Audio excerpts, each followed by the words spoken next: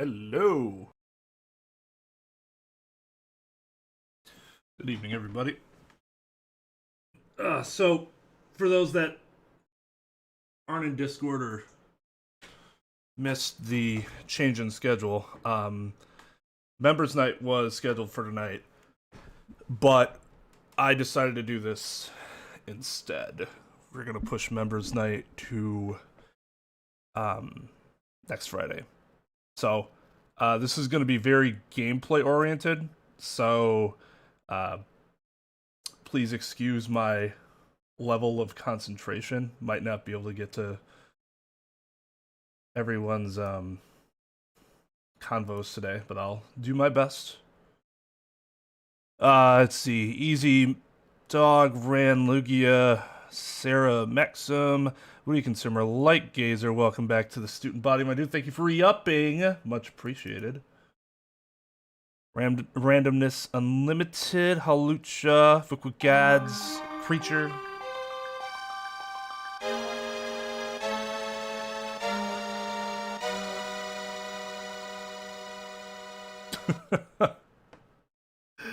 Hey, Maxim.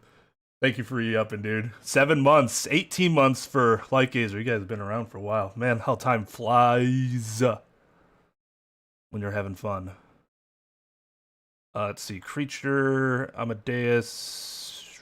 Did I miss anybody? Nathan. Ender Spartan. How you all doing?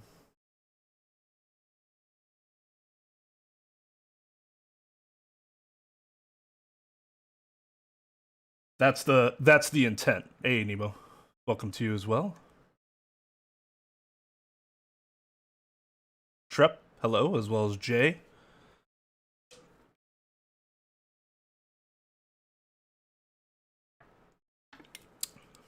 Let's fuck the PIC up. This is the second time I've been in this cell. All of my evidence has been taken from me. The only thing I have left is Kei's Yatagarasu's badge. You know, it's funny because this is like a Metal Gear situation where you're like in a cell and you don't have anything and you have to go get out of the cell and then find your shit so that you can get back to doing what you were doing. Just, you're an attorney instead. I'm worried about Kei. Is she alright?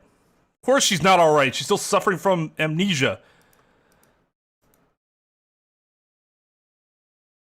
Not gonna lie, this would be kind of badass. It'd be out of character, but if that actually happened, because fuck the PIC.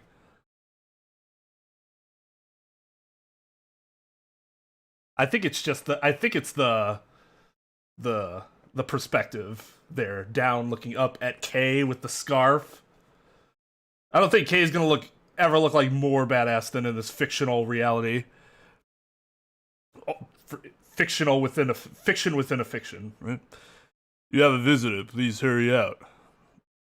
A visitor? Who can it be? Someone by the name of Dick Gumshoe. Will you turn him down? No? It'll be hard to face him, though. Oh, you guys should be here. That's weird. Hold on. Let me... I have to change the... No, I can hear it, so why wouldn't... Here, let me remove and re-add.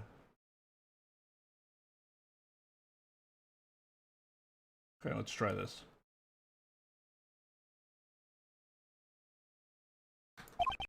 There we go. Should hear it now, right?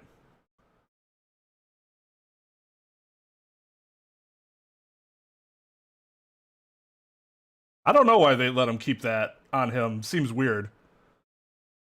Okay, good. That was strange. Wait here. Or there. Wait in this room. He's not gonna stay and keep watch?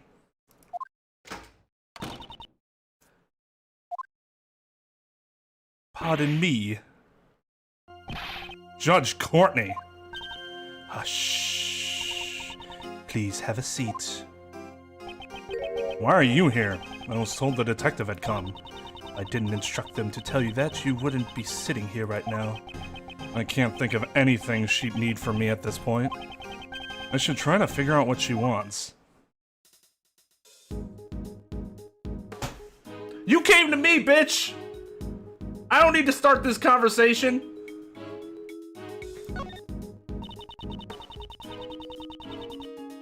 God.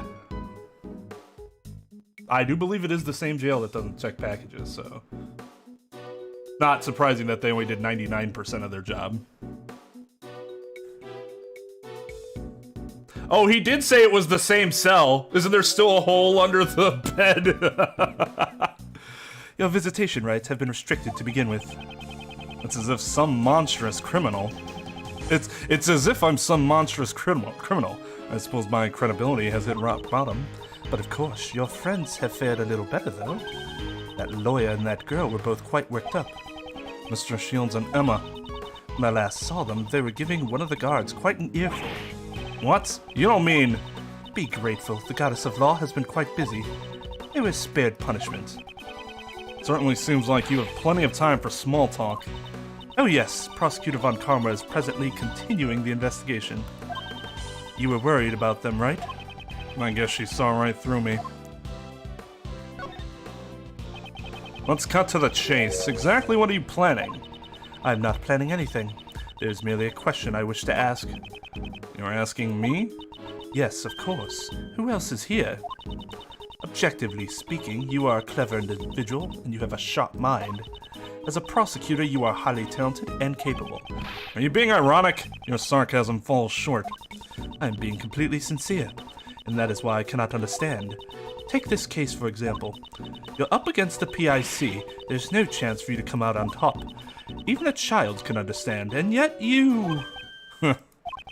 Perhaps my younger self would not have done something so reckless. The me from before had power. That's why I thought justice was on my side. Just like you right now. However...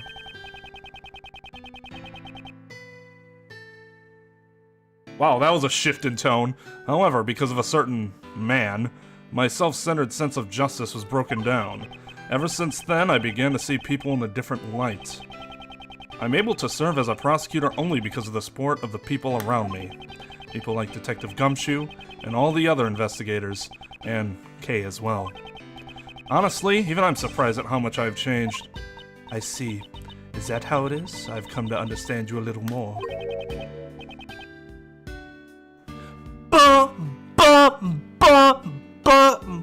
Your rank with the Justice Arcana has increased to level 2.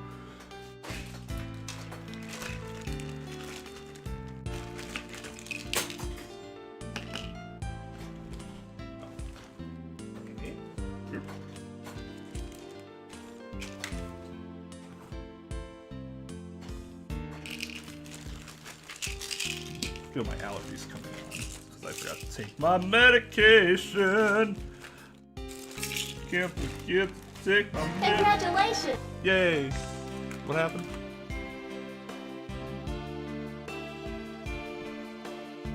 I'm also gonna... Oh man. I don't know if you guys have ever used Vicks before. For all my snotty-nosed brethren out there. Whew! Vicks is pretty fucking good, let me tell you. For opening those air holes.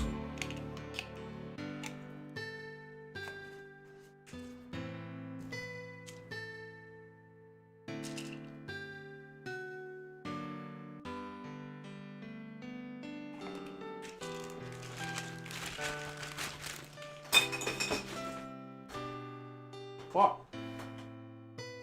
Too many pills in my mouth.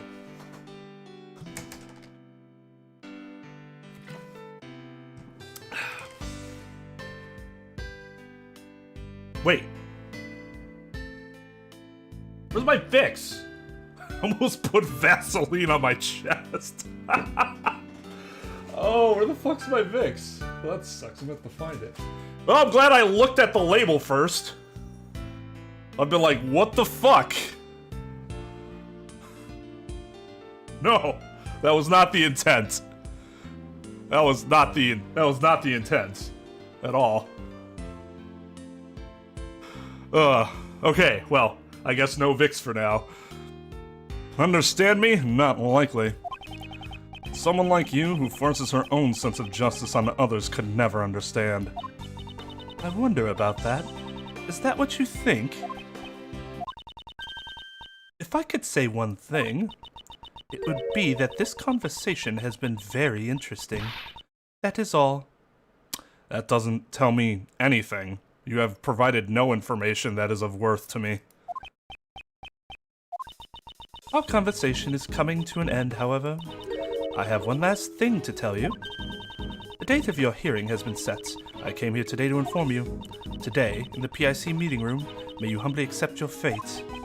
If that's all you wanted to say, couldn't you have just sent a messenger? The holy words of the goddess of law simply cannot be entrusted to others. With that, Mr. Edgeworth, I bid you farewell. I shall be seeing you again later.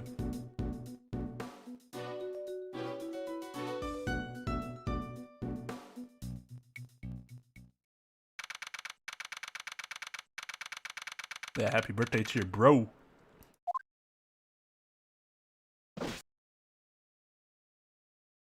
Why'd you salute me? I'm not a okay, well, whatever. I guess it's time to take a shit. So, yeah, there's a poster. Yeah, that's why I came over here. The poster on the wall. We are currently out of time. Oh, God. I'm glad I looked at this poster before sitting down. It's like I'm glad I looked at the Vaseline before applying it, thinking it was Vicks. Please be prepared if you wish to use the toilet. What does it mean by be prepared? Better be prepared to use the sink as a duvet, Bedeau. But wait. What's the, why can't I think of the word? Bidet.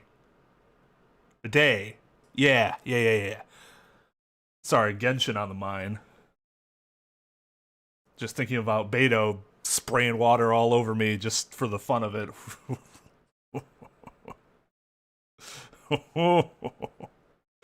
Oh.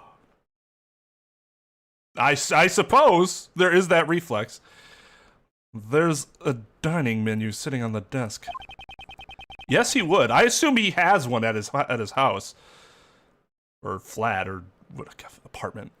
I don't live in the UK. Stop. It seems I can get food delivered if I pay for it. With all that no money per hour that I make now. Let's see. Moldy white bread lunch set. Switch to moldy whole wheat bread for an extra $1.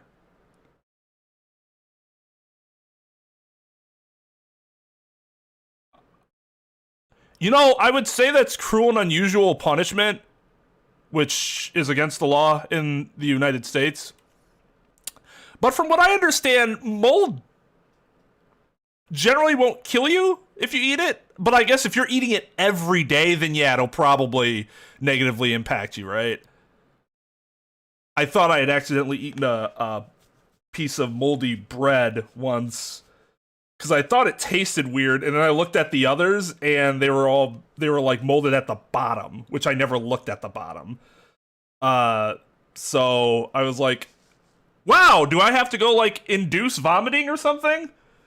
They're like, no. Well, you know, the internet, take that for what it's worth. They're like, no, you're more likely to just vomit from thinking about it than you are from actually like getting sick. I was like, oh, okay. Okay. I don't know, whatever your type of like common yeast mold would be, like on bread.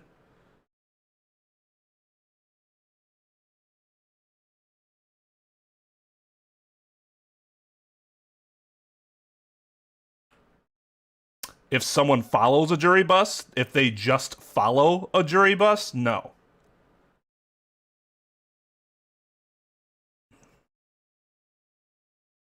You would be surprised, I think, at how much harassment would actually have to occur for the jury to be considered polluted in most places.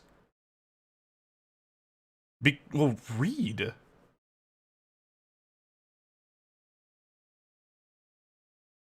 You know, I know I'm from Wisconsin, but I actually have no idea. how cheese is made. It's from milk, right? I know milk's it's a dairy product. That's all I know.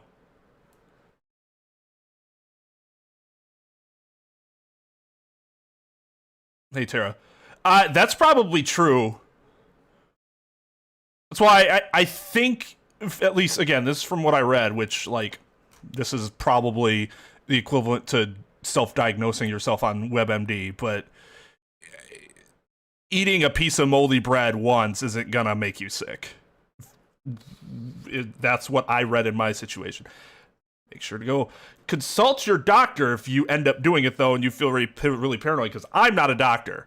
I'm just somebody that stayed at a Holiday Inn Express. My international viewers will not get that reference at all.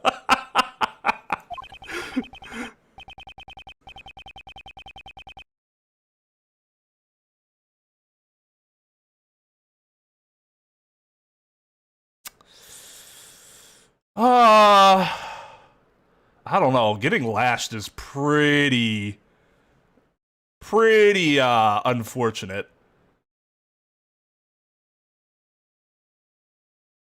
No, I don't whip her if it was actually out of genuine affection. Then I'd deal with it. Even though it's toxic affection and toxic relationship. Yeah, it's fine. Whip me with all your toxicity.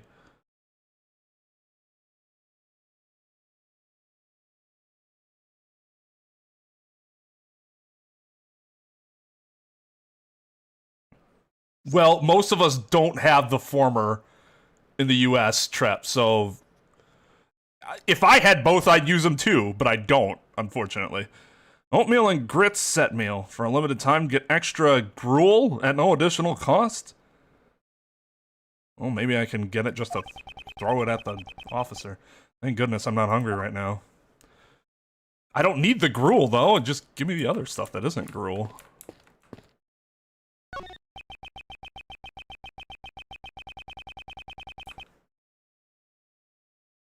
Well, in my defense, as I've grown older, I've just felt it's more natural. So I use toilet paper because I don't have a bidet. But I do dampen the toilet paper first before I go to dry toilet paper. I also use a lot of toilet paper because I'm very particular about being clean.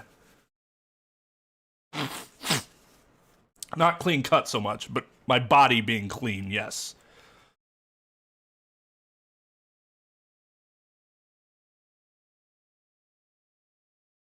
I don't know what a dipper is.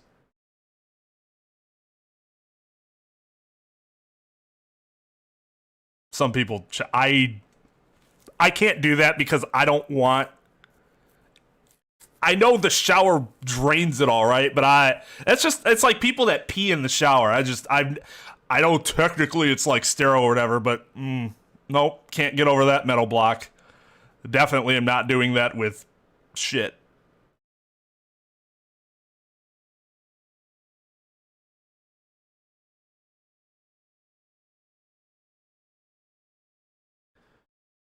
What, like a little spoon thing? Where you get water and then you... Huh. No. I pee where the pee is supposed to go, in the toilet.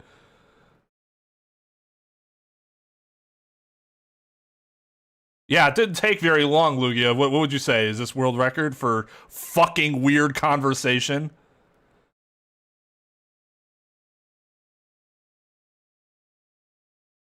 Ah, interesting, dog. See, people just always justified it to me, and I'm like, no, I'm not gonna. Why would I? No, and stop encouraging me. We just started off where we left off. Probably, it's your body's probably conditioned. Yeah, I never did that even as a kid, so I have no precedent for doing that. Well, it depends on what his his charge, it's some variant of aiding and abetting, right? Because he was helping Kay, concealing Kay, helping her avoid. Although, I would think that the charge would get mitigated by the fact that they stayed in the building and they obviously had no intent on running away.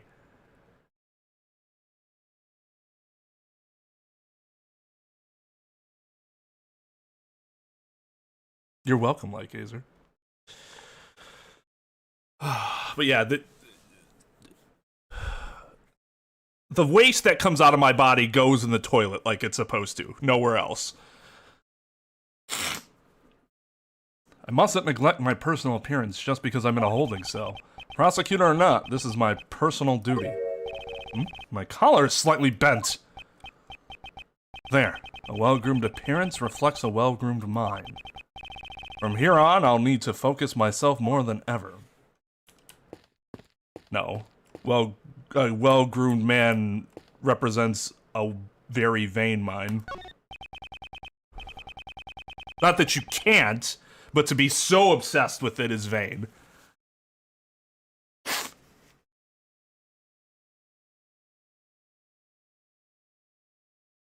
Well, because they weren't actually escaping, right? They were avoiding being caught, but their full intention was to try to figure out who actually committed the crime. So they had no intention of actually leaving the building. So you could argue that the punishment should be mitigated.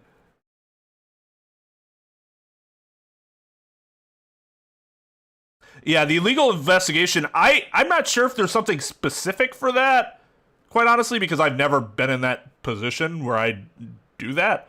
But I'm assuming it'd be some combination of, like, obstruction of justice and tampering with evidence in crime scenes.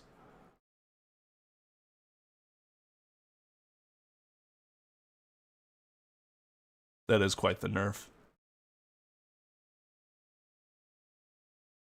It's a simple bed. I don't expect it to be very comfortable to sleep on. And we're Detective Gumshoe. He'd probably snore loudly while sleeping like a log. Well, if it was Detective Gumshoe, that's probably an upgrade for him. I may never get a chance to work with him again. Maybe I should be less of a dick and give him a raise if I ever do again. However, this is the path I've chose. I won't regret it. Okay. There's a poster hanging in the hallway. The Dice and Slice game. Roll the dice and decide your daily menu. The Dice and Slice game has been canceled due to the warden's arrest. We sincerely apologize to everyone who was looking forward to it. There's no need to apologize for canceling such a silly game. Ain't got shit else to look forward to. Should apologize. Anytime you promise something and break that promise, you should apologize, regardless of how minor it was.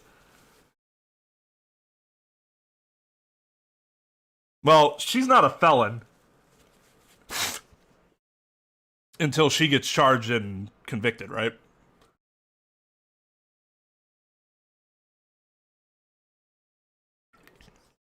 Now, assisting in the engagement of a felony, that's the key difference.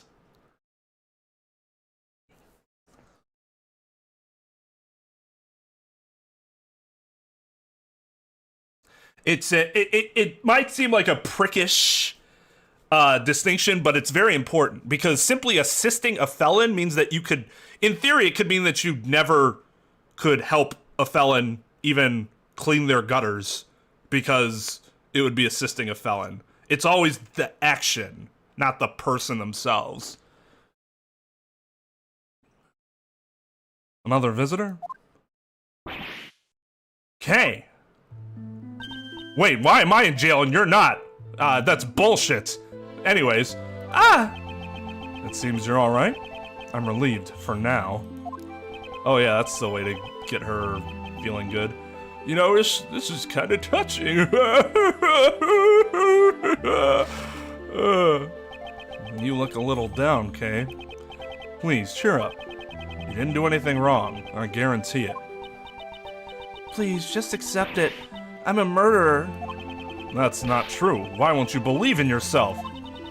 What should I believe in? I mean, there's nothing.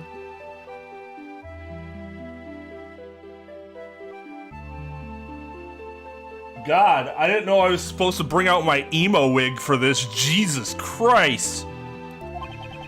There's nothing to believe in? That's not true. Before you lost your memories, you literally jumped into my life. As a result, your words and actions have become engraved in my memories. That's the mark you left behind. How can you call that nothing? I believe in your innocence. That's why you must believe in yourself as well. Thank you, but it's no use! Look at all the misfortune I've brought upon you. If you can, please forget it all. Your memories of Kay Faraday. Kay! You literally stabbed me, figuratively stabbed me in the heart. Yo, this takes me back. In my youth, I too was a gallant. Is this the kind of justice that the PIC seeks? Justice, huh? I wonder. This man, what is he planning? Why is he pushing things forward so forcefully? All seems too unnatural. Is there a hidden agenda? No shit. There's no time left. It's all or nothing now. Well then, I must take my leave. Hold it! No matter how you look at it, Kay's arrest was unnatural. There must be something behind it. See, if I were him, the other, what's his fuck? I would already be turning and walking away. You'd be hearing this kind of fade away in the background. There must be something behind it. Okay, Mike, but you're a grandpa in his early 40s. I don't think that's what he meant.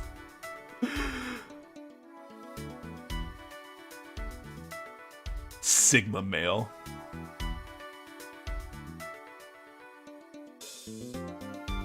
Alright, later, Inquisitor. No worries. Good luck.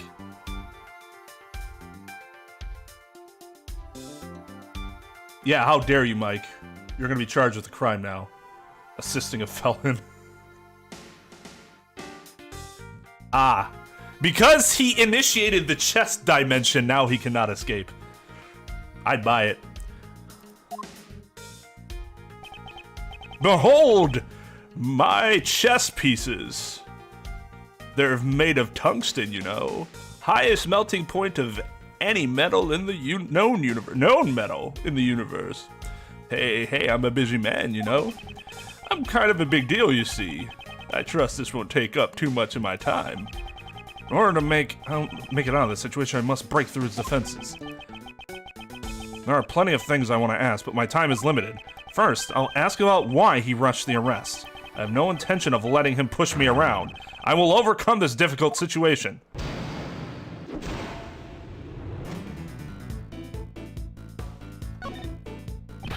Why did you rush her arrest? I would like a clear explanation. Explanation? What are you talking about? Don't play dumb with me.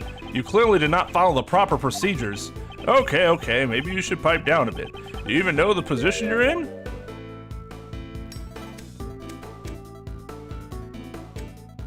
I don't know if this is... Suppose we let the criminal escape. What do you think will happen? What will happen? I would be made to take responsibility, you see. I do hope you understand.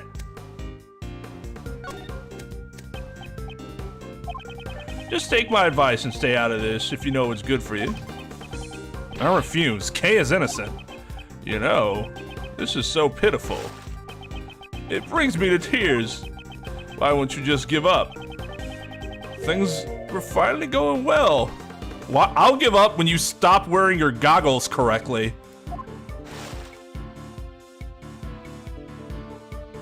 Perhaps I should give up. Things were going well, you say? That's a strange way to put it. It almost sounds as if you personally wanted Kay to be arrested. Far more than necessary. Haven't you lost your impartiality? You think so? That certainly wasn't my intention, you see. Edgeworth, my boy, you're reading too much into it. I'm trying to give him like a slightly older Gant vibe.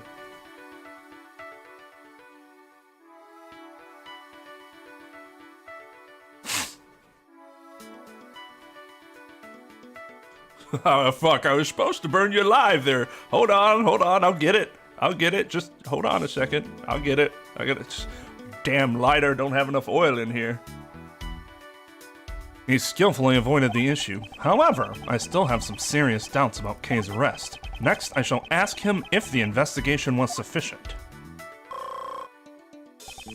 I can't miss even the tiniest piece of information. That's the only way to break through this situation.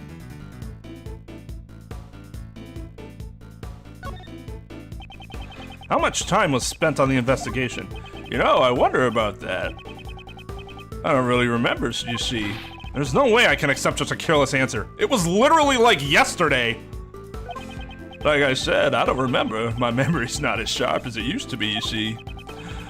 Sometimes I even forget my son's own name. My own son's name.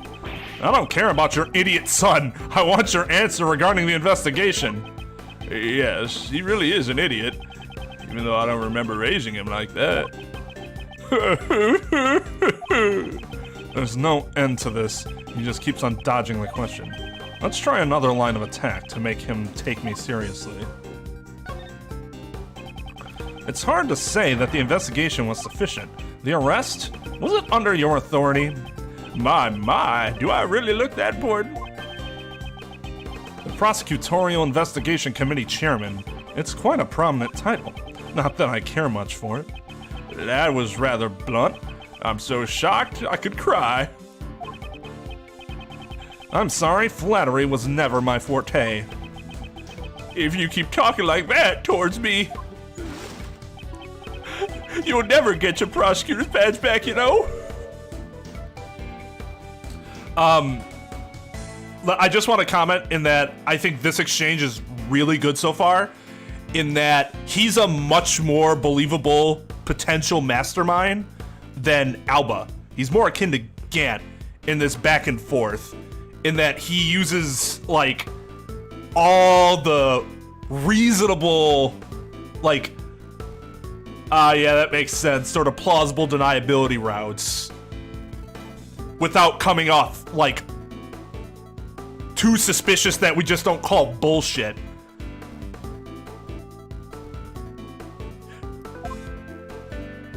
That would be terrible. Let me make this clear right now. I do not live for the sake of my badge. Status means nothing to me. Do you understand? Oh, that tickled. Young, so young. Let me teach you something as you're a senior in life.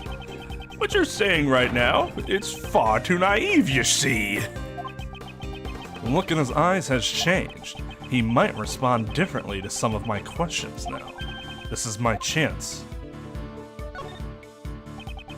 How much time was spent on the investigation? Well, aren't you an impertinent one?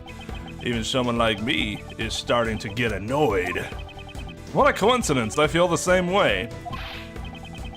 Answer me, was the investigation sufficient? Young folks always live life in the fast lane. That's why I like to bully them. Wow, what a dickhead. You'll regret this soon enough. Hold on, I have random papers to burn again.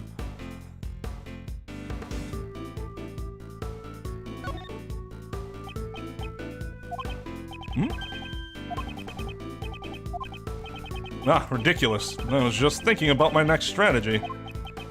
On how to extract information from a weepy old man. You should show some remorse, you know. Don't you get it? I hold your fate in my hands.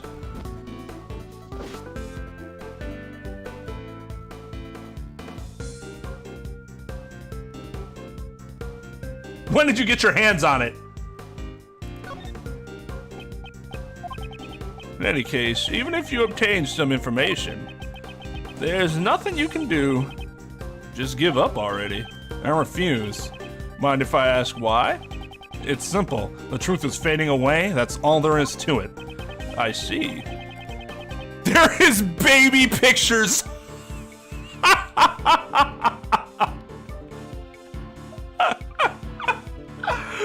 Just my idiot son's proof of identification in birth. Don't worry about that. Oops, I accidentally burn that death certificate I had doctored up just in case an accident. Yeah. His doodle that he made for me.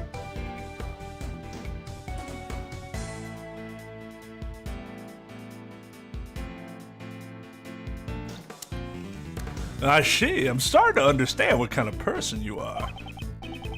But you know, it's all useless. It's enough to make me cry. Give it up. That girl's guilt has already been decided.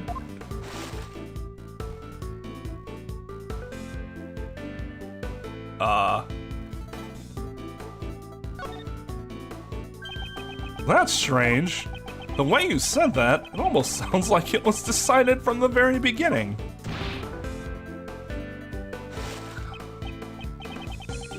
What are you trying to say? Yes, it's clearly unnatural. Everything is progressing as if Kay's guilt was predetermined. Wasn't Kay's arrest planned from the start? I see. That's an interesting theory.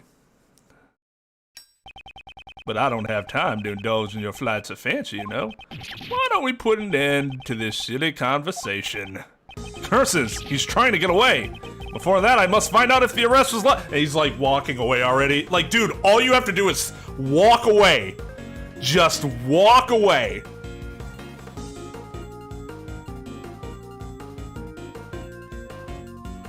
I do remember Light Gazer after just finishing Rise from the Ashes. Holy shit, in one testimony, there were like 4 references to it, and I could not stop referencing that damn song.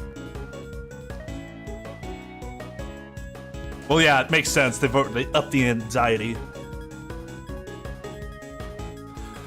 Before that, I must find out if the arrest was lawful. But let me regenerate my energy first. Refractory mode. It's still very faint, but I'm beginning to see the path to the truth. I can't let this opportunity slip by.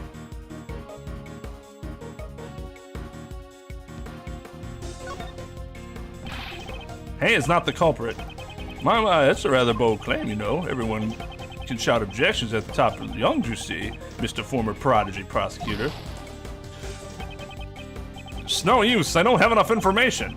My chance will come sooner or later. We don't have sooner or later. That's why I jumped to a bold statement. I could say, but I have more questions, and he could just say, so, and walk away, and then that's it. Oh, God. And when it does, I mustn't let it slip by. Please wait. There is still something I want to ask you. I've grown weary of our little tete-a-tat.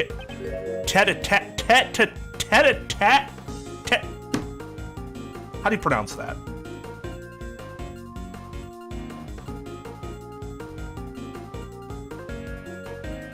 Yeah, then in games 2 and 3, they just kept avoiding it.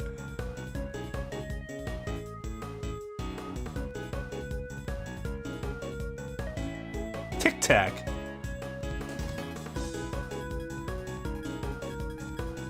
There's no way it's tay-tay. The E's have different accents in the same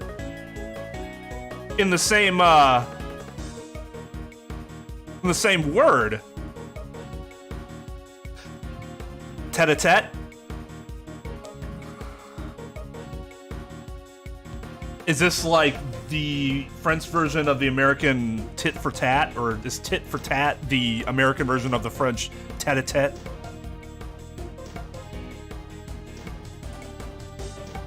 Oh, I have no idea. You could be right. I don't know. French is like, I know the least about French out of any of like the Latin languages or whatever.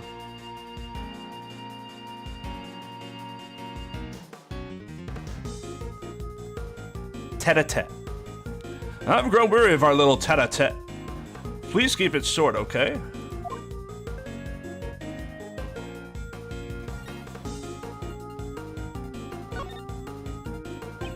If I put together what you have told me up until now, I cannot help but say that there is no basis for Kane's arrest. Yes, I understand, you see. But you know, it doesn't really matter either way. You can't overturn her arrest. How irresponsible. Do you still claim to be a man of the law? My. He likes saying words twice a lot. Those are some harsh words, you know. You know, you're starting to make me a little angry.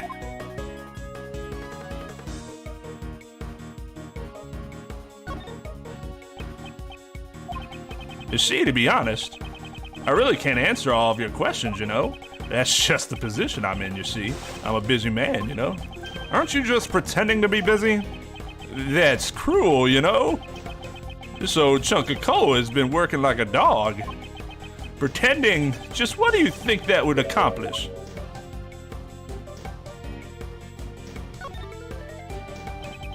You don't want to talk about the case.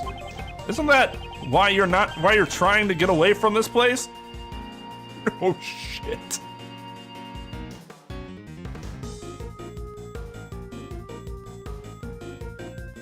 Ta-ta-ta, ta-ta-ta. Tater tots! Isn't that why you're trying to get away from this place? How sad. Yes, how sad indeed. Do you really suspect little old me? He's pretty tall, isn't he? He's taller than Edgeworth is.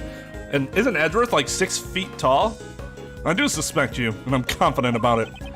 There was clearly no basis for Kay's arrest. My. Have you forgotten? Was there evidence? The mask, the letter, and the corsage all were found in the girl's possession.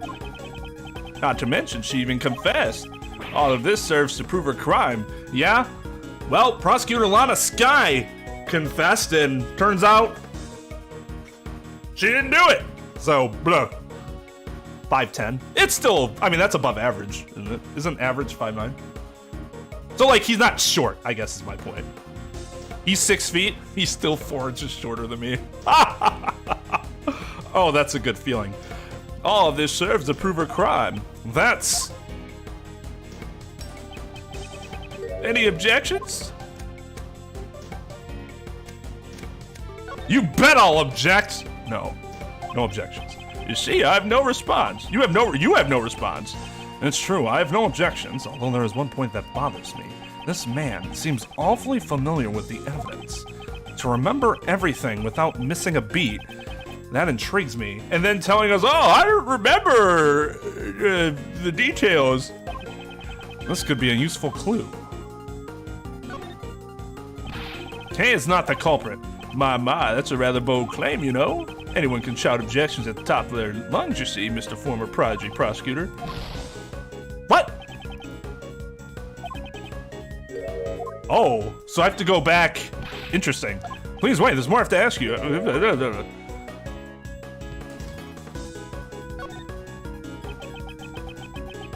Oh.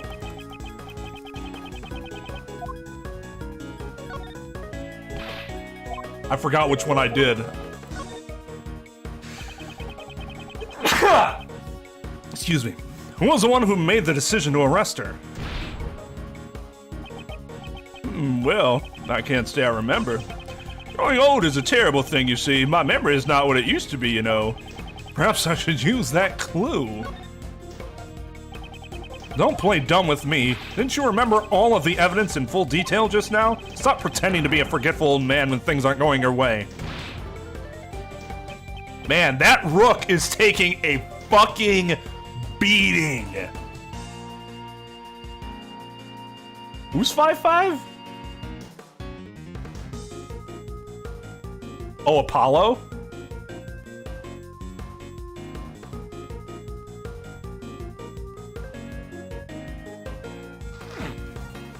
But this is Japanifornia. What's the average height in Japanifornia? Now then, who was the one who made the decision to arrest her? I see, you're a sharp one, aren't you? You know, I wish my son could learn from you. Because he's a real idiot. Changing the subject. I'm not interested in your son. Who made the decision for the arrest? You're a bad man, you know. And not in a good way. Don't you already know? The one who ordered her arrest.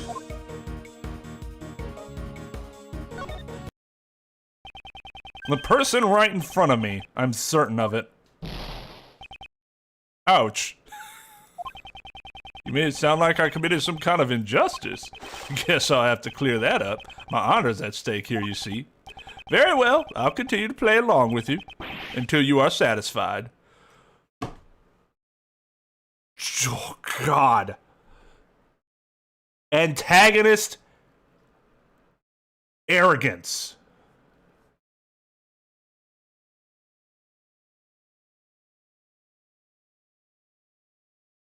Ugh.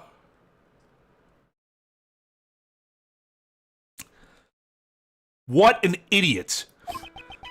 What is most crucial here is how much this man knows about this case. If I can get him to reveal that. Ah! It's do or die. If I can overcome this, I'll reach the truth. Or my heart will stop beating and I'll die.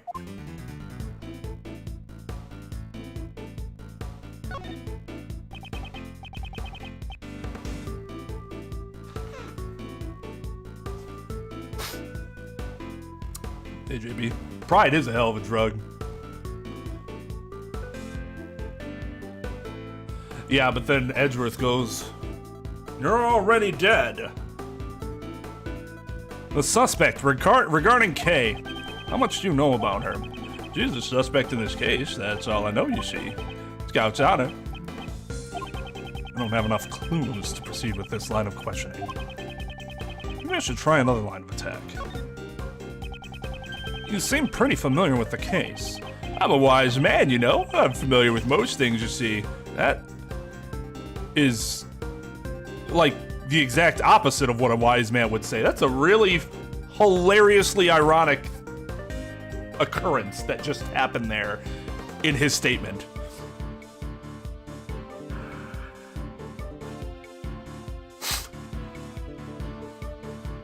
The wise man understands how much he doesn't know. Yeah, Scout's honor. Oh, I guess I'm done there.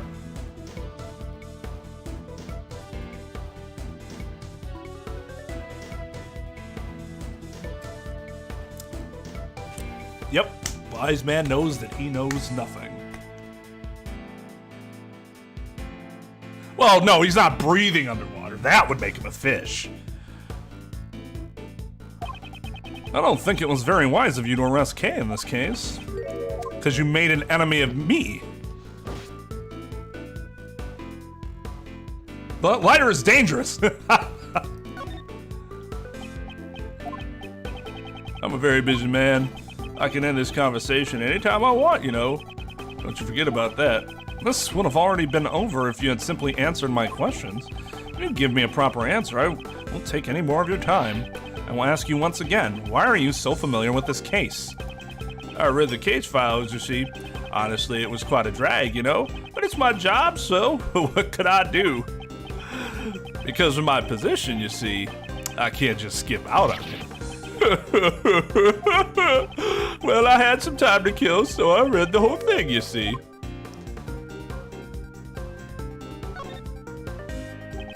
That's strange. Didn't you just say you were very busy? Busy reading the case files, of course. Aren't your faults slowly coming to light now? If you truly wish to protect your position, I would advise you to rescind the arrest order. You really are desperate, you know. That never say die attitude, it touches my heart. But you know, it's unfortunate that all your hard work was for naught. Because we discovered an unconscious body near the crime scene, you see. What was the weather like at the time? This is the first I've heard of Kay's condition when she was found. She was unconscious in the storeroom? That's right. The sources of that information is classified, though. The source of that information. This man knows things even I don't know. Does he know the whole story behind this case? This could be a useful clue. The suspect regarding Kay. How much do you know about her? She's a suspect in this case. That's all I know, you see. Scout's honor. Perhaps I should use that clue. Something you said feels out of place. You know about things that the crime scene investigation never revealed. Why is that? Just how much of the truth do you know?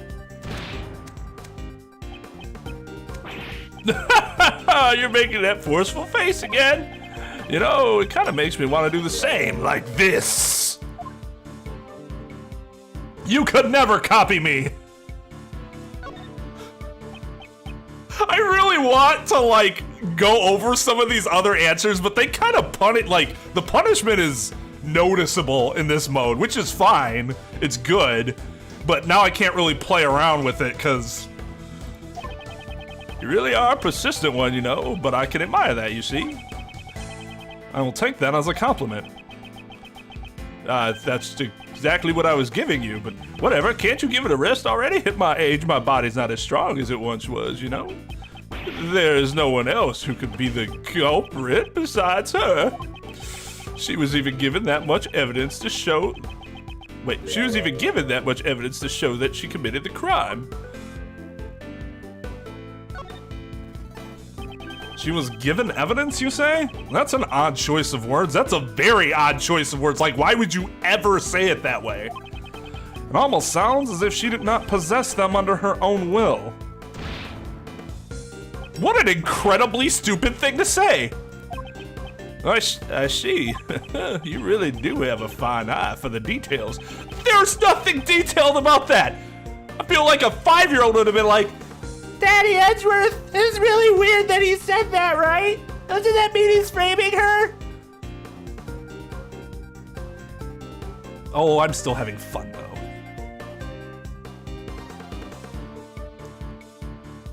Oh, that's kind of disappointing that they don't say something like specific.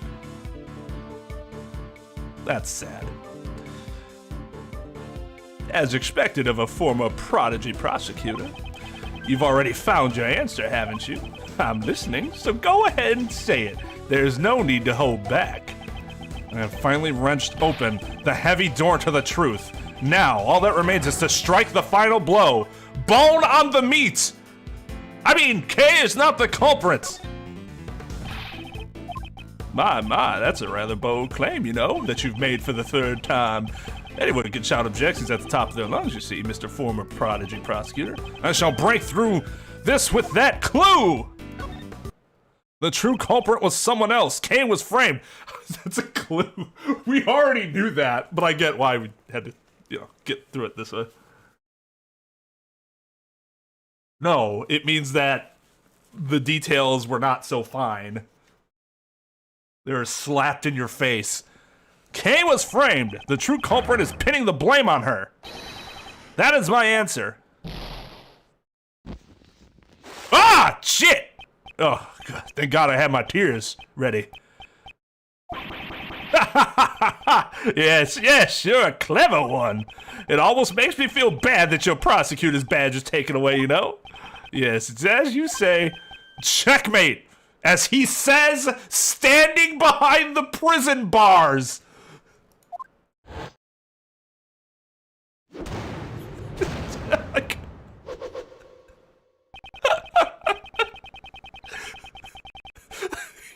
He's in no position at all to be like, checkmate.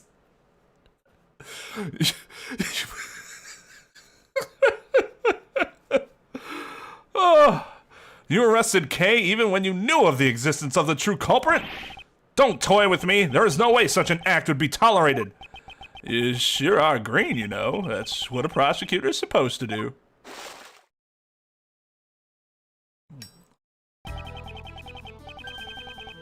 It will all work out fine if we make her guilty. Who would desire such a resolution? If I had to say, maybe the PIC, and also maybe me, you know? He's the man in the red. Didn't I call that out? Like, there are two people in red. I think he was one of them. Maybe not. It would actually be incredibly ridiculous for for a prominent figure to be in a red coat and then dude is walking around with a red coat.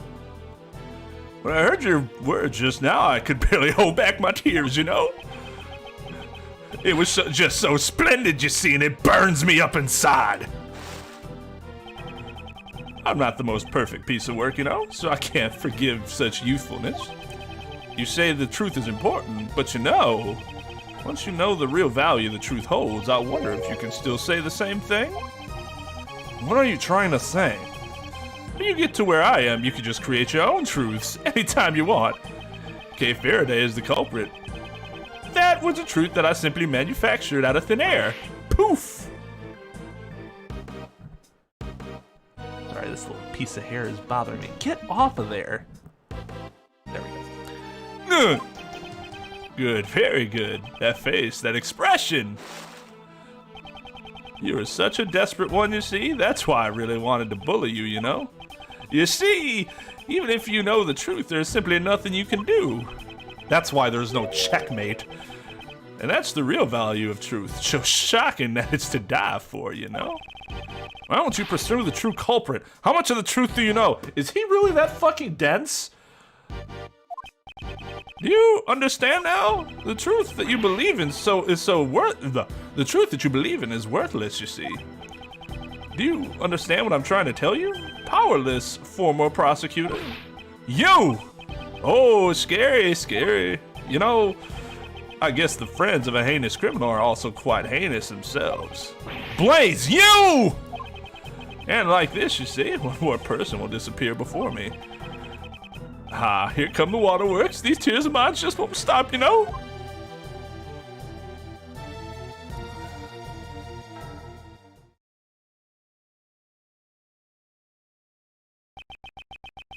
Everything will be decided in today's deliberation. Kay's innocence, I will definitely prove it.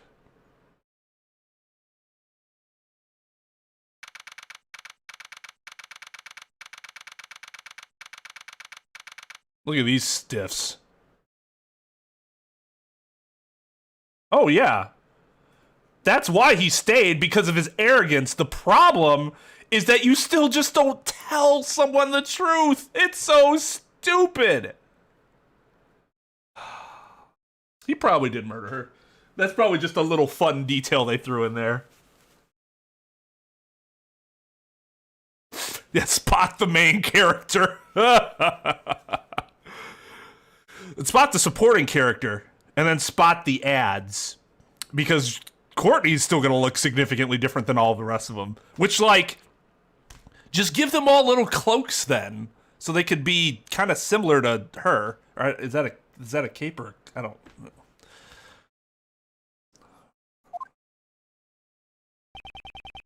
10 members are present. The quorum has been met.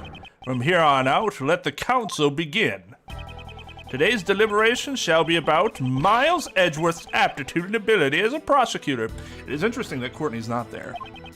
Let our members discuss this matter with a clear conscience of the goddess of law. A clear conscience? Don't make me laugh. Man, fuck this guy. Courtney, please give us your report. Wait, where was she? Am I just blind? Probably. On April 5th, Prosecutor Edgeworth carried out an illegal investigation and resisted arrest. He was arrested by 2 of our members who caught him in the act, myself and Blaze the Best. Prosecutor Edgeworth disrupted the investigation of attorney Jill Crane's murder. He claims that the culprit, Kay Faraday, was arrested without sufficient evidence. Even now, his claims remain unchanged. Tell us more about the murder incident. On April 5th, the victim's body was found here in the PIC meeting room. Regarding the details... I, Sebastian DeBest, the best prosecutor, will enlighten you. The prosecutor in charge, Sebastian DeBest, will explain the rest of the details. The murder happened on the night of April 4th. The victim was one Jill Crane. God. My heart goes out to the person that had to wear the fucking blue badger mask. Yikes. On the same night, a black market auction was being held in this very meeting room. I guess Miss Crane was taking part in the auction. Yep. The murder occurred in the middle of the auction, did it not? When Miss Crane was found, she was dressed like this. When Miss Crane was found, she was dressed like the conductor of the auction. However, based on the fact that the auction continued after the murder occurred, I deduced that Miss Crane could not have been the conductor. You aren't the one who made that deduction. Sebastian, please show everyone the basis for the arrest of the culprit. You got it, Justine. Kay Faraday was unable to bear the weight of her good conscience. I believe you mean her guilty conscience? Yes, it was her guilty conscience that drove her to confess the crime. According to her confession on the roof of this building, she met a figure in a red raincoat on the viewing platform. So Crane was wearing a red raincoat? Yes, that's correct. The culprit used the conductor's clothes as a red herring to mislead us. At the time of the murder, Miss Crane was wearing a red raincoat. It was I who discovered the red raincoat near this building. He did? I'm sure it was the forensics team who found it. To be more precise, it was the forensics team under Sebastian's orders who discovered it. I thought as much. According to the blood analysis, the person in the red raincoat and Miss Crane were the same person. The decisive evidence is the culprit's own confession. She testified that she killed her. She testified that she killed her. Oh man, all the pronouns there make it really confusing to tell who he's talking about in which role. That was just a pitiful sentence. That's right, the culprit is Kay Faraday. It couldn't have been anyone else but her. Well then, Edgeworth, if you have any objections, let's hear them. I have no objections. I see. It seems all the fight's gone out of you after your little overnight stay. Didn't you just say you had no objections? I have no objections to your claim that I investigated illegally. I admit to that. Stroking himself for effect. However, I object to the claim that Kay is the culprit. I will testify that Sebastian's investigation was fair and just. Ha ha ha ha, of course it was, Justine. Yeah, the problem is that you're not in an unbiased position, I should say. So, your testimony doesn't really carry a ton of weight? Don't you know that I'm the fairest of them all? Edgeworth, my boy, despite how things may seem, I actually kind of like you. If, and this is just an if, you see, if you were to withdraw your objection, you might be sitting on this side of the bench tomorrow. He's scared. You wouldn't be offering him this position if he wasn't scared. This is the smartest thing he's done. It's not gonna work, but...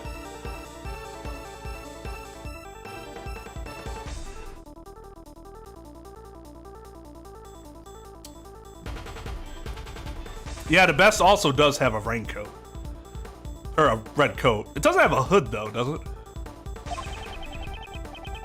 I'll ask you one more time, Edgeworth. Do you have any objections? Don't take me for a fool. I'd advise you to watch what you say. This man is the one who should watch what he's saying. I'm talking about the case, not about a chair. I demand a testimony. By all means, let me hear it. I want to know how the PIC understands this case. A testimony from us, eh? Fine then, if that's what it takes to make you happy. Courtney, given the materials from the investigation. Sir, but that's... It's the end of the line for him. I'll let him go out in a blaze of glory. If you insist, Mr. Chairman.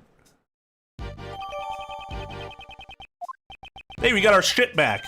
Why don't we have Courtney give the testimony? I have no objections.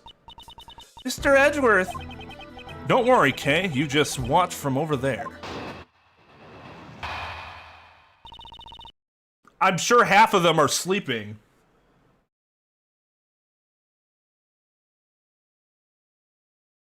Like Clarence Thomas.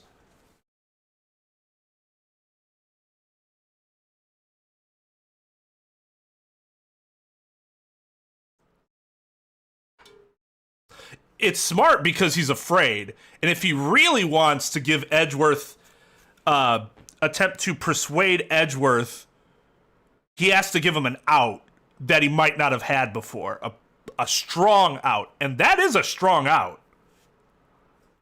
Edgeworth was just never going to take it anyways because he's the protagonist. Some people would have taken that deal, though.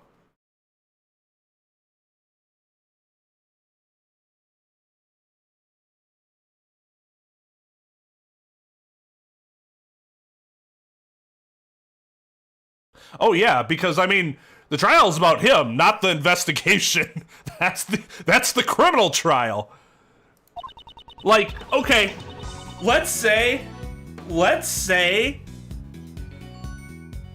during this whole situation, they find out that, oh man, the investigation was kind of flawed. That sucks. She might not be the culprit. Does that change that he conducted an illegal investigation? No.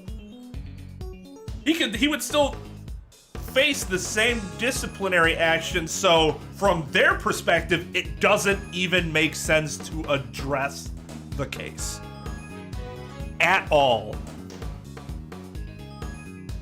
I'm guessing the reason that they're doing it, especially from Blaze's standpoint, is he wants to utterly destroy Edgeworth, because if they just pass summary judgment on Edgeworth without going through this, that he might try to cause a stink elsewhere, and Blaze just doesn't want to have to deal with potential PR nightmare backlash that could arise from that. Blaze also did make it very clear that he likes to bully people. So that was...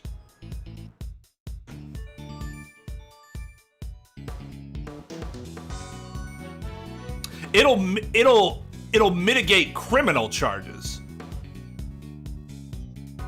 And the aiding and the abetting. Conducting the illegal investigation, though, is different from the whole, I was basically trying to conceal K from you for a while. Those are two different crimes.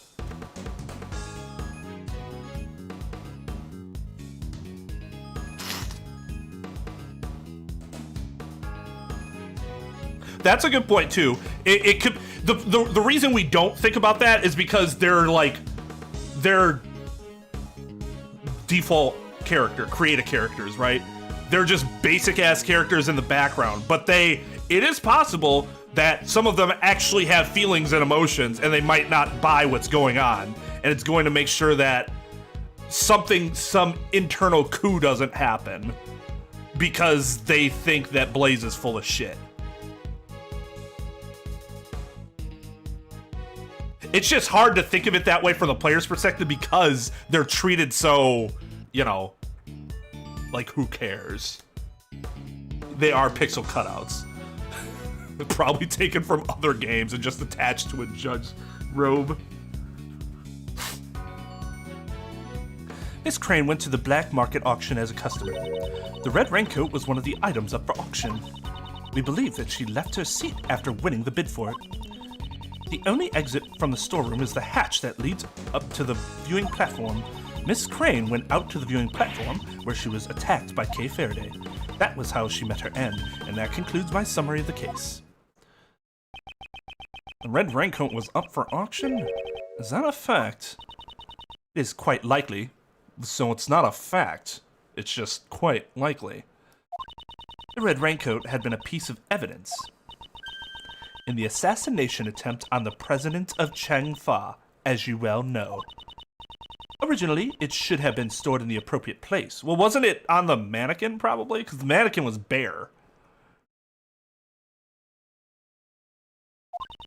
But when I asked about it, I learned that it went missing. And it somehow made its way to the black market auction. Certainly a natural conclusion. My, well done, Courtney. Your explanation is as clear as ever. I am much obliged. Prosecutor Edgeworth, will you concede defeat now? Sorry, but I don't plan on it. I see. I am relieved. Relieved? What does she mean? Come to think of it, her reason for questioning me yesterday remains a mystery. Just what is she thinking? See, and this is what prevents Courtney from being worse than the judge, even when she starts inching closer. She obviously has a mind of her own. She has thoughts in that head of hers. That isn't just, what did the last person say to me? And that independent thought makes her at least better suited, quite frankly, for a judgeship than the guy who's just like, who's the last person that talked? And what was your position? I agree with you.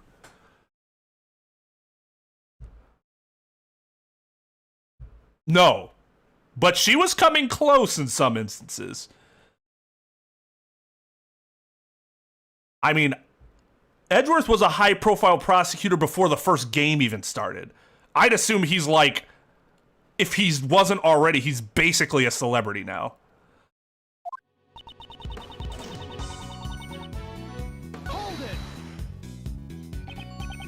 So you're saying that a member of the PIC was involved in illicit dealings? Regarding that, I have no response. He's right, you know. After this hearing is over, we're going to have to clean up our act. A splendid decision, Mr. Chairman.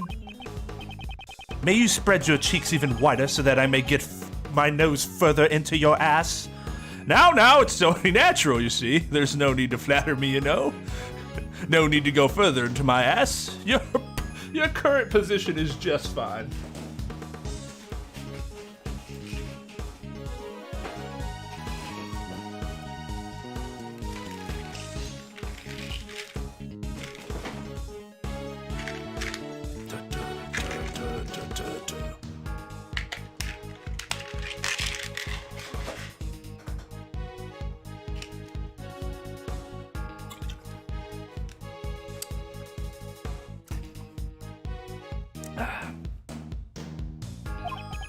But you know, that has nothing to do with you at all, Edgeworth.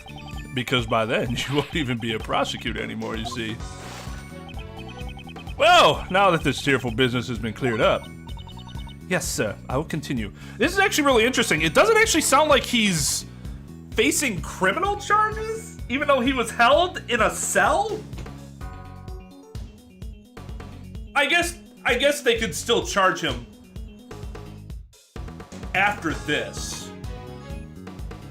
And he's just alluding to this particular portion of his problems.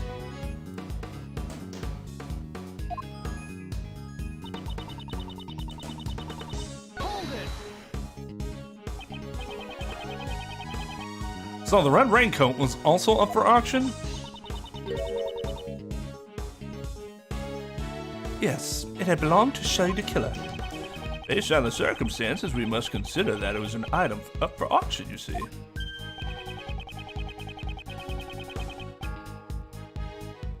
That was what he wore when he targeted the president of Chung Fa.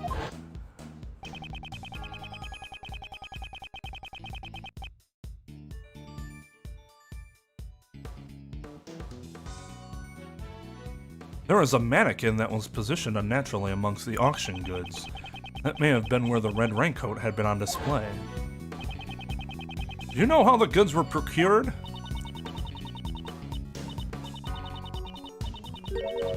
Oh, is that what you were talking about, Light? Do you want me to show it on stream? I haven't seen it yet, but you can send it to me whenever you want.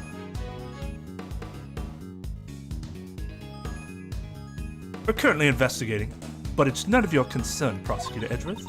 So you will be nothing more than an ordinary individual, and then you will be finished. See, they could literally just say this about everything involving the case. Like, the actual facts of the case. That do not pertain to him. And his charges. It seems the results of this deliberation have already been decided. Enough about me. Please continue your testimony. Since the raincoat had been up for auction, we believe that she left us even.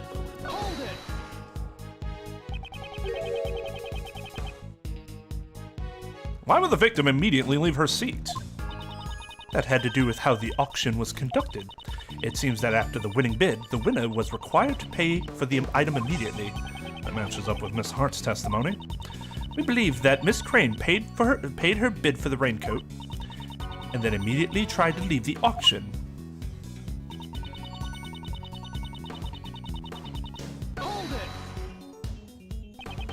The victim was a PIC member. Couldn't she have also just left from the meeting room? If she had done so during the auction, She would have been revealed as... Her identity would have been revealed, and everybody was supposed to be anonymous. and that, Right, as a consequence of that. then its existence would have been revealed to the public. Since Miss Hart knew about it, it seems that cat is already out of the bag. Customers were required to enter and exit from the hatch.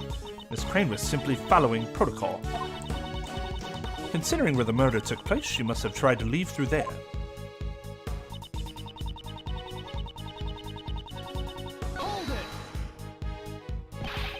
Why would Kay do such a thing? We intend to question her about that later. Ah, yes, I'm sure the amnesiac will be able to answer those questions. Later? That seems to be your favorite time for interrogations. If the culprit was aware that the customers were required to exit from the hatch, it would have been easy to lie and wait for an ambush. Miss Crane was attacked when she was leaving the hatch.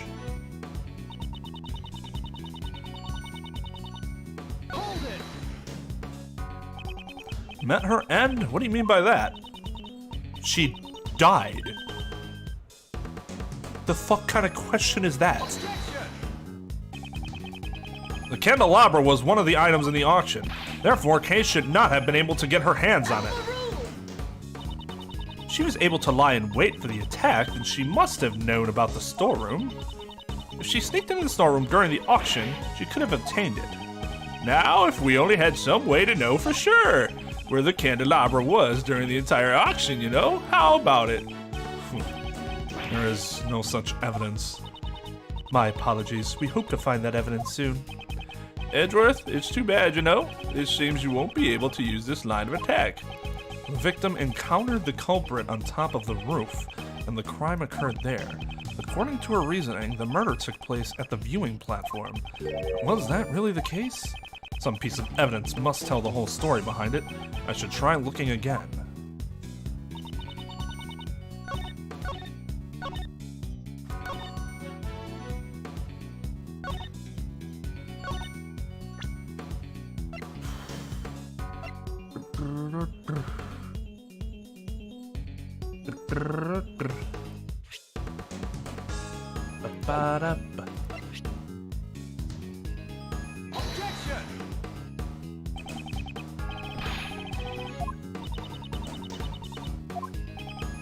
There's no blood on the viewing platform. Maybe that's a step beyond what I should be doing right now, though. Okay, so where she was attacked by Kay Faraday.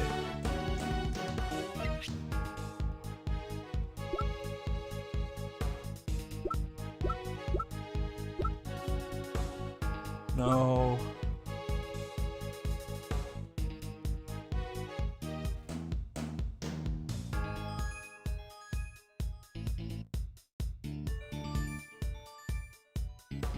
We actually know where the candelabra was.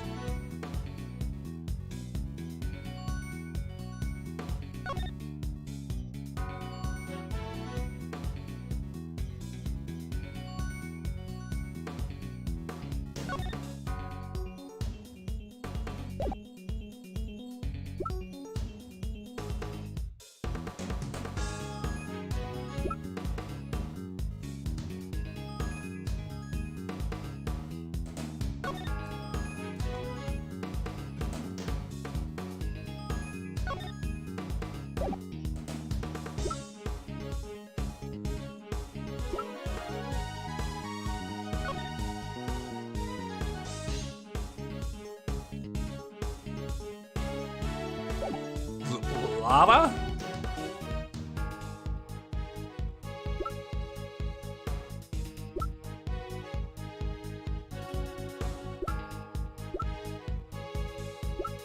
Didn't Lotta say she heard the scream?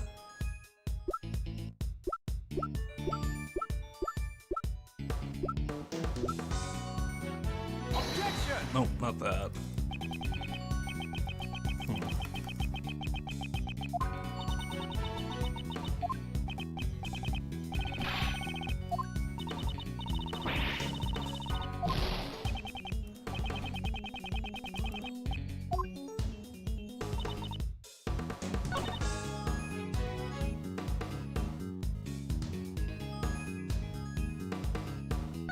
Hold on.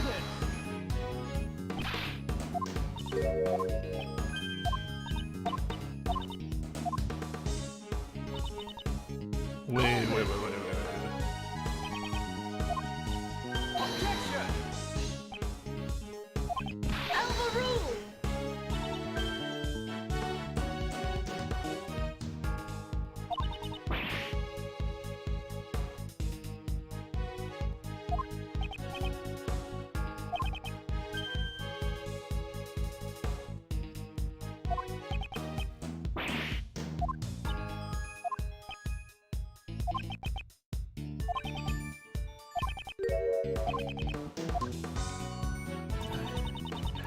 Am I on the wrong...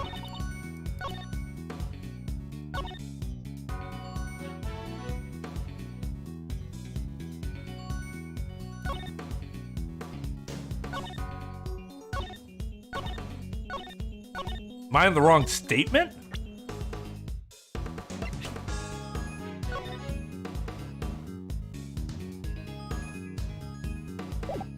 No.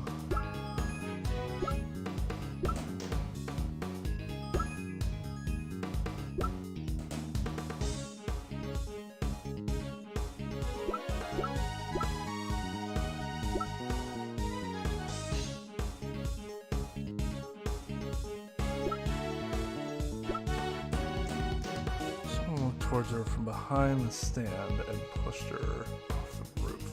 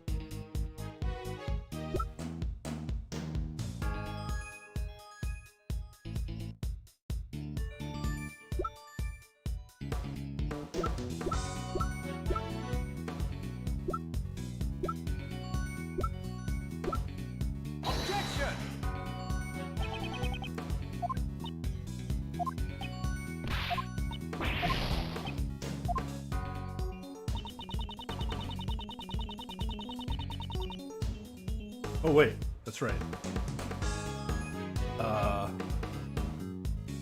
What is it?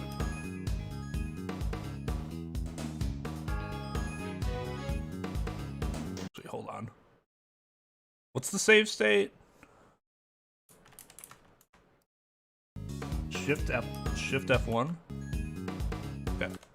Yep. All right. Forgot that's just an easier way of doing that. Wait. Did I? Nope. Fuck.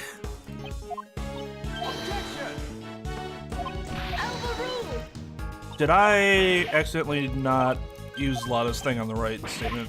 I meant to do it on the last statement.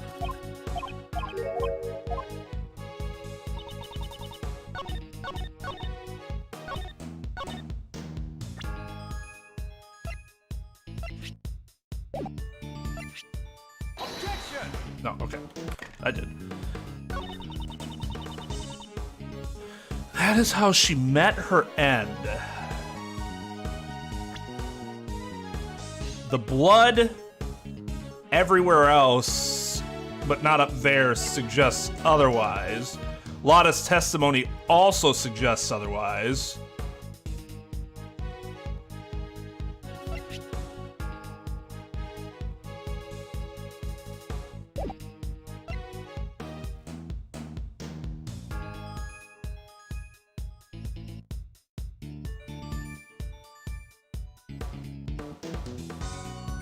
You know the candelabra was in the storeroom, at least initially. Kay was found with the mask.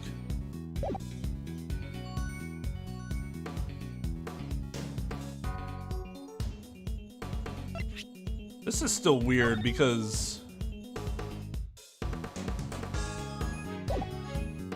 it sounds like she wanted to give her something, so why would she murder her?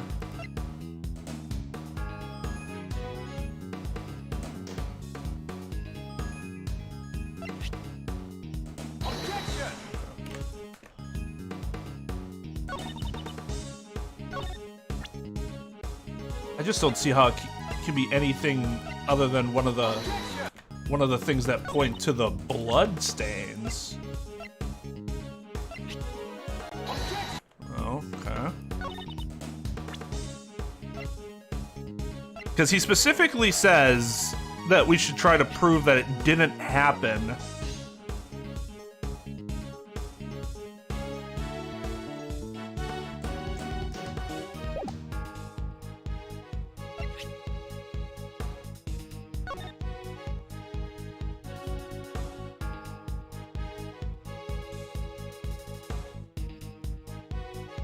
Well, that's interesting. I don't think I noticed that before. She already has the blood in her hand.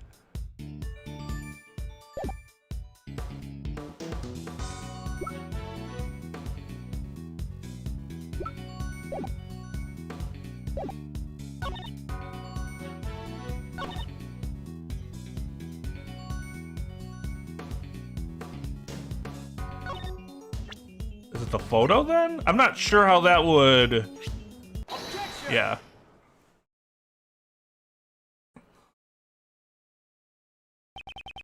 Judge Courtney, I have found it to be strange for a while now.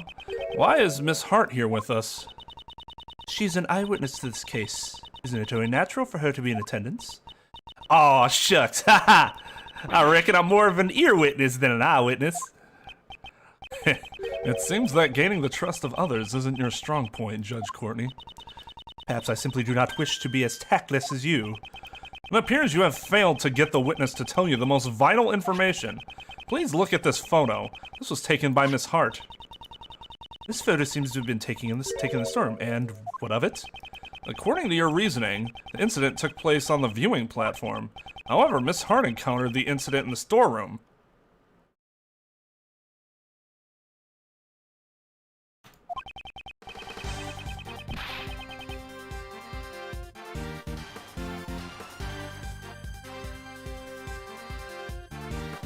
Wasn't that a part of her testimony?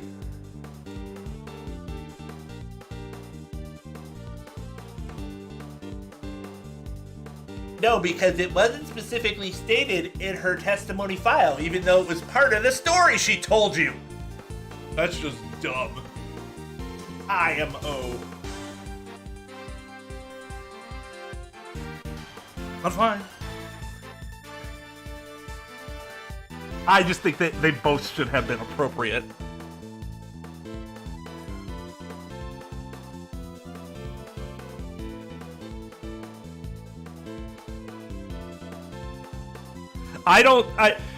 Her testimony would have that information too.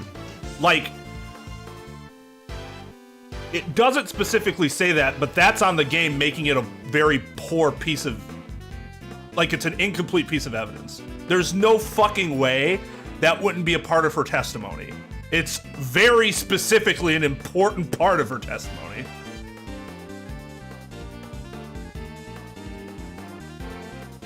Yeah, I noticed the blood on the hands, on her left hand.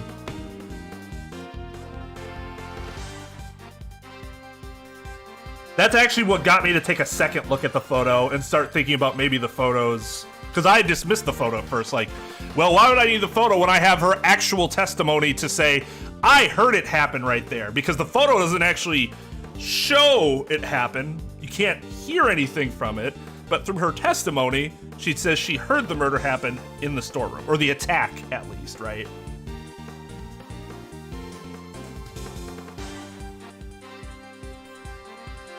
But yeah, that's, I think that's sort of poor. To not also make the testimony a viable answer, because that actually makes more sense. That's right, it had taken place just before this photo was taken. Like, the reasoning he's using is from her testimony, not the photo.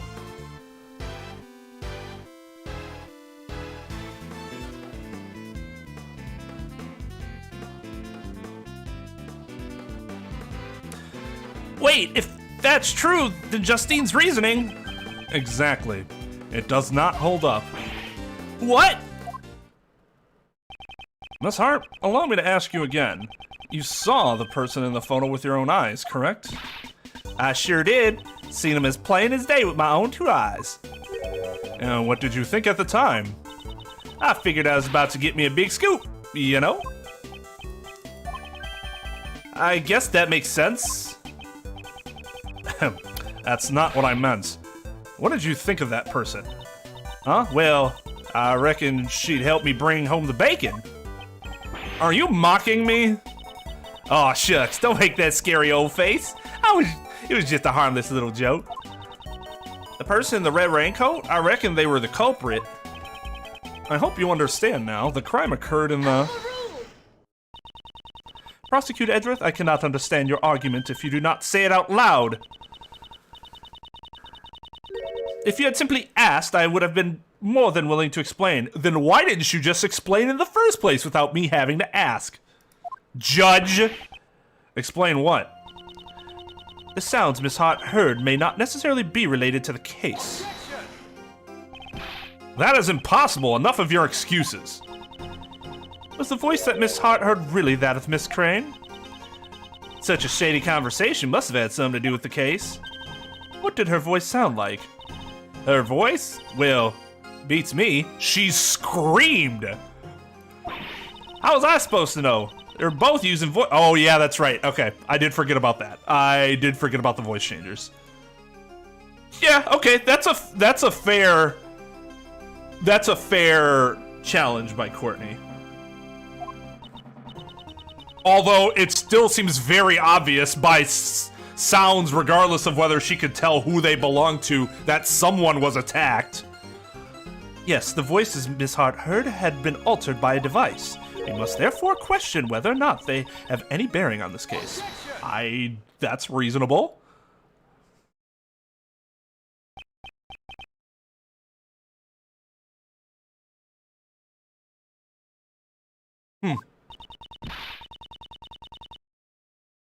You need not object just because you wish to sigh. The testimony was already 6 lines long. Oh my god. That's so long for testimony. God. What will we do if it's ever longer than 6 lines? This is my best Blaze impression. Shh. Pain! Judge Courtney, it seems I have greatly overestimated you. God damn! That's harsh. No, Courtney is quite amazing, you see. Amazingly stupid. I mean, you claim that the sounds Miss Hart heard have no bearing on this case. Even if they do not, it doesn't change the fact that the crime took place in the storeroom. At the very least, the crime must have occurred before the victim went up to the rooftop. The reason being... This evidence proves the crime occurred before the victim went up to the viewing platform.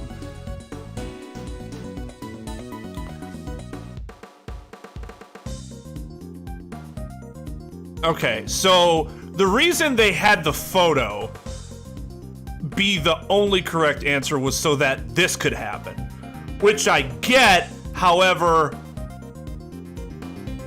in order for that to make more sense, you could have simply pointed to the photo later instead of requiring it be the only answer there. I still think that's bad because your whole reasoning behind the photo is the testimony. But whatever.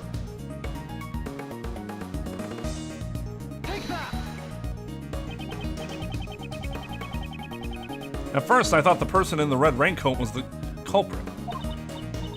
Well, Miss Hart's testimony certainly made it sound that way. Precisely. It was because she saw that person's hand was covered in blood. Anyone who heard her testimony would have arrived at the same conclusion. The person in the red raincoat was the culprit, and the blood on their hand was the victim's. However, if the person in the red raincoat was the victim, then the situation changes completely. Since blood can be seen in this photo, it must have been taken after the crime occurred. It seems we're under the wrong impression in regards to the victim's condition.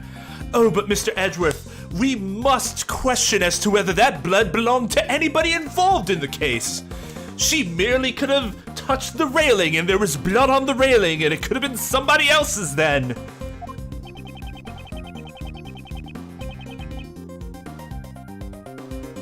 That is a fear. That would be bad. The only way I would ever wear a pompadour is if somebody like sent it to me. I will never spend a dime on a pompadour like wig, even for like the lulz. Yeah, which they've done before. Yeah, like you said in other games, and I thought that was fine the way they did it. I don't think anybody like encountered one of the situations where it could have been two answers and been like, that doesn't make sense. They're probably like, oh yeah, that makes a ton of sense because literally both of these items are being used as a part of the reasoning.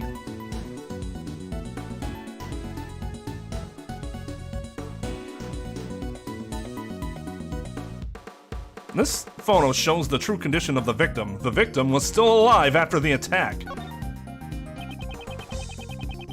The victim was definitely attacked in the storeroom. Immediately afterward, the victim was seen with blood on her hand. That must mean the victim was still alive even after she was attacked. The blood on her hand must have come from her own wound. No way! Are you saying that she died from a hand injury? No, that is not the... What? I suspect she just held her hand against the wound. It can't be seen in the photo, but at this moment, she must have already suffered a fatal wound. Ho ho, if that's true, then it changes a lot of things, you know? It seems you understand. This refutes the allegations against Kay. Kay encountered the victim after this picture was taken. I believe at that point in time, the victim was already on the verge of death. It's likely Kay just happened to be present when the victim reached the end of her strength. That is quite the coincidence. Indeed! I can only say that she was at the wrong place at the wrong time. Oh no, I'm never actually going to grow my hair out to a pompadour. You couldn't pay me. Actually, that's not true. You could pay me enough money. It's just more money than I could ever be possibly paid for one act. Yeah, maybe it was ketchup. Prosecutor Edgeworth, it seems you have forgotten a crucial fact. Ah, you mean that, right? He must be pretending he hasn't noticed it, you see. What did you say? Are you implying that I forgot something? Courtney, I think it's about time you gave him his last rites. Hey, Pops, Justine's with me, you know. Don't order her around like that. Shut your fucking... You know, even though you're my son, you're so embarrassing.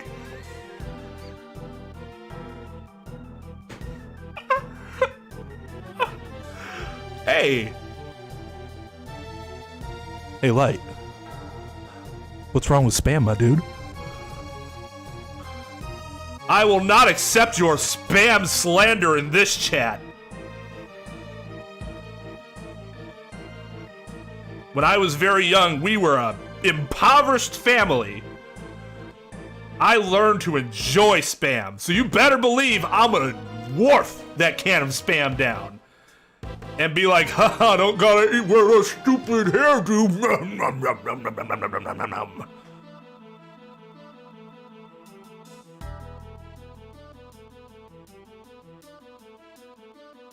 Oh, really? There's no point in getting it if it's gonna be expensive. That's the part of like the thing is like you get spam because it's cheap. No, it's alright, Light. I'm kidding. I mean, I'm not kidding that I do enjoy spam because I grew up with it.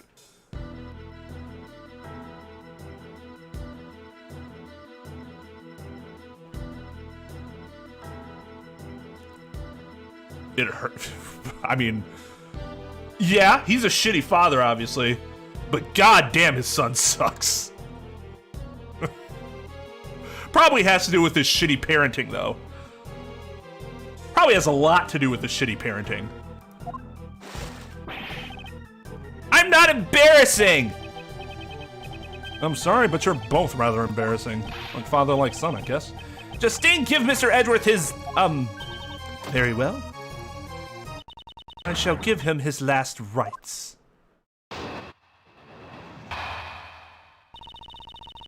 Oh, I feel bad for him, for sure. I always feel bad for people that grew up with shitty parents. Just because it doesn't excuse their behavior, but you can still pity them and say, man, maybe they'd be different if they hadn't grown up with, you know, being parented by shit people.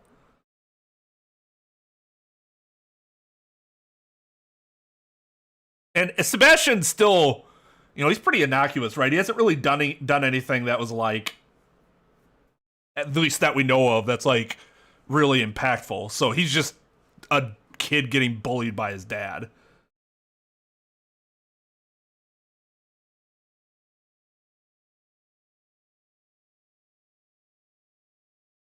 Yeah, he's got to think he's the best because his dad always put him down all the time, bullied him. That's just so, it's so sad. Regardless of how much your parents treat you like absolute garbage, ultimately, much of what you do, in like Sebastian's case, you're doing it simply because you want them to be proud and acknowledge you. Where there are actually some situations where it's not worth it because they suck. But you don't want to admit that to yourself, that your parents are ass. Even the people that admit that say my parents suck, I don't think they want to think that their parents suck. It hurts. Well, I don't feel that way about my parents, so I shouldn't pretend like I know what that feels like, but I'd imagine that it would still fucking hurt.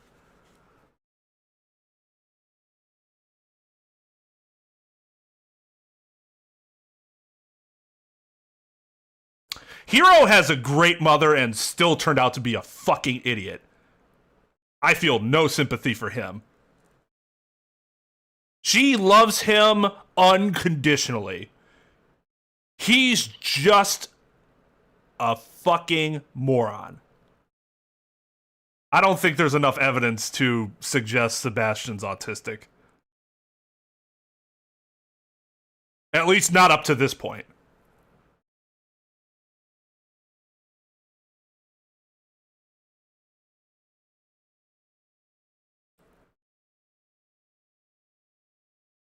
Yeah, like I said, I can only assume, but I can't pretend to actually have, you know, any idea what it truly feels.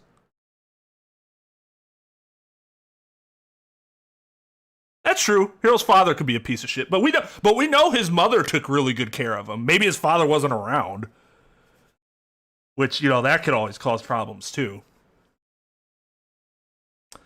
But yeah, his mother, what a saint. She loves that worthless piece of garbage unconditionally. She tried her best. Yeah, well, maybe not. She loved him, though. When the body was found, there were 3 wounds in Miss Crane's chest. She expelled all the garbage out of her. All the garbage energy she had accumulated in life was transferred to Hero upon his birth.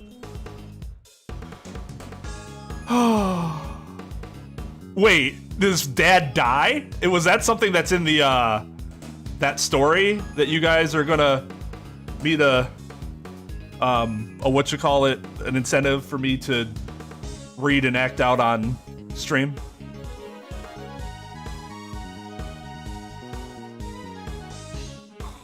Okay, I have never heard that before.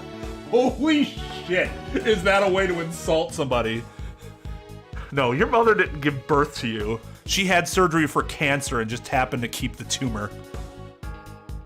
God damn. Wow. That is,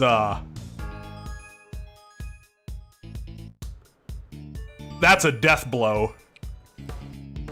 I'm sure you're well aware what kind of wounds these were, right? Yes, she was stabbed in the heart with the 3-pronged candelabra. Is there any person who could survive such an injury? Spike Spiegel.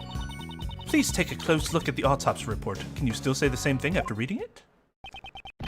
Well done, Justine. With this, Mr. Edgeworth will... I will offer a rebuttal, of course. Why would you do that? Didn't you hear what Justine just said? Of course I did, and I still plan to object to it. It's not fair. You're always opposing me at every turn. It was never my intention to oppose you. Huh? Really? It's simply not worth my time. I see. So that's how it is. Yep. After all, That's enough, you know. You're embarrassing your father, you see. What do you mean, Pops?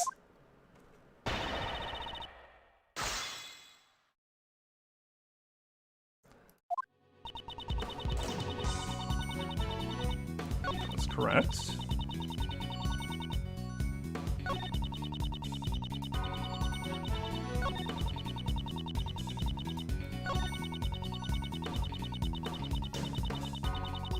All right, let's read the autopsy report again.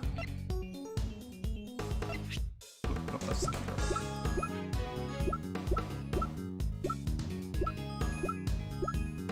Where's the damn autopsy report?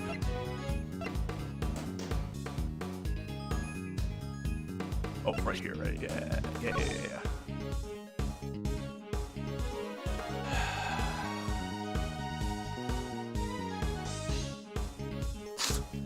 3 stab wounds to the left chest. Okay. Just because there were 3.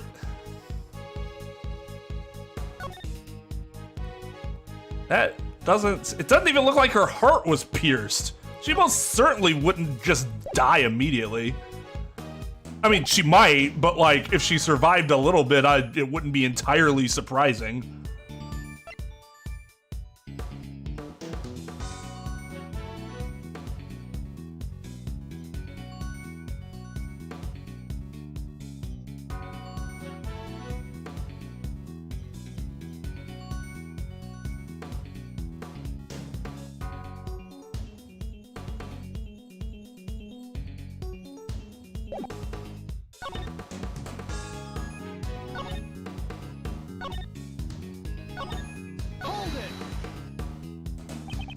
So the cause of death was a stab wound to the heart? Is that correct? No! The heart's like here! Her holes are like here! I know, that's probably being nitpicky for a video game. So the cause of death was a stab wound to the heart. Is that correct? No, actually, the autopsy report says chest, not heart. Yes, the candelabra pierced right into her heart. Since this was Dr. Young's medical opinion, it must be the truth. Dr. Young didn't say she was stabbed in the heart. She said she was stabbed in the chest. The coroner's medical opinion follows my own opinion, therefore it's perfect.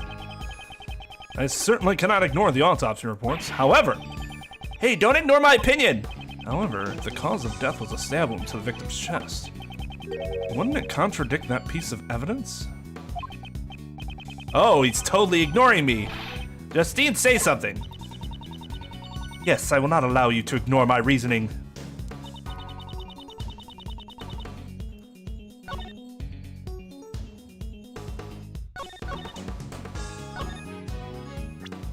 What piece of evidence does it contradict if she died due to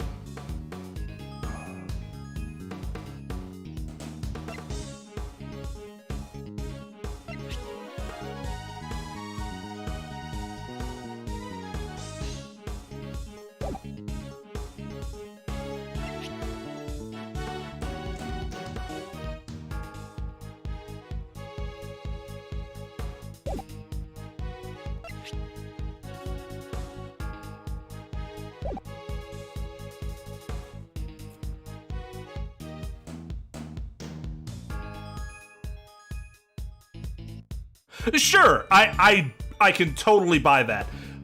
But it doesn't say that in the autopsy report. It specifically says chest. It doesn't say anything about the heart.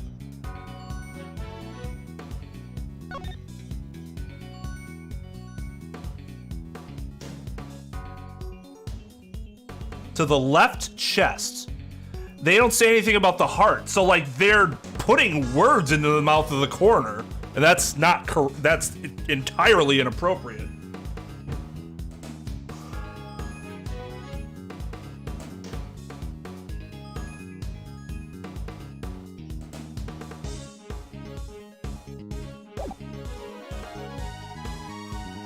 Hold on, let me... Let's go.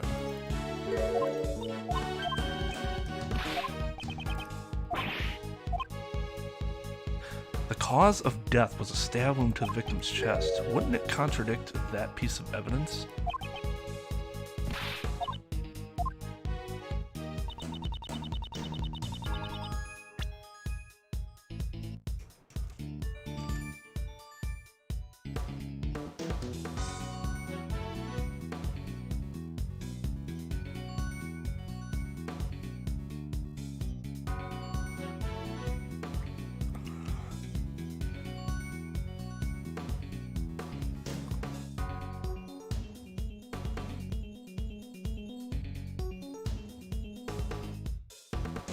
You entrenched yourself well.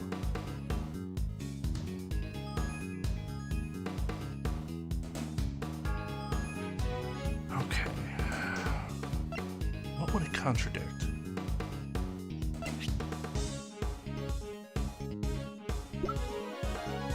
Oh. Still have no idea what this has to do with anything.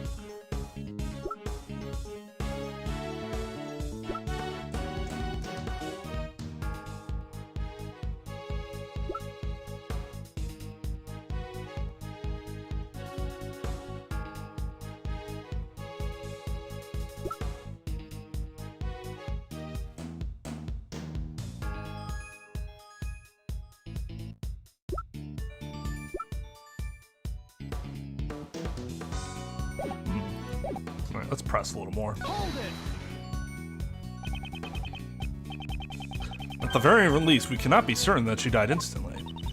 Even if she still had a little bit of life left, I doubt she would have held on for long. That's quite the speculation there. Can people survive after being stabbed in the chest? In some cases, maybe they can, although maybe they can't. Huh. So in the end, which one is it? No such human exists. If you think they do, then first...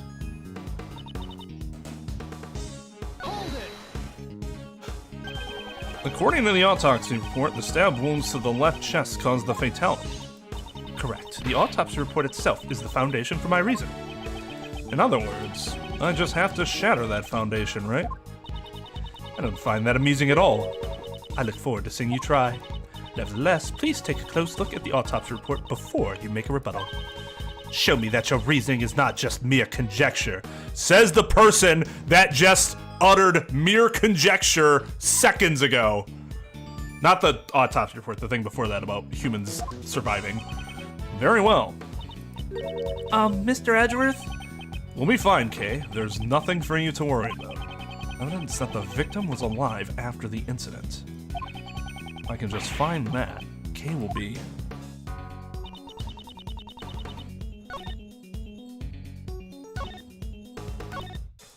Isn't it just the picture? All right, let's look at the autopsy report one more time. Victim's body was discovered piercing. Estimated time of death is sometime between late last night and midnight. The cause of death was stab wounds to the left chest with a candelabra. Head wound was post-mortem, burn mark on victim's hand.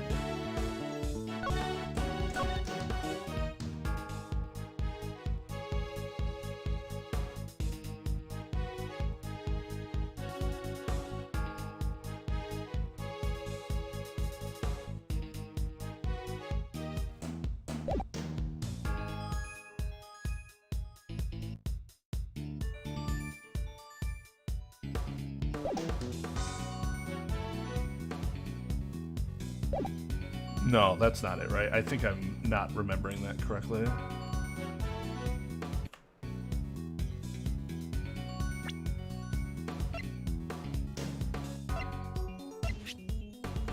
Okay.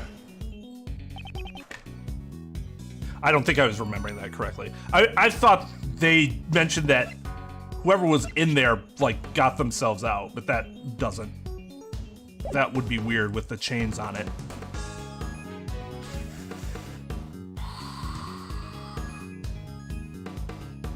I mean,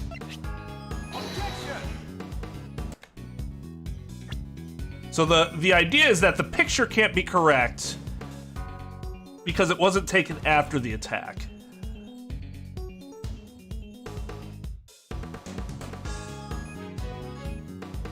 Because the person died instantly.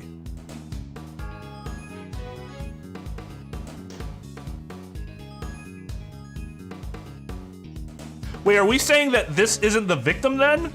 Because if we're saying that's not the victim, then wouldn't the fingerprints on the red raincoat sort of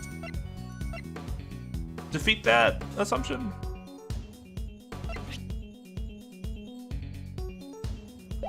God, how much blood did she lose there?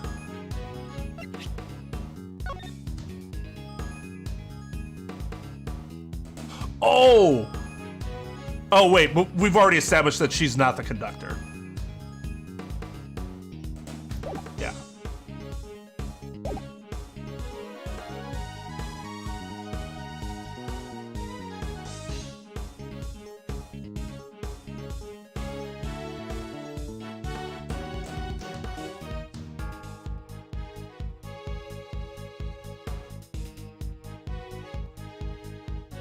Yo, what's up, Amiro?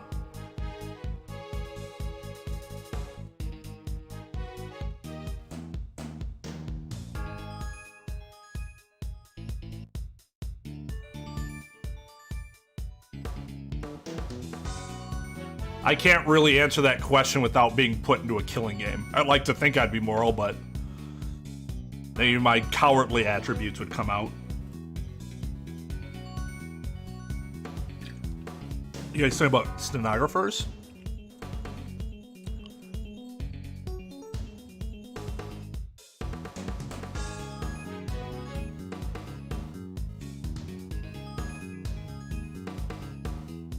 Right, these sort of hearings generally won't have a stenographer.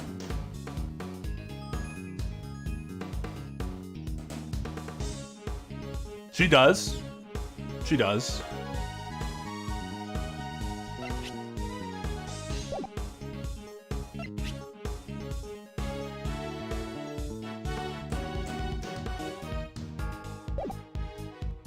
Where'd she get the head wound from?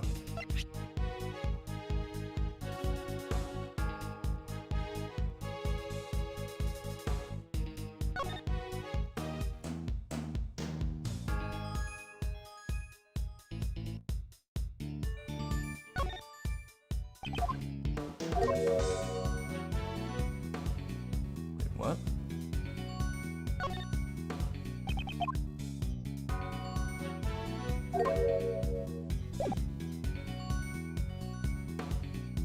What shows that she did not die?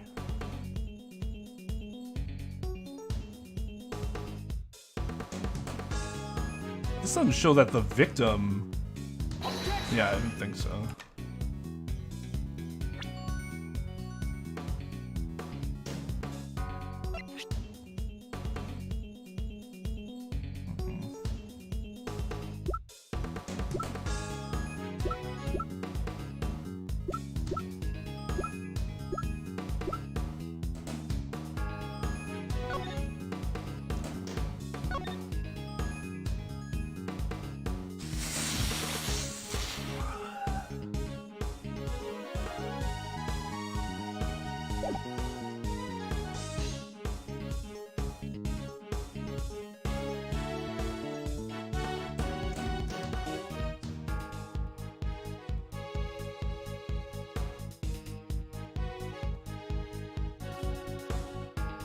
I'm almost positive I'm not over 100. In fact, I'm 99.9% sure I'm not. No, although I do want Trep to...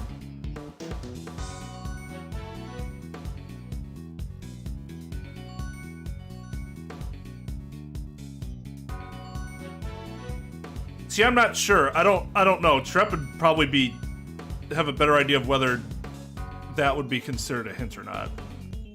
I'm not sure, because I'm not quite sure what you're saying.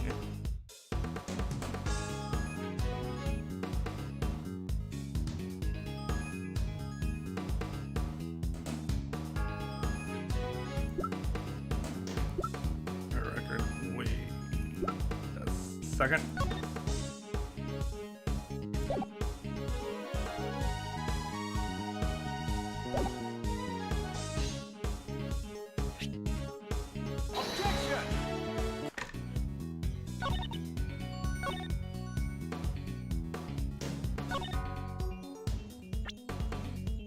This is kind of oh,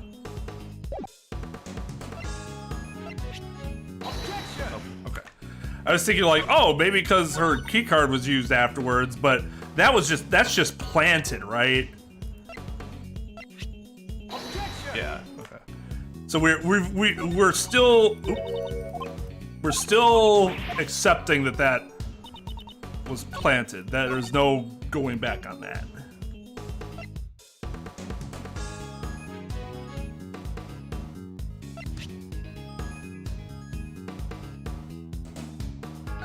I mean, but we already talked about how if this was really in her left pocket, then it would have stab wounds in it. But I'm not sure that address, because she still has the stab wounds.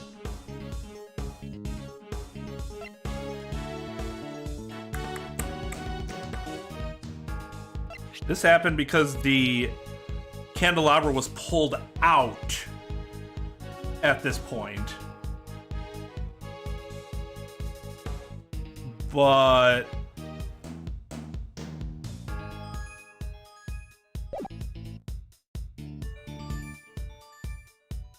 not sure why that.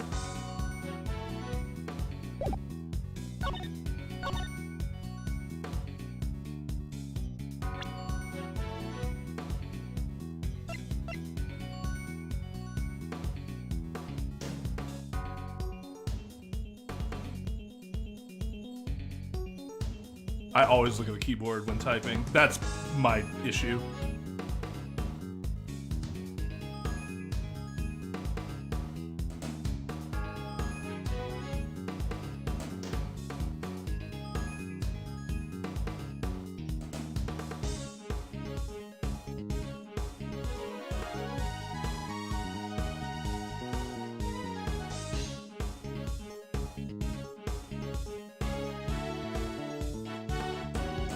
What proves life? All the bloodstains do is prove that she was still bleeding, but she could be dead and bleeding.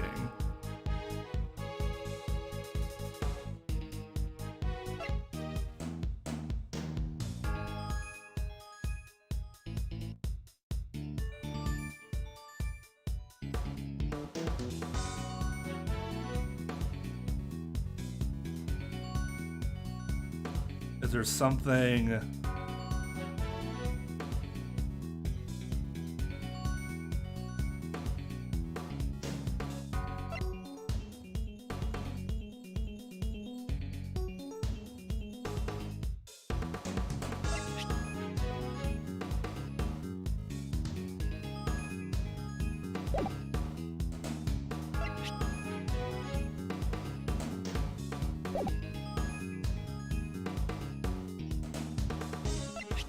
Is it a key card?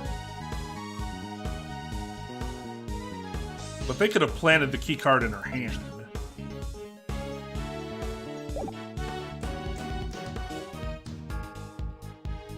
So that doesn't. Yeah. I wouldn't think that would. One of the problems is I'm not actually sure, because it seems like this is actually the statement where he's like, doesn't that cause a contradiction? But then it seems like it might be the last statement.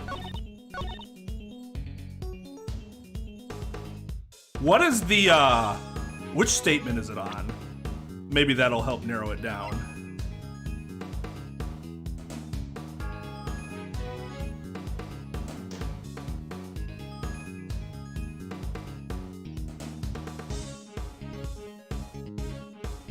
It is the third one. Okay, so it's the one where he says, doesn't this cause a contradiction? Okay, wait, so are we suggesting that she wasn't actually stabbed in the heart? and that's not what caused her to bleed? Because if that's the case, the raincoat has no holes in it.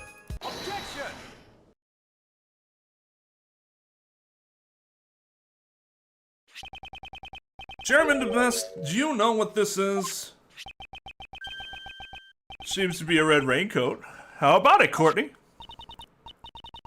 The victim, Miss Crane, was wearing this earlier. Prosecutor Edgeworth, must I repeat my explanation to you all over again? I suppose it just might come to that, Judge Courtney. Answer me this. This red raincoat was stained with blood. Do you happen to remember where specifically those bloodstains were located?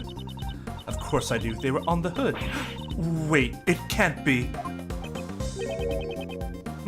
What does this mean? Judge Courtney, were there any other bloodstains besides the one on the hood? None were detected. Huh, don't you think it's strange? The victim died from a stab wound to the chest. In that case, there should have been bloodstains on the front of the raincoat. However, the only blood they found was on the hood. Dude, try typing with 2 fingers. Then tell me. Well, I guess I use 4. Oh, I guess I only use 4 fingers too.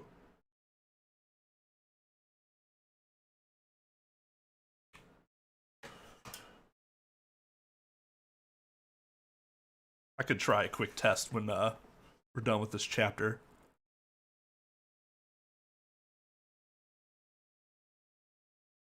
Hey, Trep does the same thing! I can't even, like, I'd have to type now to try to, let's see. I have this word thing up. I've started keeping notes, rewatching, old videos so that I could provide follow-up thoughts on stuff that I might have missed on my first playthrough. Because Case 5 in particular, I thought there were several points that, like, I'm watching in retrospect, and I'm like, why didn't I mention that this is a problem, and why? Or I might have, like, scoffed at it, but then didn't actually explain why it's problematic. So I've started taking notes on that, so that perhaps that can be something I can do as well, if people would be interested in that.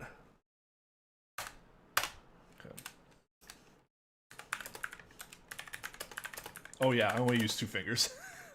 Let's see what happens if I use 4. I need to just type in a stream of consciousness though. Oop.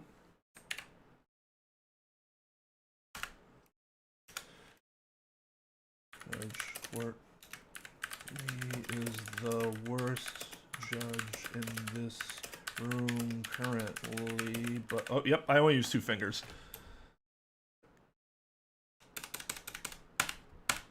All right, look at the keyboard.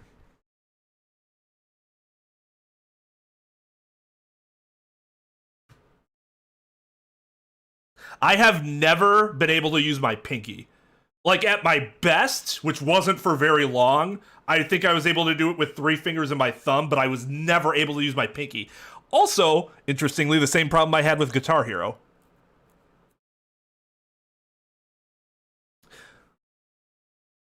This is a huge contradiction.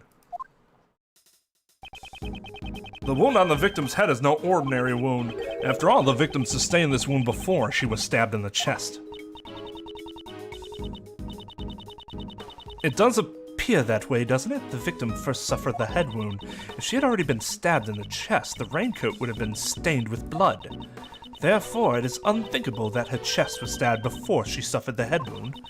So the order of the wounds would be first the head, followed by the chest. However, does that really change the situation? With this, a contradiction is born, one that overturns all of our assumptions up until now. Is the change really that great? I look forward to hearing it.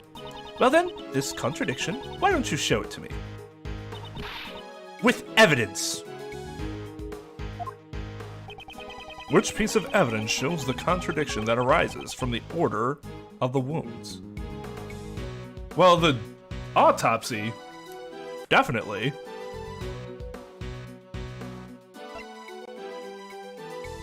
But is there anything else other than the autopsy?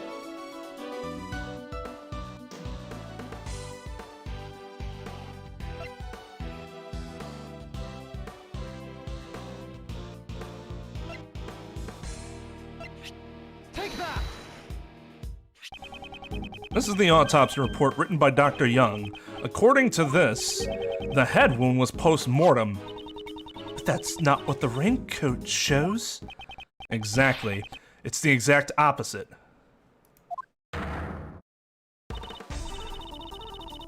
Bailiff, hurry and summon Dr. Bonnie Young at once. Until we hear what she has to say, we cannot close the curtains on this case. You're not. This is not the case that's on trial. I'm surprised Blaze isn't that mentioning that to her, but Blaze being Blaze, classic Blaze, right?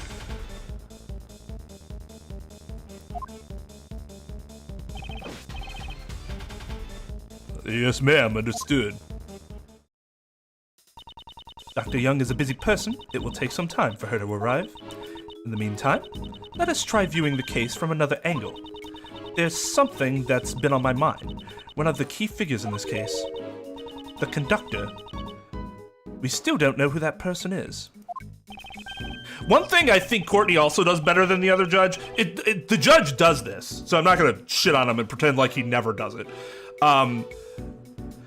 But the rate in which Courtney actually understands the reasoning before it's told to her, and she actually like uses her brain to figure it out herself, happens much more frequently than it does with old Udgy.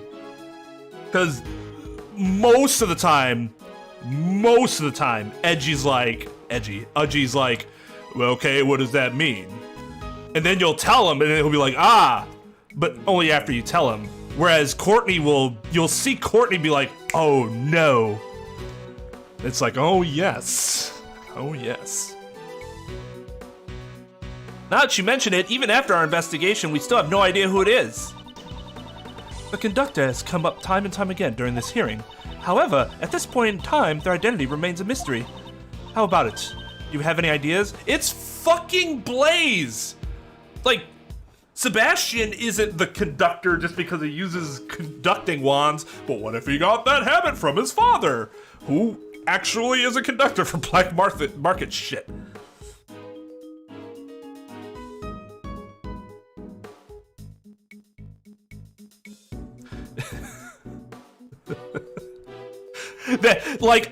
I don't like using classic blank unironically anymore. It has to only be ironically like, it's classic. We've only like met him like twice.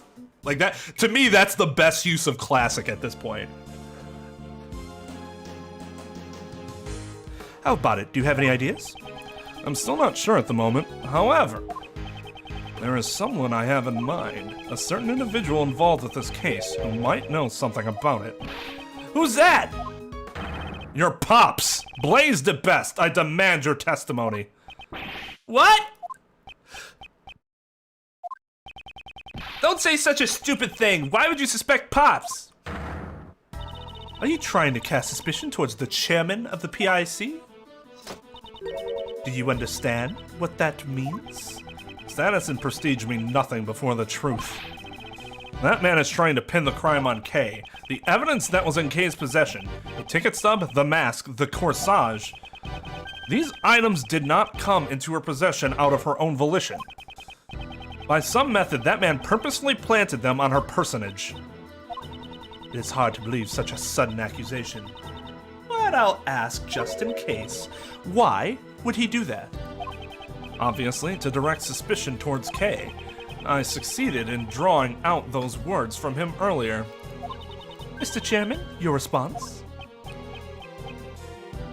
He's gonna burn your finger! Watch out! Are you too shocked to speak? And what of it? Perhaps you didn't hear me. I said, what of it?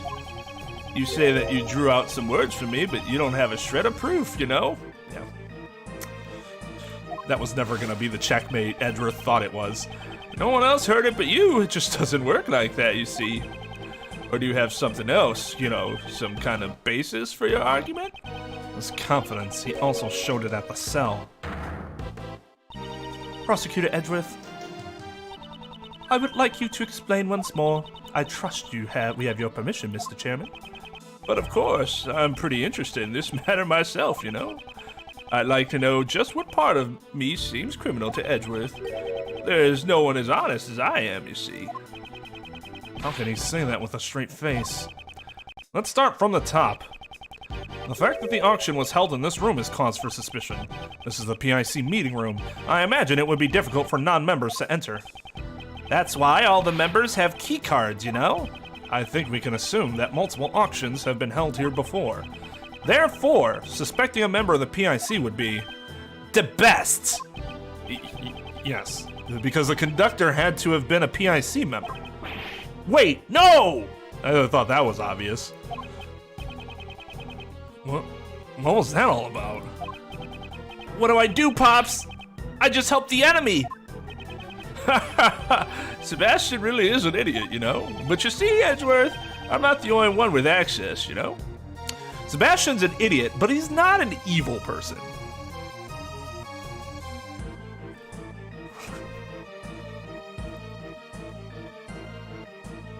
I don't know, lol.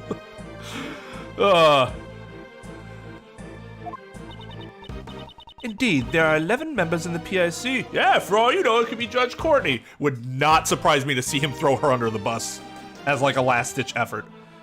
Indeed, there are 11 members in the PIC. Even if we rule out the victim, Miss Crane, there are still 10 potential suspects. Okay, but have you noticed that none of the other people in this room are wearing anything unique on their personage?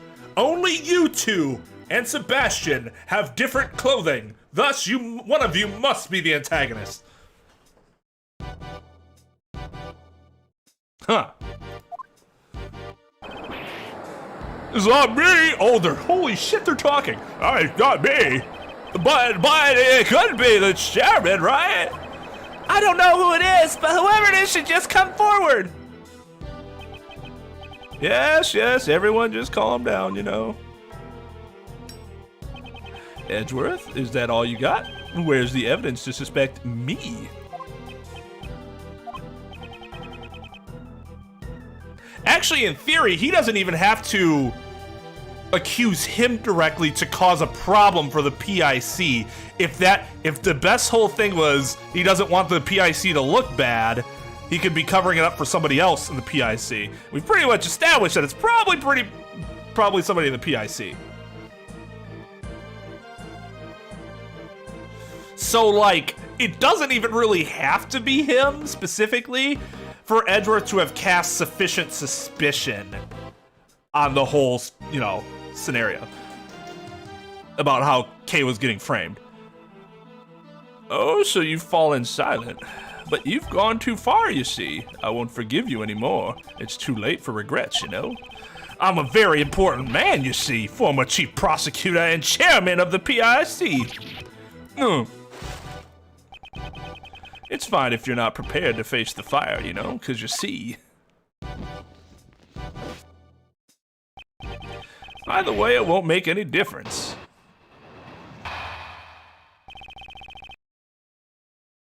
Here we go. You've been rambling on for quite a while about the most trivial details, you know. Objection! Like the location of the murder, the order of the wounds, and what else was there? It just doesn't matter, you know? Because you see, none of that means anything, you know? Think about it. We've got the suspect herself saying she killed the victim. That's all that matters, you see. She'll even get a lighter sentence with her confession, you know? Now then, if there are any contradictions, be my guest. How can that be considered a testimony? There must be a contradiction somewhere. That person, he's very important, isn't he? Mr. Edgeworth, it's all right. Let's just give up. Surely I must have killed her. I can even remember it. Don't be tied down by your muddled memories. If you want to believe in something, believe in the heart of the cards and your own innocence. Believe in me, who believes in you, who believes in me. But my opponent is the PIC chairman. Taking him down won't be easy. However, he has underestimated me. If I can take advantage of that,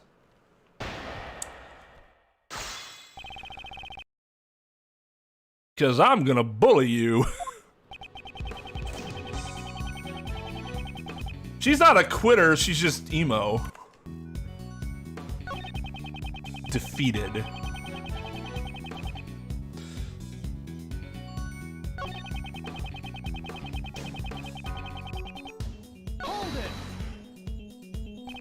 How can you say it doesn't matter? Are you trying to suppress the truth?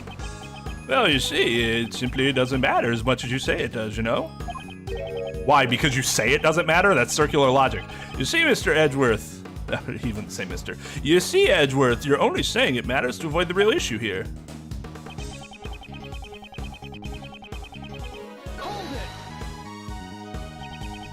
It may be true she confessed, however, that does not make it the truth.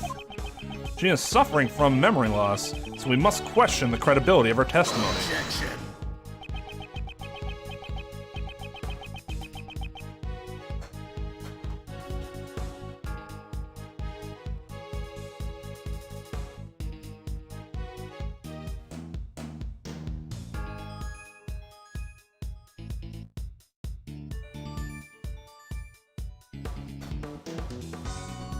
What the hell was that?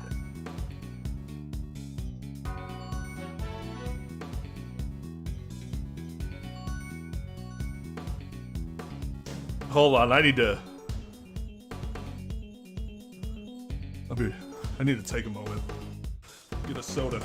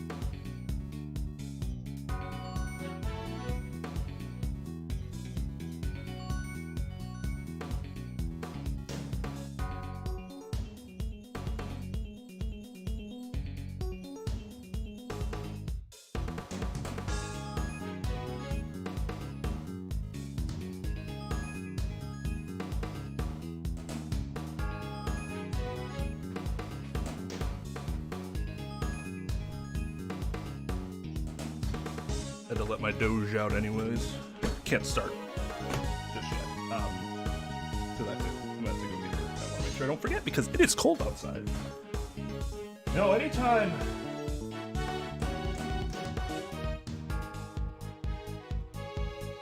something throws me off of life, like that just did, or something makes me furious, like something earlier did, I'm just glad that I have these shoes that I wear. These custom Converses that have NBA World Champions, Milwaukee Bucks everywhere on it. And then I remember nothing else matters. All hail the champs.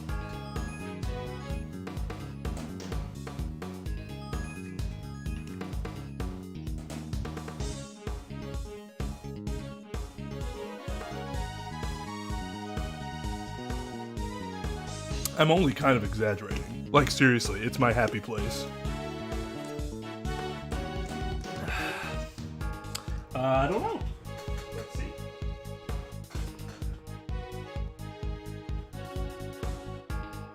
Ha! Wrong on both accounts. Wait, I don't think you... No, it's gonna be too blurry. Made in Vietnam, sir. China or Taiwan. off. No flip-flops are good for guys.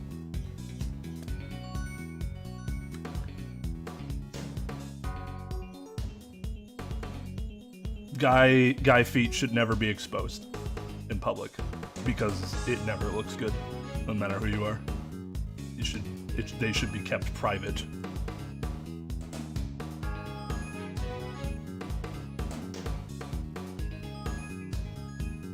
And far away from the general public.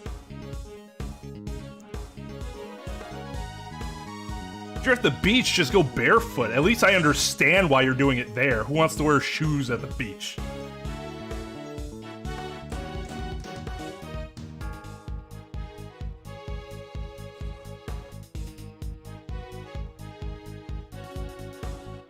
No, because I can't emulate that. Whatever that is. Like a smoker's lung? It'd be kind of difficult.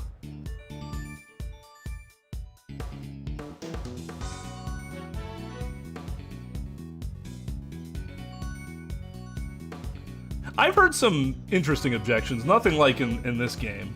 But every once in a while, you'll hear one that's a little higher than you expected. You're like a 10-year-old just object to what I said or what they said or what?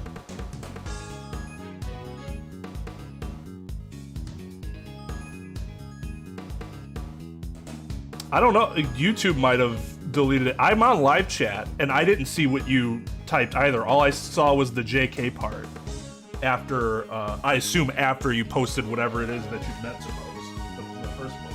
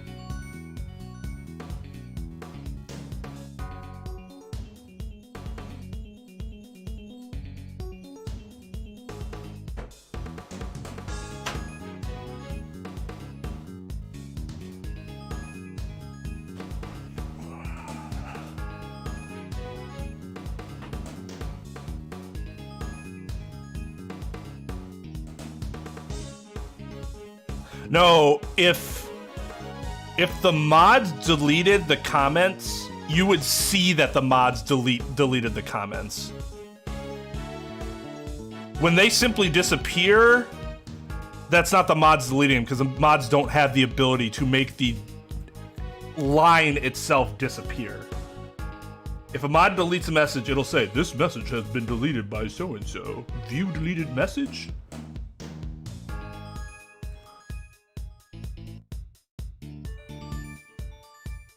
We know at this point that sometimes YouTube just censors things for no reason. There isn't really anything I can do about that because I'm not setting that. That's YouTube itself. Yo, what's up, Good Jame?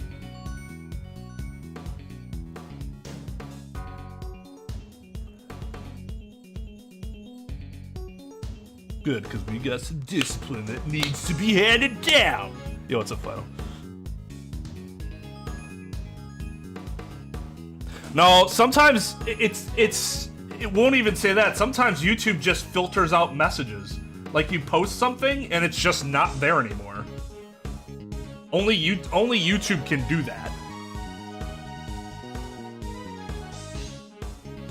Like when YouTube was deleting any mention of fried chicken. Only mention of fried chicken. No, none of the other messages would be a problem. Only fried chicken. Which tells me that that would be a hell of a coincidence if a lag issue also just happened to coincide with every time somebody was mentioning fried chicken.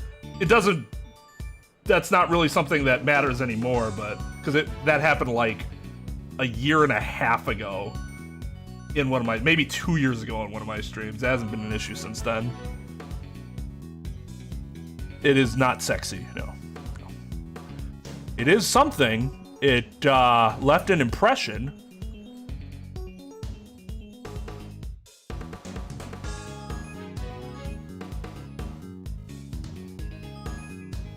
Which, like, I only have 2 words. I have 2 words and their variants on my no-no list.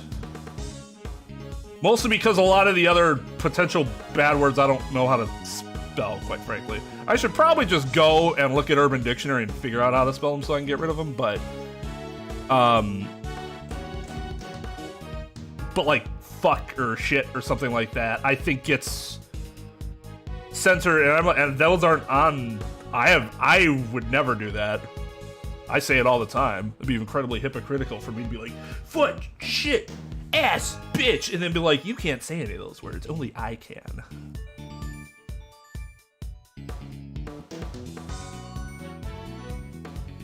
I mean, yeah, I saw you say, let's try it, and then the next message I see is, I think it censored it.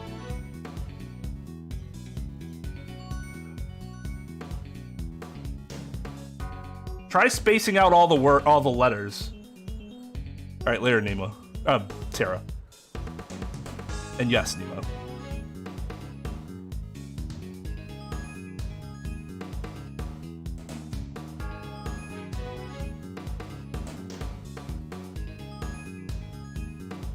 Yeah, I don't know if it does it with foreign words. Even if you say that, you know, it still won't solve anything. What good will it do to deny her confession? Sounds like nonsense to me. I'll try asking her again. I think she'll just say that she's the murderer again, though. Very well. Let's try asking her again, one last time. I'd like to hear from Kay herself, whether or not she is the culprit. Huh? From me? Will that be alright? If this goes poorly, it will be quite unfavorable for you. Yes. Oh, I was gonna be like, yeah, threaten her. That's real smart. Has it snowed up there yet? We've avoided it so far. Yeah, I didn't even realize Brilliant Diamond was gonna be. I want to get Brilliant Diamond. I didn't realize it was gonna be releasing. Now, though, thought we still had a while. I do not mind. However, I shall ask Kay the question myself. I'm moved to tears, you know. Oh, how touching, you know. How very touching. Fine then, I'll let you ask her. However, I have one condition. If all this proves to be a waste of time,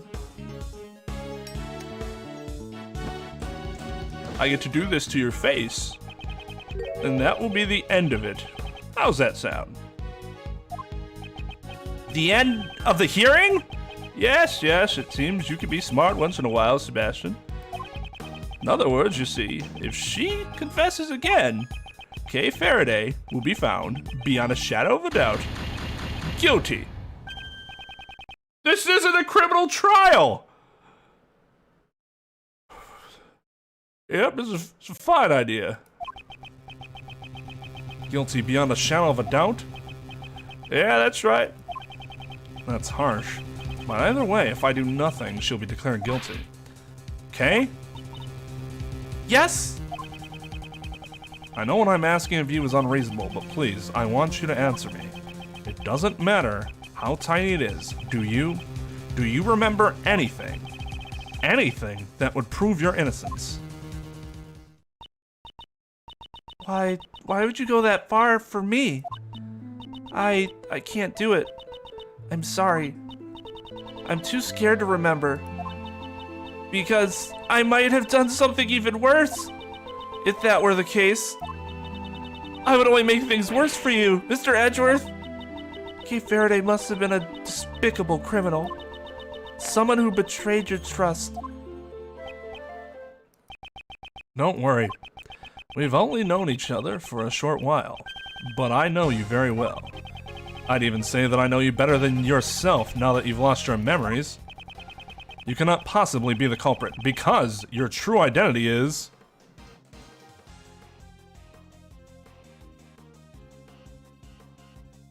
What? It's the Yatagarasu pin, right? Just in case. Take that! The great thief Yatagarasu. The Yatagarasu is a noble thief who would never stoop to murder.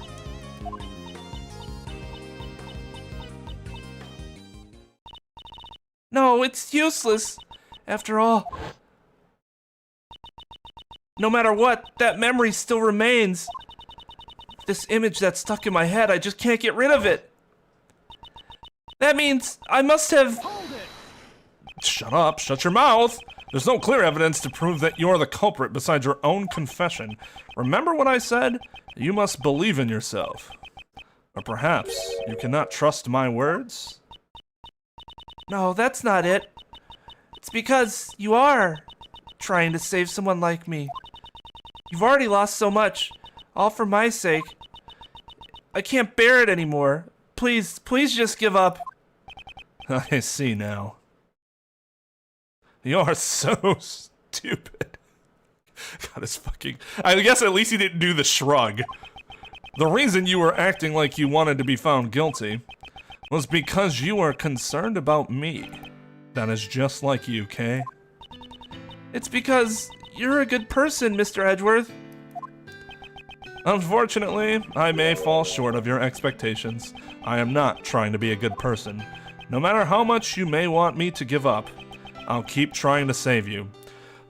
I can't be a good person, but I'm doing the most noble thing I can possibly do right now. Fuck. Just admit it, dude. You were a dick before, but right now you're being a good guy.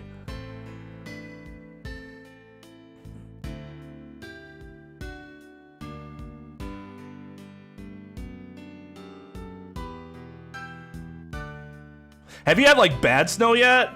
Or has it just been, like, steady, but not overwhelming? Northern Wisconsin had a fuck ton of snow last weekend, and we got, like, none of it. I was so happy.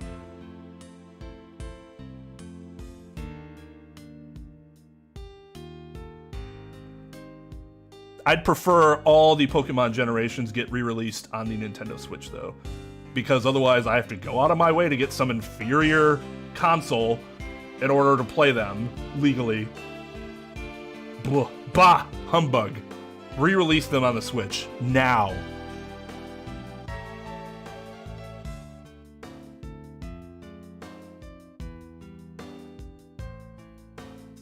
No, a good person would not put Gumshoe in destitute. Make Gumshoe destitute.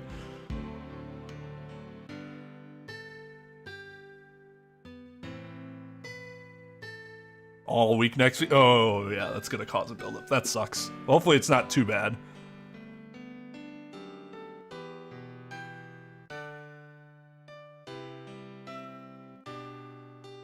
Not if, license them to be emulated onto the Switch. That's what I'm saying. Official re-releases of the game, which are emulated, but emulated games are fine if it's the company that owns the games.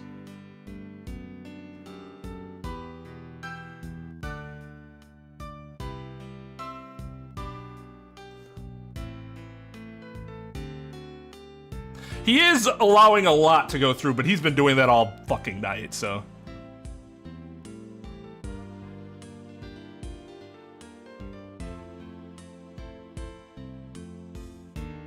Well, right, playing a ROM, owning a ROM that you do not have a copy, like a physical copy of, is illegal. If you own a ROM, like, I have a ROM of Japanese Mega Man X for speedrunning, to practice speedrunning. I have a cartridge of Mega Man X. I am running this game through Desmune or whatever. I own a physical copy of this game. It's fine.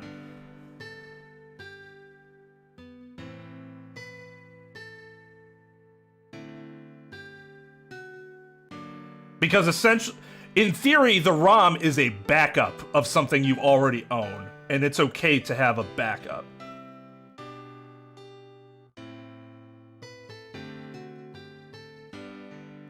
No matter how much you may want me to give up, I'll keep trying to save you. That is the nature of who I am. Whether or not it's a burden for you is none of my concern. Okay, believe in yourself once more. You are a noble, great thief. What you should be doubting is your memory of committing the murder. Oh yeah, Phil Spencer been dropping them W's recently. It's like, why wouldn't you want every game available to everyone? That just makes sense. And you have fucking Sony on the opposite side, like, nobody wants to play old games. Shut the fuck up, you out-of-touch piece of shit. That is my wish above all else.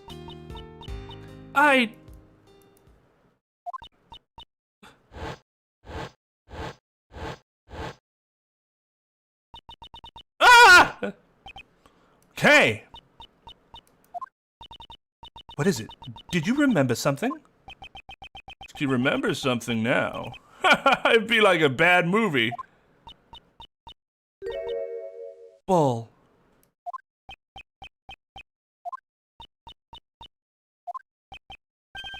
Bull? Prosecutor Edgeworth, please ask her to clarify. She is right here. You don't need to speak about her like that when she is right in front of you. You can ask her yourself, you rude person. Well, Kay, what do you mean by bull? I remember now. The person in the red raincoat had that with her. The stuffed bull doll, I'm certain of it. Is that true, defendant? Oh, now you can talk to her. Shut up. Yes, Your Honor. The court hereby accepts the defendant's statement as a new piece of testimony. Quit messing around, Courtney. A testimony like that cannot be accepted, you know. Your objection has been noted, sir. However, testimony about the victim's belongings has been lacking up until now. Nevertheless, you know, her vague memories cannot be trusted, you know. Oh, but her confession can. Fuck out of here. Her memories are vague. That would be bad for us as well.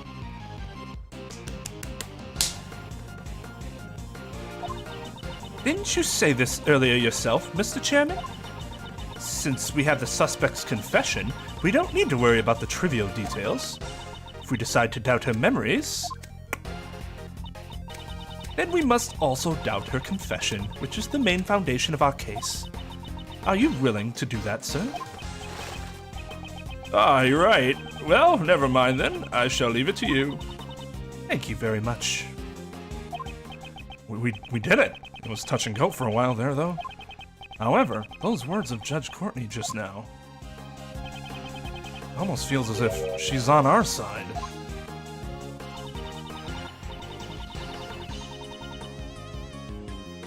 Prosecutor Edgeworth, do you know anything about this stuffed animal? The stuffed animal case spoke of must have been this. We found it in the storeroom and is believed to be one of the items for the auction. Don't worry, you guys don't have to. All you have to do is do the no hints once, because my chat is so zoomed in that the 3 things by class rep take up the entire screen, unlike before, where you had to do it like 3 times. But now you only have to do it once to hide, you know, hide the rest.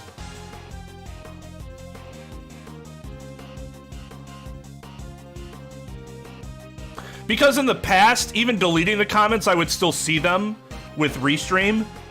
And so what they would have to do is instead spam no hints so that it puts the message high enough that I just wouldn't see it. That's what we had to do before.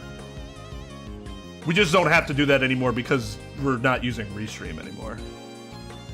So dog was just doing what he was used to doing.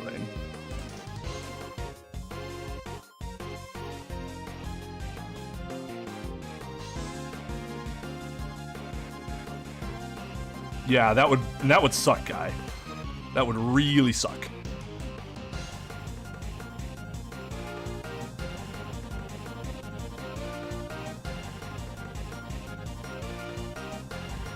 Yes. I don't know, is that weird? I guess I don't know what, like, the actual habits of other streamers when it comes to, like, I've never paid particular attention to, like, their patterns of reading chat. But, yeah, that's from my, like, early days of streaming, that's how I've always read it, so now that's just how I do it.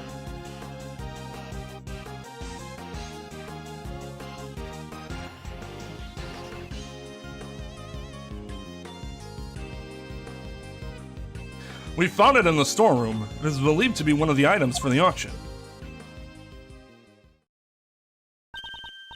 This is... Do you know something about it, Justine? No, it's just a bit different from what I had imagined. Indeed, it's certainly not what I would have expected the victim to be carrying. Let's examine every suspicious looking nook and cranny. I want to know... Excuse me. Oh, look at its cool hair.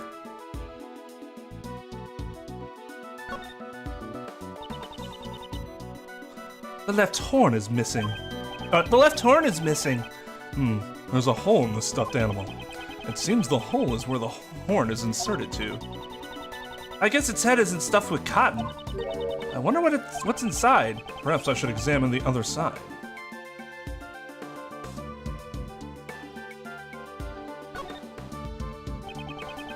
A cherry blossom petal is stuck in its soft fur. Speaking of which, there are also some stuck on the red raincoat. A cherry tree. Wasn't there one blooming out on the viewing platform? Yes, it seems safe to assume this was taken outside. However, why would the victim be carrying something like this?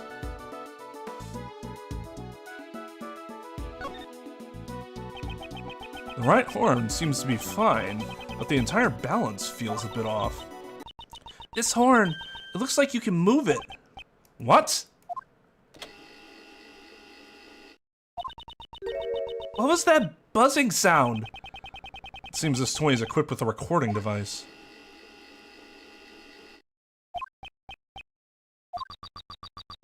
I knew who you were right away. You can't hide that burn from me. I don't know who this is. Oh no, they're talking to Crane, right? Because Crane had the burn.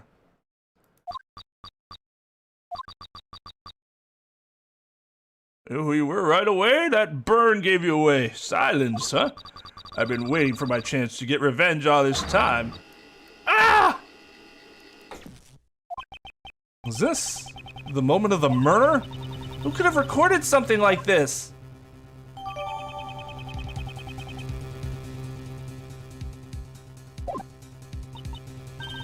This is... There ain't no doubt about it. It's here what I heard. We cannot verify when these voices were recorded. It's also possible that they aren't related to the case at all. And we had some video as well. That's hogwash. I'm telling you, that right there was a conversation that I heard. The victim was holding on to it, right? I reckon it must have been recorded when she got attacked. That certainly is a possibility. However, your testimony alone is insufficient. I require something with a little more credibility. Again, her words. It almost sounds as if she's trying to give me advice. Judge Courtney, there's no mistake that those voices were from the incident. Please recall the audio that was recorded by the stuffed animal. I knew who you were right away. You can't hide that burn from me. If we compare this part of the recording with a certain piece of evidence, we can prove it. So, okay, Jill Crane wasn't running it. She was looking to take it down, and she was gonna get something for Kay back in the process. Or she was just looking to get something for Kay back but Blaze was unaware that anyone else knew, or at least was unaware that she knew about it. And so because she found out about it, he had to eliminate her. That's my guess on what all happened. If we compare this part of the recording with a certain piece of evidence, we can prove it. This evidence shows that the recording took place during the moment of the crime. Well, the autopsy shows that she had a burn mark. Take that! The autopsy report? And exactly what part of the autopsy report shows that? This part. Take that!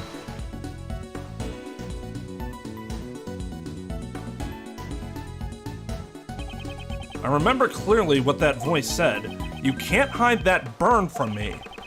On the victim's hand, there was a burn mark. Indeed, it just happened to match up, you see. What of it? For all you know, somebody could have given a real big hefty zinger that they've held on to for years.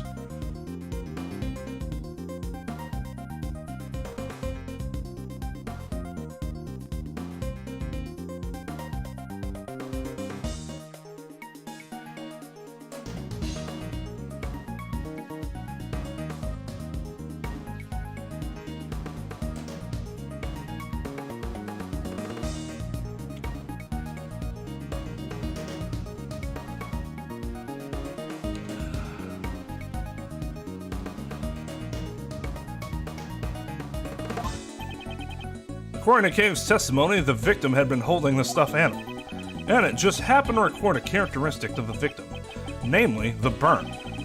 That's just a coincidence. I mean, it could happen, right? I do not think so. It is hard to believe that all of this is simply a coincidence. The voices on the stuffed animal were most likely recorded during the incidents. One of these voices must belong to the true culprit. From what we've heard, it must have been the one who was doing most of the talking. But what's the point? In the end, we still can't tell their gender or identity, you know? Indeed, because they had been using voice changers, it can't be helped. It seems the situation has become quite clear. The conversation Miss Hart overheard was between the culprit and Miss Crane. That's what I've been telling you from the start. And from this, we will understand a new fact. Please enlighten us then. I trust you have no objections, Mr. Chairman? Do what you want. According to Miss Hart's testimony just before the incident, two people came up from the auction hall using the lift. It must have been the conductor and one of the auction guests. They probably went there to settle the payment after the winning bid, and then it was there that the crime was carried out. Since the auction continued after the crime took place, we are led to a single truth. This is the new fact that we have arrived at. Since the conductor was the only one who could keep the auction going, we can conclude that the deceased victim could not have been the conductor. Justine? Please be quiet here, okay? The adults are talking. If the conductor was not the victim, then they must have been the culprit. Please wait. That alone is insufficient. Of course. Even I do not intend to rely only upon the process of elimination. Certain traces left at the crime scene led me to believe that the culprit is the conductor. Well then, please show it to us. What were the traces at the crime scene that let me deduce the culprit is the conductor? Traces at the crime scene.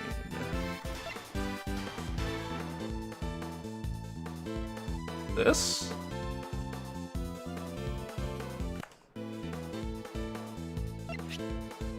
Take that!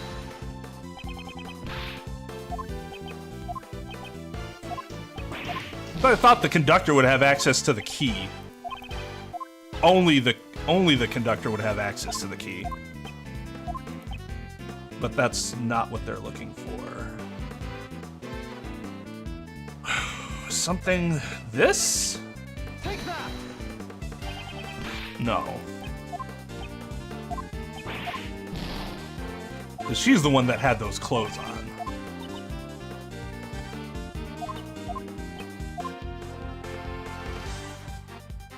Corsage.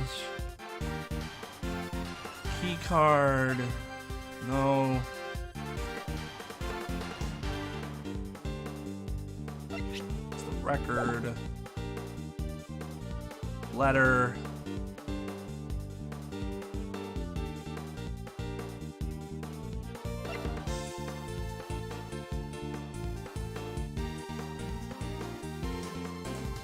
This? Take that!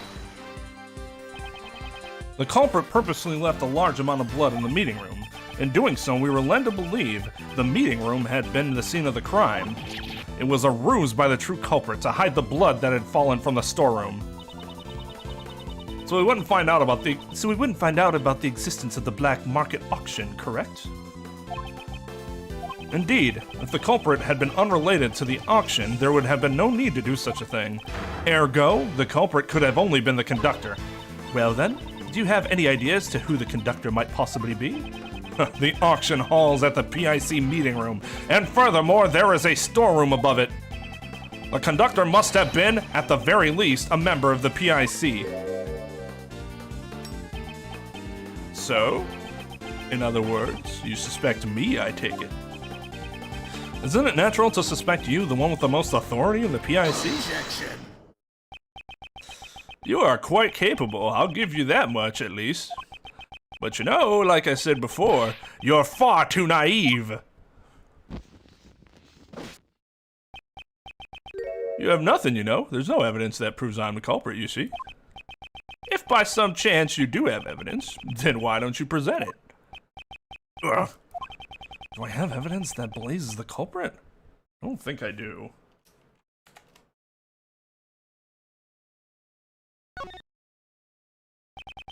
Blaze himself has suggested that he is the criminal. He's been showing that strange self-confidence for a while now. He knows that there is not a single piece of evidence left behind to incriminate him. If you play with fire, you're gonna get burned, Edgeworth. Just kidding. I always wanted to say that, you know. Well then, Courtney.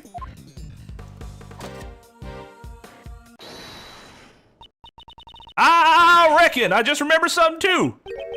What? You also lost your memories? Nah, that ain't it. Something just popped in my head right now. Very well. Please tell us. Objection.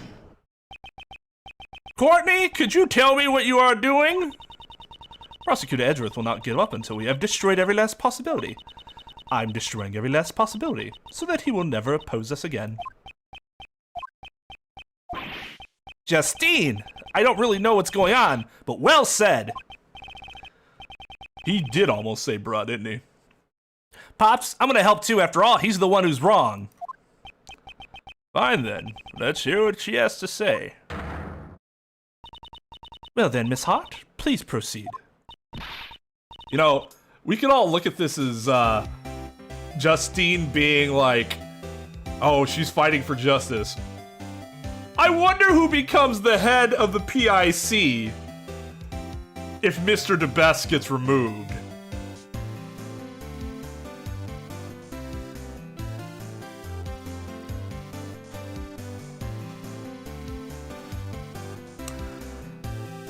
Just saying. Sure thing, just leave it to me. Please make sure you only tell the truth. Ain't that a matter of course? I'm a bona fide journalist of justice, you know. Somehow I feel uneasy. Y'all saying the culprit was the conductor, right? That means the victim was a customer. Now here's where it gets a mite strange. You see, there were 11 people at the auction. When the auction continued after the incident, I went straight on over and snuck a peek down below. You don't mean... That's exactly what I mean. All 11 people were still there, present and accounted for. What? Are you sure about that? Sure, I'm sure. I saw it with my own 2 eyes. So it started with 11 people, and there were still 11 people after the murder. Was it a ghost? You know, Sebastian, normally a prosecutor would call that a contradiction, you know. Were there really no changes in the auction at all? Really, I'm telling you, the auction just went on like normal. But there was one itty bitty thing though. What was it? You know those hammers you always see at an auction? Like the one that lady's using over there. An auction gavel, perhaps? Yep, that's the one. All of a sudden, I couldn't hear the sound no more. It had been banging away just prior to it. The sound of the gavel? Does that have anything to do with the case?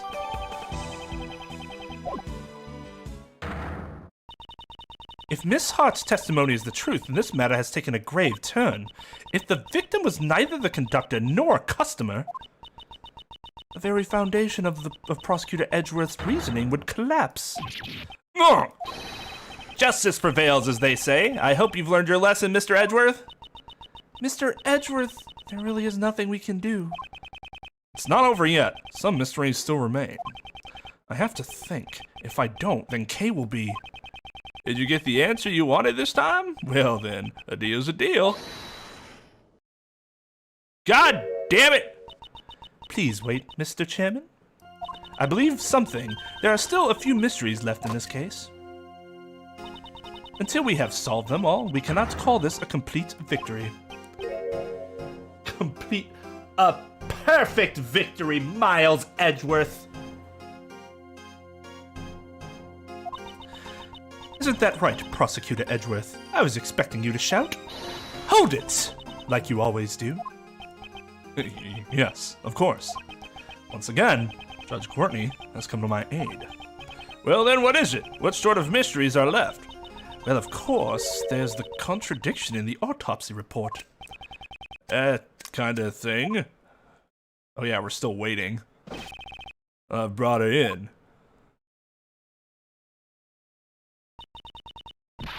What's wrong? Why were we suddenly called here? Did someone suddenly get sick? I'll begin preparing a compress stat. Ouch! What'd you call me here for? Did something happen?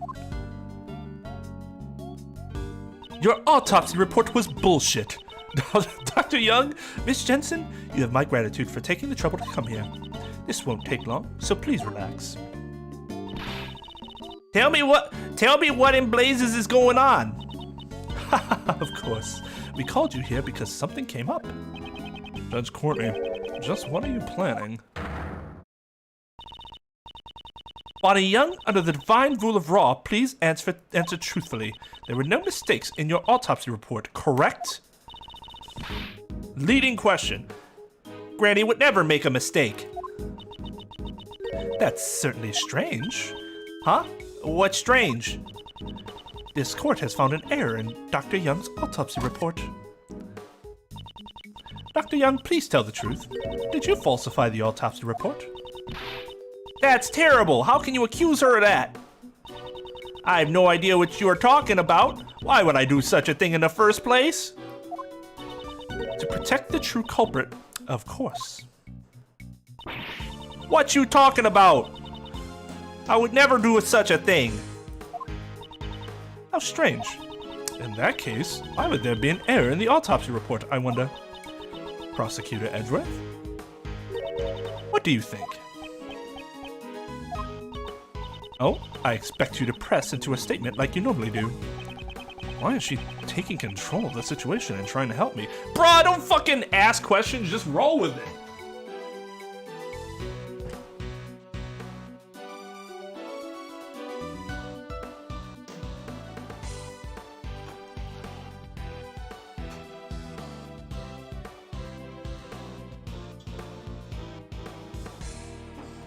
Edgeworth is the type of dude that questions when his partner is trying something new in the bedroom and keeps questioning it until it becomes awkward and the partner gets turned off and they stop their act because he's like, why are you doing this?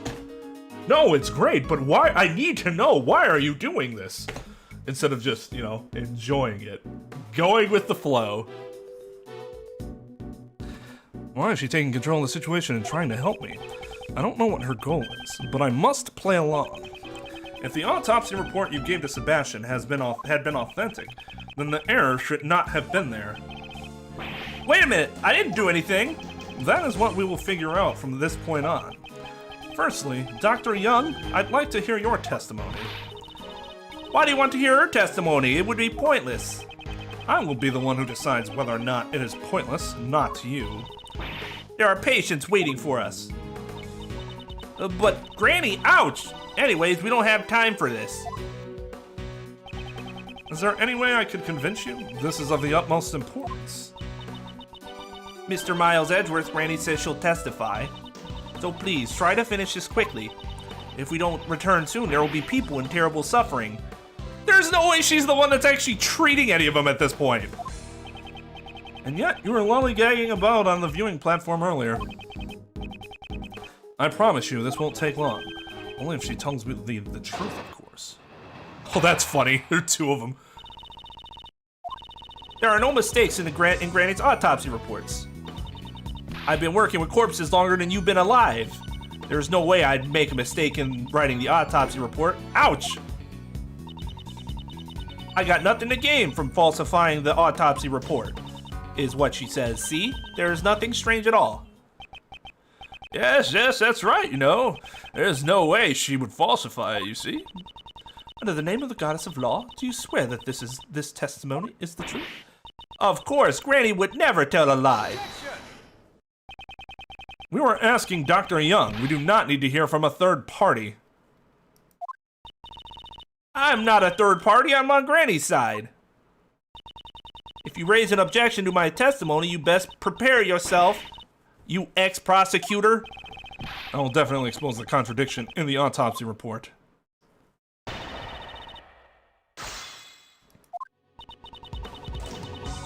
Ba-da-da-da.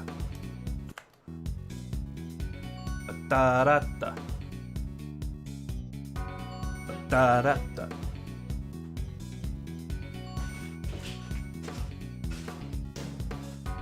Ba-da-da-da. Neck's hurting. Probably from bad posture, you see. Here in the Midwest, it gets all cold, so we have to, crumble into the fetal position, but that's not all that good for the back,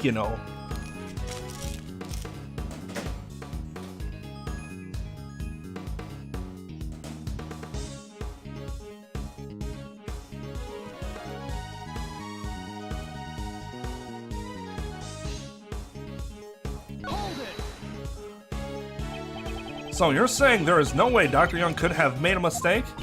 Of course, doctors can't afford to make mistakes. This is a world where just one misdiagnosis can end a long career. That's not true. I know that my granny at least would never. If I did something like that, you think they'd still let me run a hospital? You'd be surprised. So in your long career, you've never once made a mistake. Prove that you never made a mistake. A doctor's only as good as the length of their track record. If we're just talking about a lengthy track record, that former chief prosecutor has one too. And yet his actual abilities don't seem to measure up. I hope that you're not the same as well. Ouch, that's a low blow, you know. You could have been talking about Von Karma too. But you know, Edgeworth, I don't make mistakes either, you see. Because you see, before I can make a mistake, those around me will have already made it instead. You see, I don't have time for mistakes. It's quite amazing, you know? It must be karma.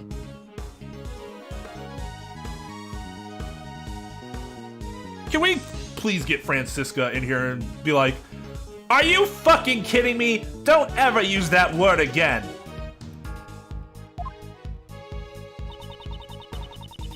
You can't compare a chief prosecutor with a doctor. You really can't.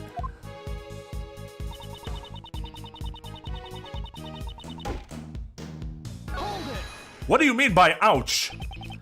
The victim wore this raincoat after suffering a blow to the head, and yet there was not a single drop of blood on the front of the raincoat.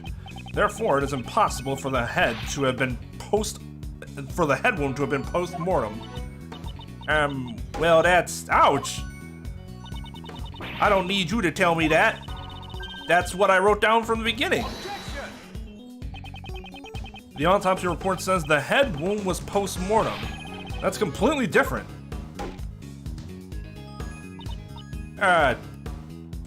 Yeah. I relayed to Karen what to put down in the autopsy report. After that, it was none of my beeswax. Relayed to Karen? Please elaborate on that.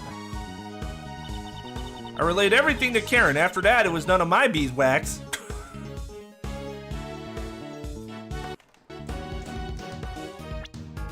Her language is perfect for that accent. That's exactly what an elderly Midwestern person would say. Yeah, it was none of my beeswax after that happened. Okay, so not... Oh. That was weird. The music still was going for it. Dr. Young, please confirm what this autopsy report says with your own eyes. I'll read it out loud for you. Ouch! Ouch! This autopsy report wasn't written by me. What? What do you mean? You're gonna concuss her. I love her smile face after that. Oh, look at Karen. Karen getting a little sweaty. Sweaty, sweaty. I don't know. But Granny, I can't say that. Miss Jensen, if you are trying to keep the truth in the dark, then... in place of the goddess of law, I shall hear your confession. Judge Courtney is talking with Dr. Young in private. What? Is that true? Understood. I shall convey your words to everyone else, Dr. Young. I properly relayed the autopsy report orally to that child. It seems my granddaughter must have mucked it up when she was writing it down. Wow! She mimicked her voice perfectly! There was no need for her to go that far, though. Oh, shit. I didn't realize she was saying it in the old woman voice. In other words, the contents of the autopsy report had been falsified. By your hand, Miss Jensen. Oh, I... With that, we've proven that the wound on her head came first, followed by her chest wound. Miss Jensen, why did you falsify the autopsy report? Hold on a second. She never said she falsified it, you know? She just made a teeny tiny mistake when she wrote it down. Actually, this is a good objection from... actual formal objection. This is a good counter argument by him because it has not actually been determined yet whether she made a mistake or whether she actually falsified it. Because if we're talking falsify, we're talking about an intent, right? so that has to be, you know, if I'm him, I'm like, you better be able to establish that it wasn't just a mistake. Post-mortem and ante-mortem sound kind of similar, you know? I have never seen that mistake made anywhere on the internet, or in court documents, or even in a high school peer-reviewed paper.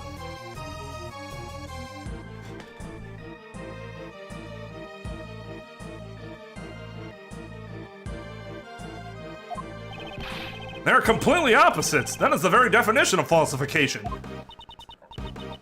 Miss Jensen, why would you lie? Okay, ouch!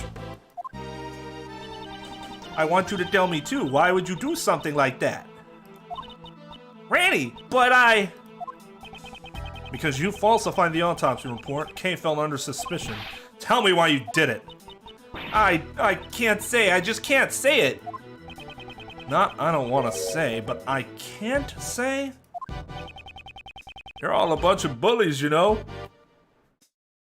This motherfucker. Ganging up on this poor girl who loves her grandmother so. She's totally unrelated to this case. I think we can forgive her for one tiny mistake. That won't do.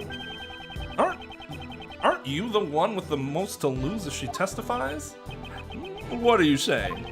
You see, as a former prosecutor, you'll have to speak a little more clearly, you know? Very well, as you wish, I shall answer clearly. Miss Jensen played an essential role in this case. She was an accomplice.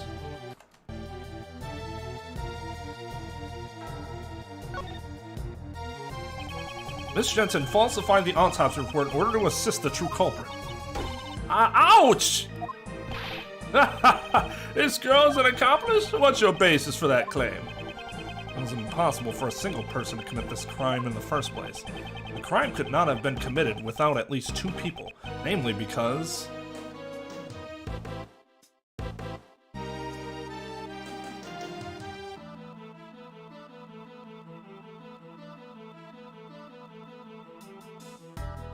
the victim could have been moved with 1 person. The number of people would it match? Oh, for the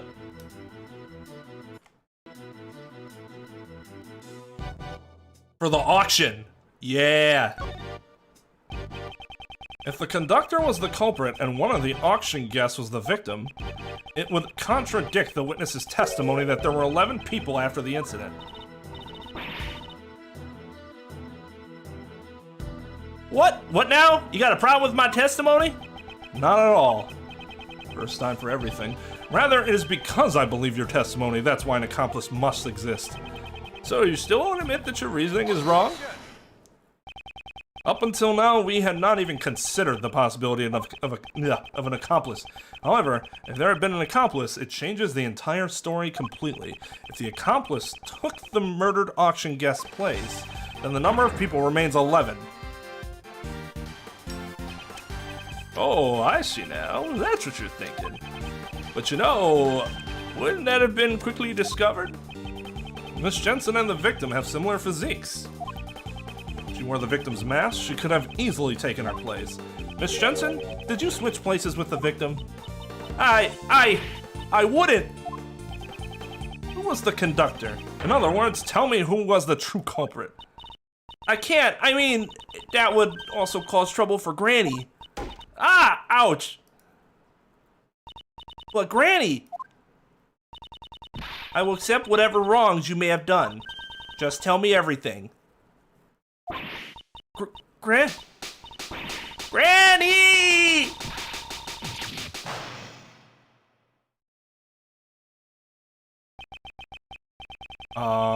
Not sure what the fuck happened there, but as I thought, it appears you really were the accomplice. Miss Jensen, why? Miss Jensen, would you please tell us? Yes, it's okay, Granny. I'm fine now. I switched places with the victim, Miss Crane. So you admit to being the conductor's accomplice? Yes, I helped out the conductor. I don't really know why, but for some reason, the conductor was expecting to be attacked by Miss Crane. The conductor expected an attack from the victim? They were so sure it was going to happen that they came up with a plan to counter it. A way to beat the victim at her own game. And that's when I was called in. I was told to wait in the storeroom before the auction began. Whoa there! You ain't fooling my eyes! If you were waiting in the storeroom, I reckon I would have bumped into you. After all, I've been up in that storeroom the entire auction. I'm telling the truth. I wonder about that, you know. Can we really believe a girl who would falsify a report? To admitting to a much worse crime? Yeah, I think we can trust her. There should have been many places to hide in that storeroom. And by all means, tell me, where did our little nurse hide? The place in the storeroom where Miss Jensen hid was... she was a jack-in-the-box. Take that! She hid inside the costume trunk. A costume trunk, eh? Now that you mention it, that box was already there before I snuck in. I figured I would hide in there myself, but it was wrapped up nice and tight with a chain. And it was locked too, so I had to give up. I suspect that when you sneaked into the room, Miss Jensen was already inside the trunk. Yes, it would have been bad if one of the guests from the auction opened the lid. After instructing me to hide inside, the conductor wrapped a chain around the costume trunk. I think they went downstairs using the lift shortly thereafter. It was right before the auction. So then, when the auction began, only you and Miss Hall were in the storeroom. Yes, that should be right. The auction had been going on as usual, but when a certain participant made the winning bid, the conductor committed the crime. Miss Hart must have heard the altercation that occurred then. You betcha. I was trembling behind that there statue the whole time. Following the altercation, Joe Crane was murdered. After killing Joe Crane, the conductor carried her body to the costume trunk.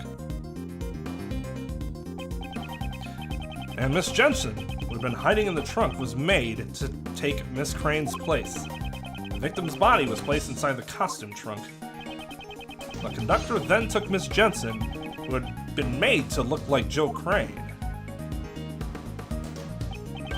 and returned to the auction hall as if nothing had happened. Was this roughly what happened in the storeroom during the incident? Yes, that's right. Pulling the old switcheroo with one of the auction guests. Ain't that impossible? That gal and the murder victim are two completely different people, you know? Don't you reckon one of the other participants would have noticed and caused a ruckus? No, not at all. The reason they didn't notice the switch was because...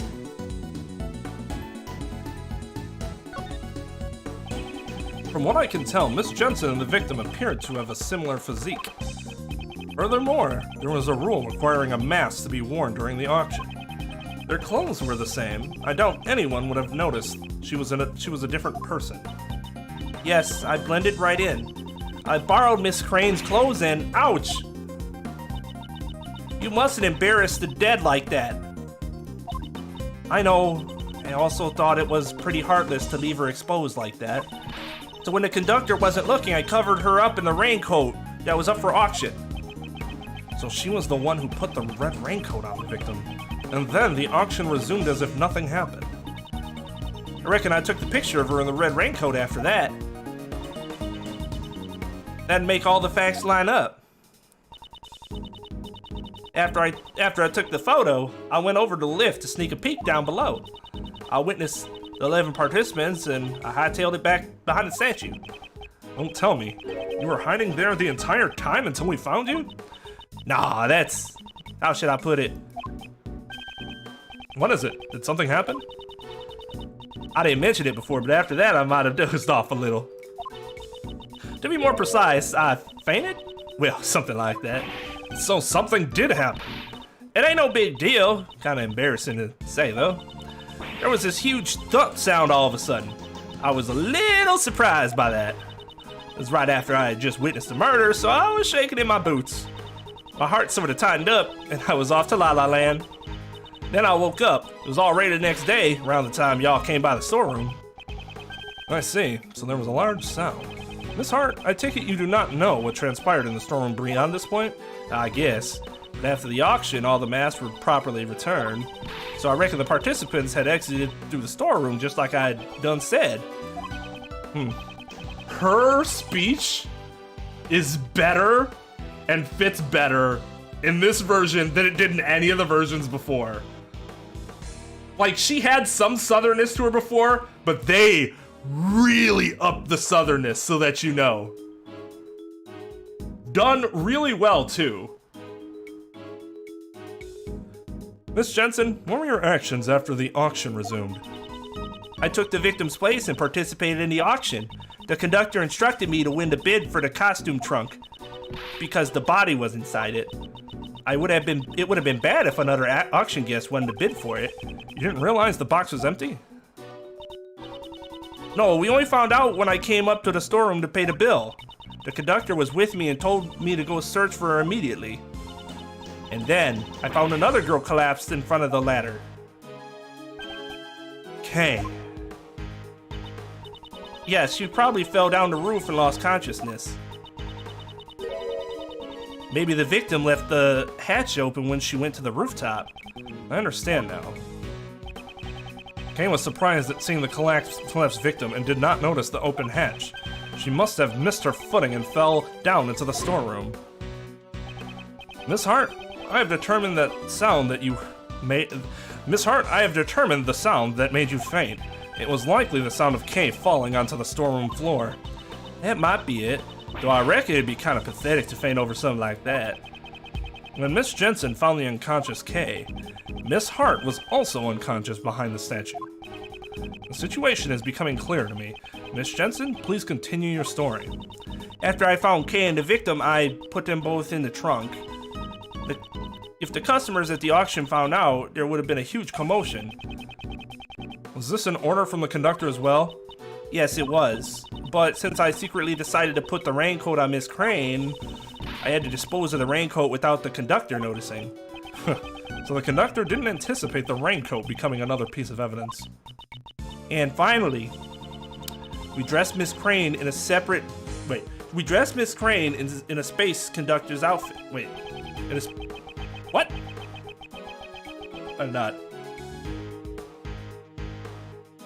Spare. So we dressed Miss Crane in a spare conductor's outfit. I see. In doing so, you made the victim appear as if she was the conductor. In the end, the auction ended without anyone noticing anything. Miss Jensen, your crimes have become clear. If you know anything else, please hold nothing back. I want to help you more, but that is all I know. If I had to say, there is just one thing that bothers me. When I took Miss Crane's place, I borrowed her clothes, but there was no way for me to borrow her hair. Ouch! What kind of coroner's assistant goes around stealing a corpse's hair? I would think that robbing the deceased of their clothes would be questionable enough. Both the color and the length of our hair is different, so I was worried about how to disguise it. However, the conductor even had a wig prepared for me. In fact, he had two of them. Inside the costume trunk, there was both a straight wig and a wavy wig. Two wigs? Why are there two? Who knows? Maybe it was a precaution in case the victim had changed her hairstyle. I ended up using the straight wig to match Miss Crane's hair. So that means the wavy wig was left unused. Is that really all you know? Yes. Yep, that's really all I know. Well, that means you don't know who the conductor is? I'm sorry. I only knew that person as the auction conductor. I never saw that person without a mask on. Why did you do it then? The conductor seemed to be on guard towards everybody. Ugh, at this rate. Edgeworth, is that all you got? Even if that little nurse is an accomplice, it changes absolutely nothing, you know? Doesn't her testimony absolve Kay? It changes everything. It doesn't pin him down, no. But it shows that Kay's not the murderer.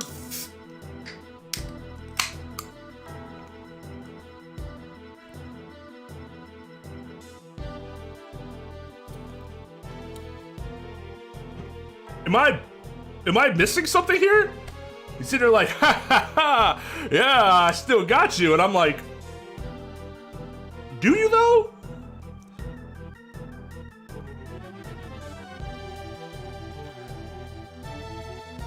Because in Ace Attorney games, it's not enough to just prove that somebody's innocent. You have to show that somebody else was guilty too. Specific. If that little nurse is an accomplice, it changes absolutely nothing, you know? In the end, the true culprit still Kay Faraday. All you did was add another criminal, you know? The rule of law cannot be overturned, at least not for your sake.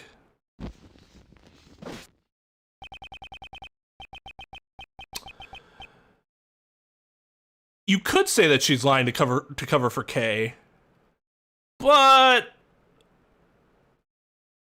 that still doesn't, like, Lada's testimony together with her testimony seems to suggest that it was in fact not Kay. Versus it being Kay, at least.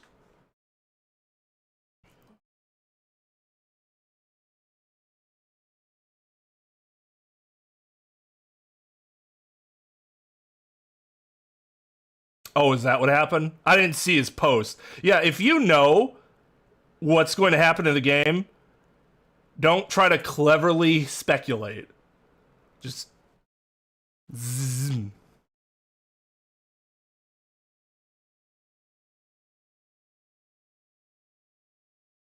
Right. Exactly, because it's not speculation. You know what's happening, so it's hinting. And as we know, No hints.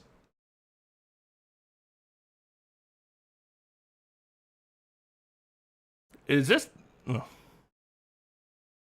as far as I go? Am I unable to save Kay? Ah, here we go.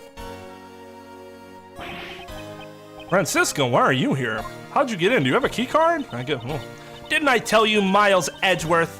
Wherever there is a case, I will follow. Prosecutor Von Karma, your hard work is most appreciated. However, don't get the wrong idea. I only came here to find out the truth behind what happened to Kay Faraday. I don't plan on forgiving you for abandoning the prosecutor's path. That's the name of the game. I understand. You should thank your former subordinate. He gave me some valuable information which may save Kay Faraday. Detective Gumshoe did. Listen well, Miles Edgeworth. This will be the final piece of evidence. Jill Crane suffered the wound on her head first.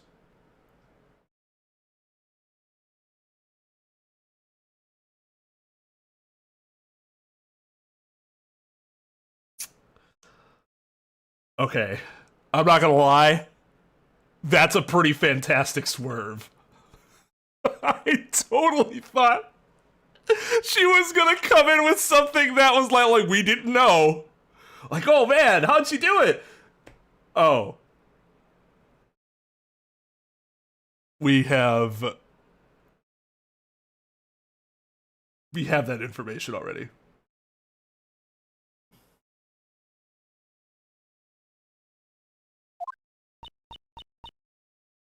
Courtney's like, oh god damn it, Francisca.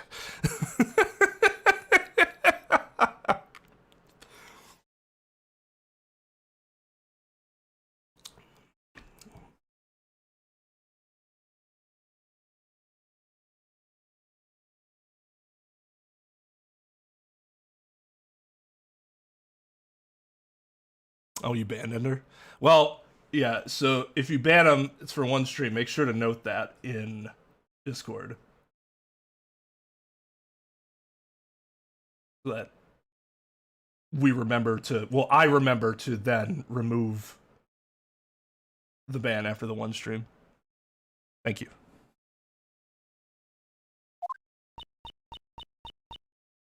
Even Kay's like, I can't remember, like, anything, and I know that's worthless. Well, someone say something!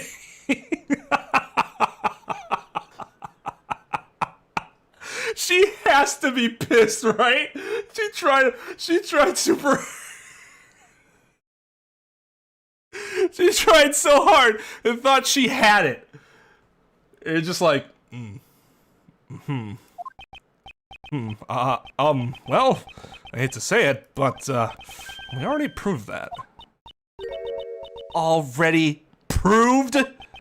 Yes, just a few minutes ago. Ah! You should have told me sooner.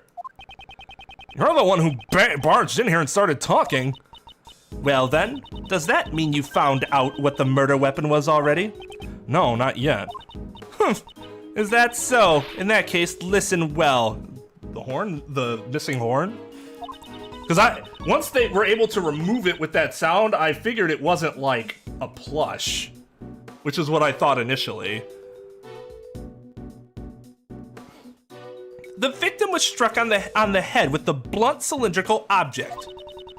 The wound on her chest was suffered post-mortem. A cylindrical murder weapon. Objection. Yo, this report of yours, I trust it's accurate, of course. Oh, I'm sorry. Are you questioning Interpol? Hey, young man. Hey, how about you go sit in your chair and be quiet. Let the adults talk.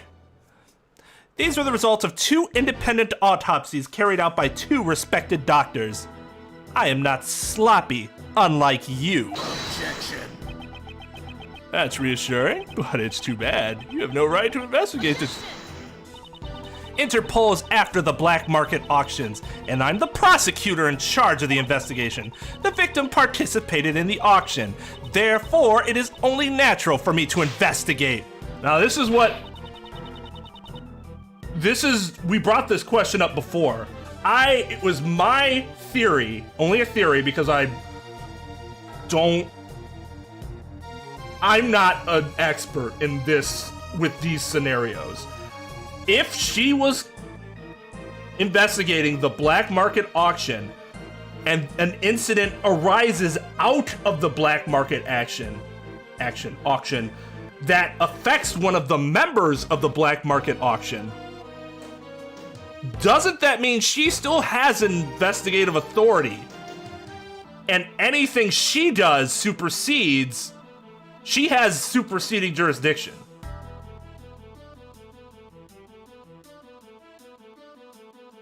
That's just a reminder as to what my theory was.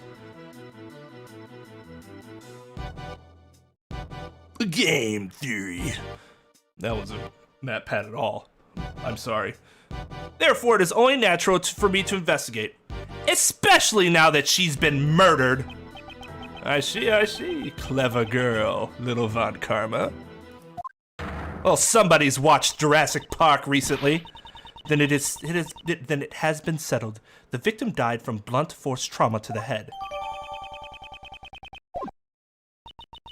Unfortunately, the murder weapon has yet to be found. Just knowing the shape of the murder weapon gives me an idea as to what it might be. Hey, it's my investigation. No, it really isn't. We didn't find any other murder weapons, you know? If you consider the conductor's possessions on the crime scene, the answer should be clear. The blunt cylindrical object used in the auction hall was... Oh, it was the gavel. I wanted it to be the horn. It was something that the conductor had in their hand during the auction. Did the bull lose its horn in the case? Now I don't remember if that... Did we talk about this already? Did the bull have two horns? Or was it always missing a horn when we took it?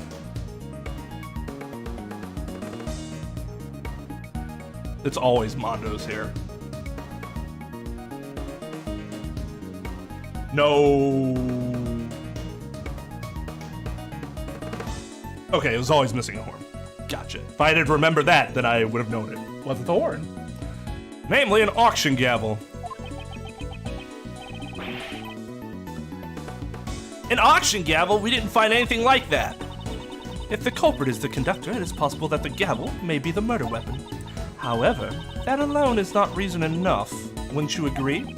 Of course, I have proof to back it up. This piece of evidence proves that the murder weapon is the auction gavel.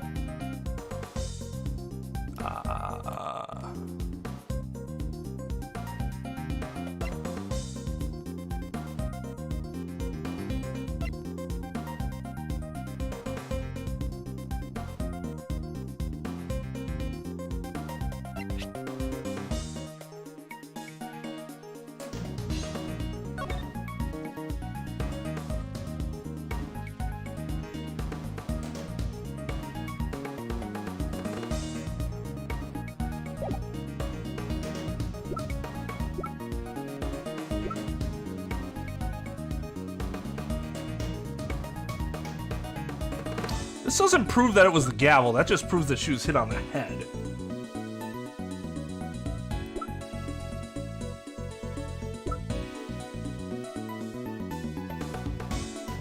Oh, didn't Lada say that he didn't have the gavel anymore?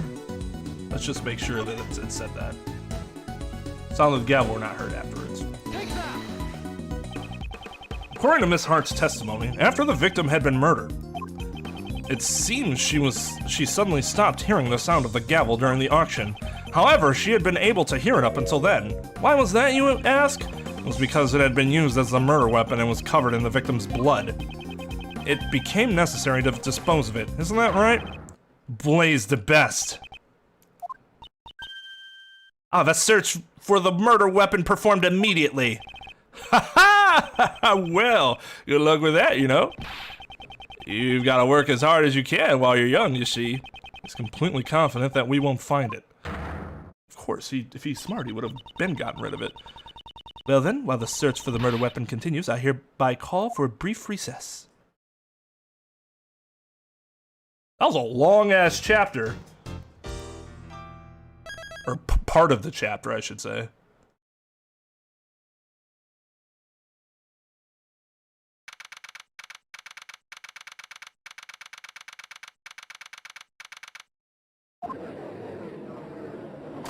Ah, they're doing the courtroom thing too. They're talking.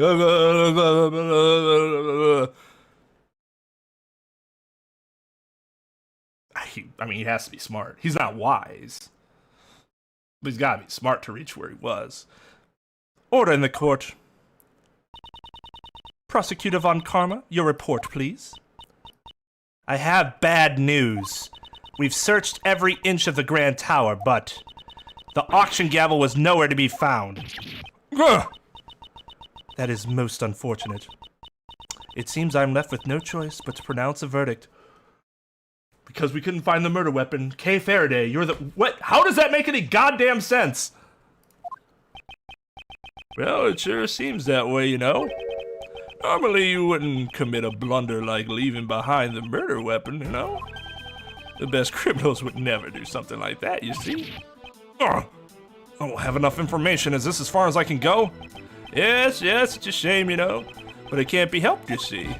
This takes me back, you know. All those defendants who came to me asking for a plea bargain, they trusted me, you know. They told me every one of their dirty little secrets, you see. And when it came time for the trial, I'd get them sentenced to life in prison. They were all completely dumbstruck, you know. Each and every one of them. That's prosecutorial misconduct. Like 100%. There's no way he could get away with continuing to do that over and over again. Absolutely no way. Judges are not okay with prosecutors simply deceiving everyone in order to get a confession like that. I'll give you something. Ha! Psych! Maybe in Japan. Maybe in Japan. I don't know. And if they do in Japan, it's fucked up.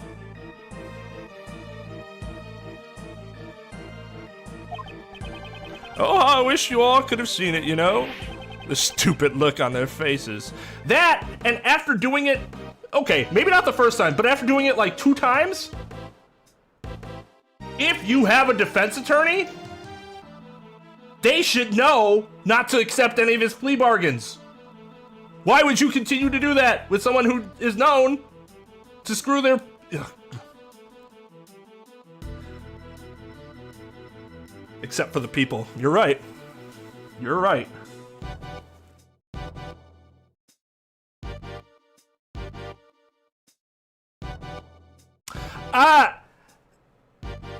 But they didn't know. There were rumors, and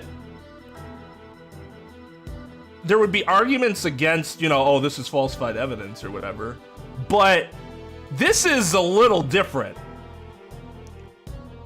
If you tell the judge, I would not have confessed, I would not have entered into this deal unless they were going to suggest, because the judge, in the United States at least, judge can still sentence you however they choose. And we're talking about bench trials here. The prosecution can simply, we have a plea deal, we suggest this be the punishment. The judge can still say, fuck you all, I'm giving you a different punishment. But if you're saying we agreed to this plea deal, especially if you have an attorney, and you've confessed, and suddenly they're like, we're gonna give you life in prison, that's gonna raise some eyebrows when you're like, I never would have done this. They lied to me. Several times?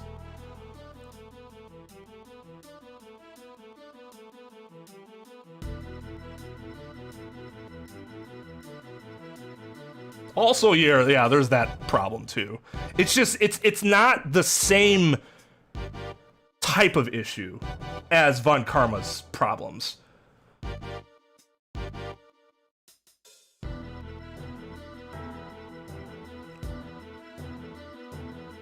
Oh, how I wish you could all have seen it, you know? The stupid look on their faces. I shall hereby announce my verdict. Please humbly accept the words of the law.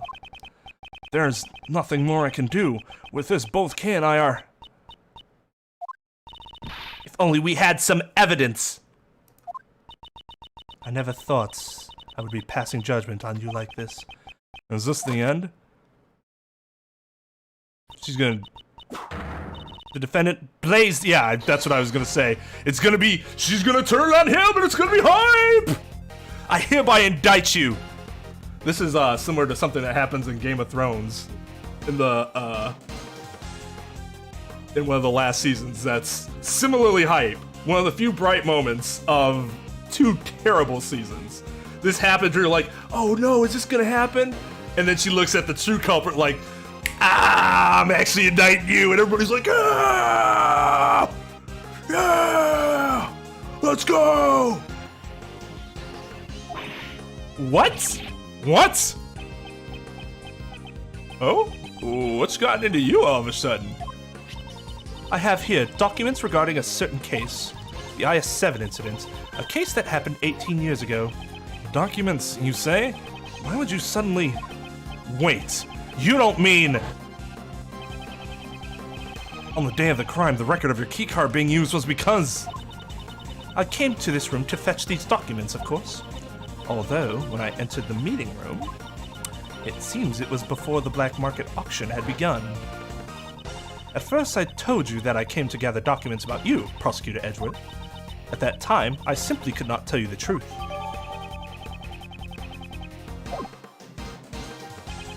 What are you doing, Justine? Why are you indicting Pops? Without any basis, this is slander! Ow. That was a wonderful remark, Sebastian. Huh? Really? Of course there is a basis. During the case 18 years ago, Prosecutor Manfred von Karma fabricated information regarding the body. That was because the body of the sculptor, Isaac Dover, had been stolen. Oh, is this the fabricated autopsy report? I didn't even put that together before. Oh, that's sick. Papa fabricated information about a...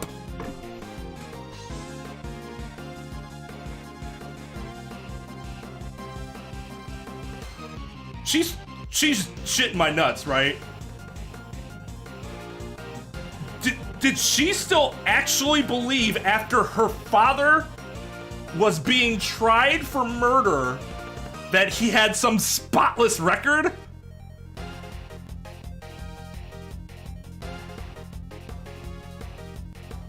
He was going to get convicted of murder before we think he hung himself in prison. That didn't send off any red flags in her head. No wonder she was so pissed at Phoenix. She didn't realize her dad was a fucking awful person. I honestly thought she was aware that her father had done something, and her crusade was more of a redemption of the Von Karma name, so to speak. I was wrong. Oh, Francisca. Poor Francisca. Papa fabricated information about a body? What do you mean? Detective Lacer, who handled the initial investigation, reported that the body had gone missing. However, in order to deceive Prosecutor Von Karma, there is a person who purposely did not report to him that the body had disappeared. What? What did you say? That person who would not forgive those who defied him. Nor would he allow others to hold power. He would just use any means necessary in order to bend others to his will. And then, also 18 years ago, Director Young was ordered by a certain individual to write a fake autopsy report. Dr. Young was the one who wrote the autopsy report for the IS-7 incident?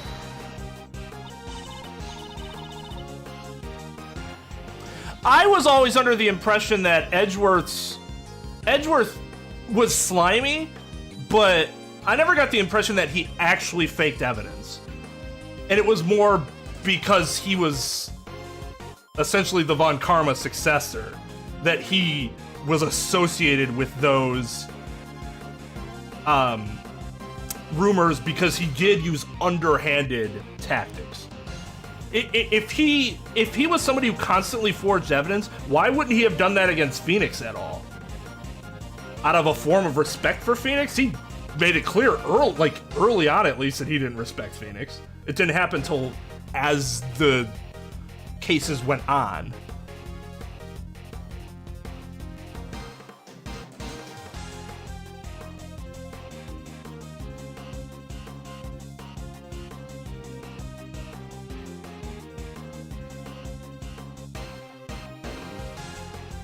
That's how I interpreted it, at least. Please wait, Granny didn't do anything wrong. She was ordered by that person. She had no choice but to obey. That person? That person was the chief prosecutor at the time. The chief prosecutor 18 years ago. You don't mean... The chief prosecutor who gave Papa his first penalty. He seems very happy about that fact. Was none other than you, Blaze the Best. What? What are you saying? Pop should never do something like that. You're an idiot. Sebastian, we do not need your opinion right now. Let the grown-ups talk. Blaze the Best, do you have a rebuttal? Fabricating stuff about the body? Von Karma did all that on his own, you know. Falsifying the autopsy report. Young. You would actually do something like that? Man, you really did some terrible things behind my back, you know?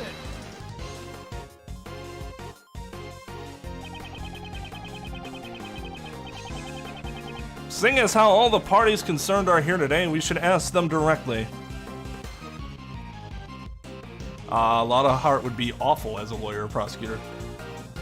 Wait, what was revealed?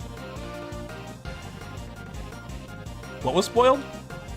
I have Trep go through the comments before I look at them. I don't check any comments until after Trep says, I've gone through the most recent comments.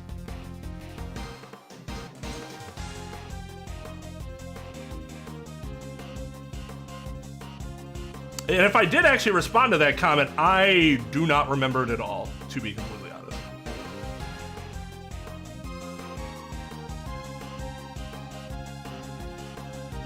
Oh, this game's way better than the prior game plot-wise, for sure. Again, I don't think the last game was bad. But in terms of the plot, this game is clearly superior.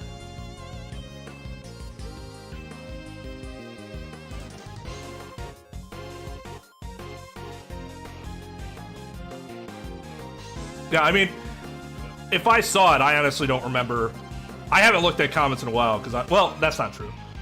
I've tried to keep up with more recent comments, but I'm a bad content creator, so I haven't checked comments. I need to though. It just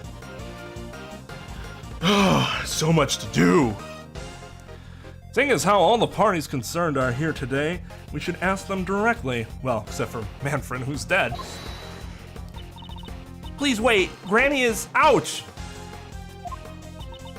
Granny, I'm sorry. I knew, that's why I... Yup, because if I didn't, he said he would expose you. If I didn't assist in the crime, Granny would be prosecuted. That's what that man, the conductor, told me. So Miss Jensen was being threatened.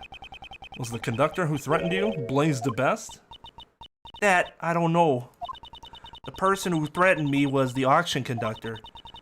They do have similar physiques, but I never saw the person's face. Any trivial thing is fine. Give us a characteristic that could be a clue. That's right. The conductor's mask exposed just a tiny part of his face. There was a tattoo there. I'm sure of it.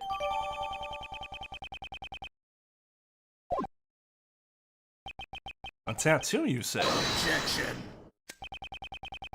I really have no idea what you're talking about, you know. As you can see, there are clearly no tattoos on my face, you see. So that person doesn't match me at all, you know. Can you take your goggles off, please? The person who threatened her, this so-called conductor, I wonder who it is, you know. Or maybe his beard's fake? You haven't cut, because how would he have covered his beard? He would have had to put it in his suit otherwise. Right?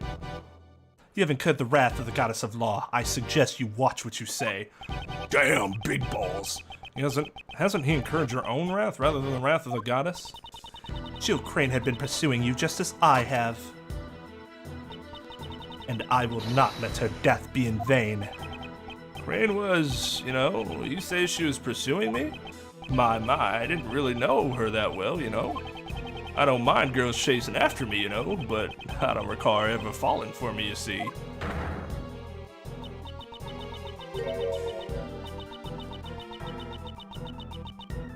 You didn't know the victim well. That is a testimony we haven't heard up until now. Before the eyes of the goddess of law, you shall give us an official testimony. I see. Everyone is bullying me. If you're gonna go that far, that's fine, you see. I'll just have to make you disappear. Every last one of you. Prosecutor Edgeworth, I shall cooperate with you as well. If we let this opportunity slip by, I doubt we will ever get him to stand in court again. Please do not let this chance go to waste.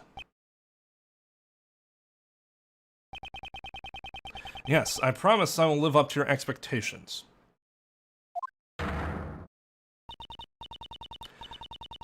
Now then, Blaze the Best, you shall testify regarding the victim.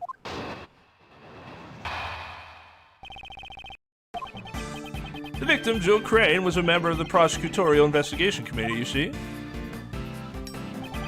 Personally, I didn't really know her that well, Either way, it's not like I had a motive to murder her, I have no idea why she was pursuing me, you see. You intend to deny your guilt until the bitter end, don't you? Of course he does. There's no way Pops could be the criminal. I mean, he's my Pops, He's the very best, like no one ever was. Dun dun dun dun, to catch them is my real test. To train them is my course. You can't see that line and not burst down in the song.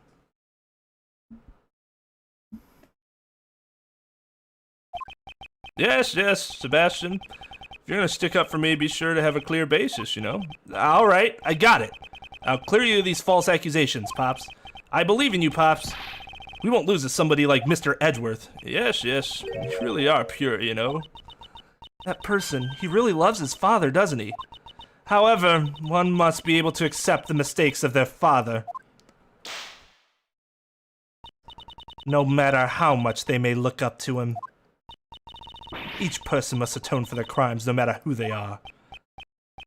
This is going to be hard for Sebastian, but I simply cannot overlook his father's crimes.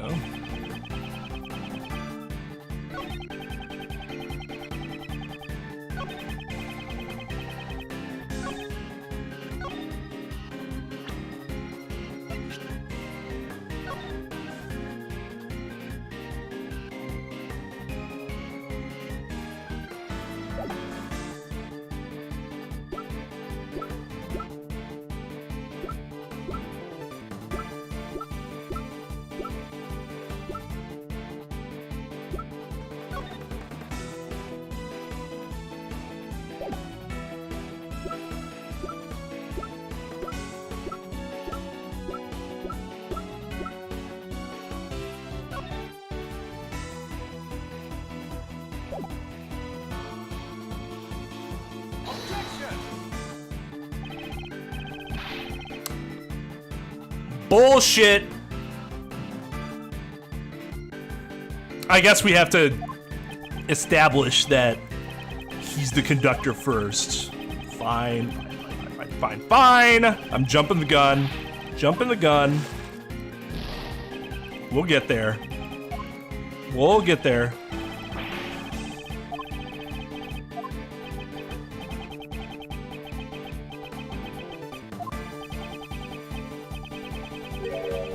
Okay, Jesus Christ.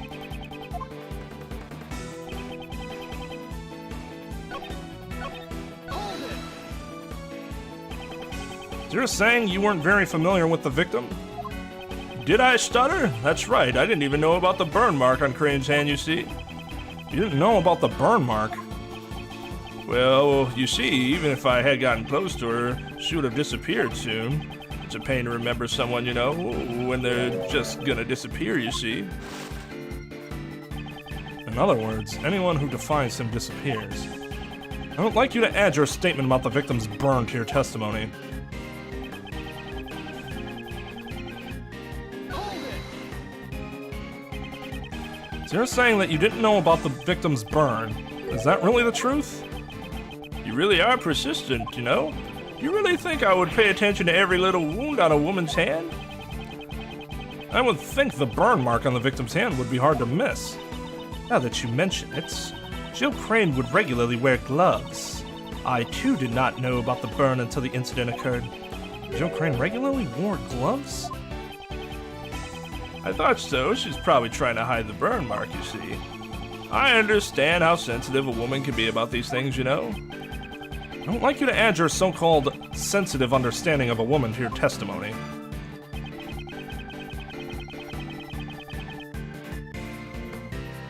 Hold it. So you were aware that she always wore gloves? Well aware. Those gloves were practically her trademark, you see. But I guess they weren't just a fashion statement. She wanted to hide her burn mark, you know. I wonder if that girl over there is also hiding something under her bandages. Huh? I'm not hiding anything. I think you are, you know. You're hiding the face of a criminal. How aren't we well beyond K at this point? Those words should be directed at someone like you. I shall expose here and now the face of a true criminal. Ha ha! How amusing. Go ahead and try it if you think you can. So Jill Crane regularly wore gloves. That's interesting. I should look over the evidence one more time.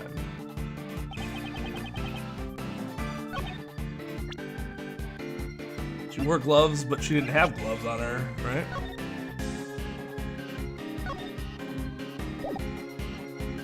She had gloves in her pocket.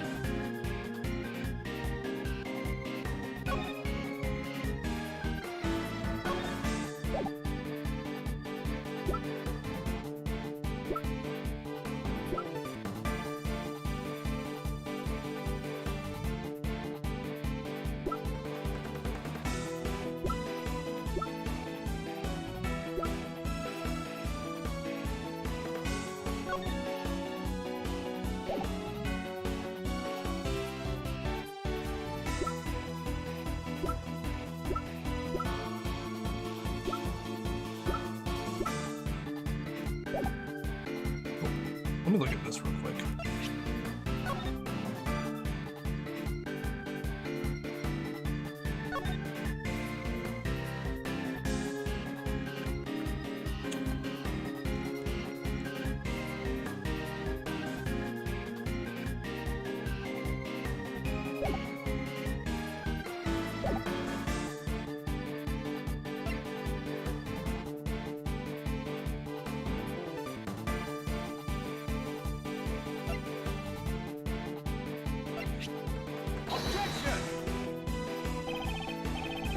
Nope. Okay. She didn't have gloves on, but I guess that all that says is that she didn't have gloves on then.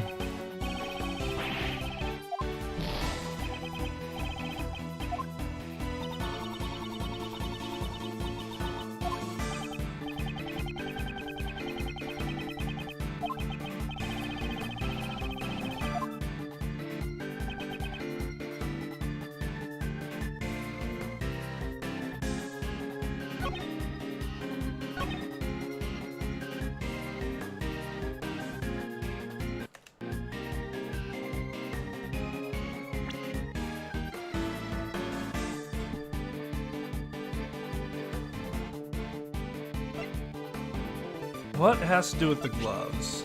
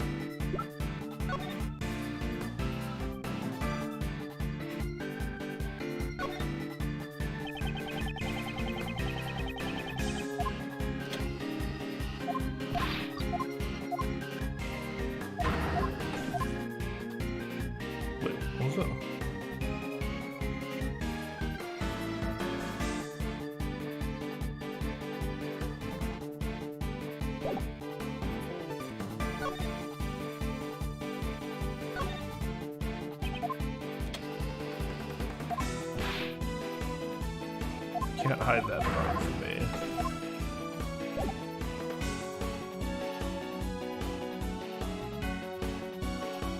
But using this would then... This doesn't actually show that he's the conductor. It just shows that whoever knew her knew that she had the burn.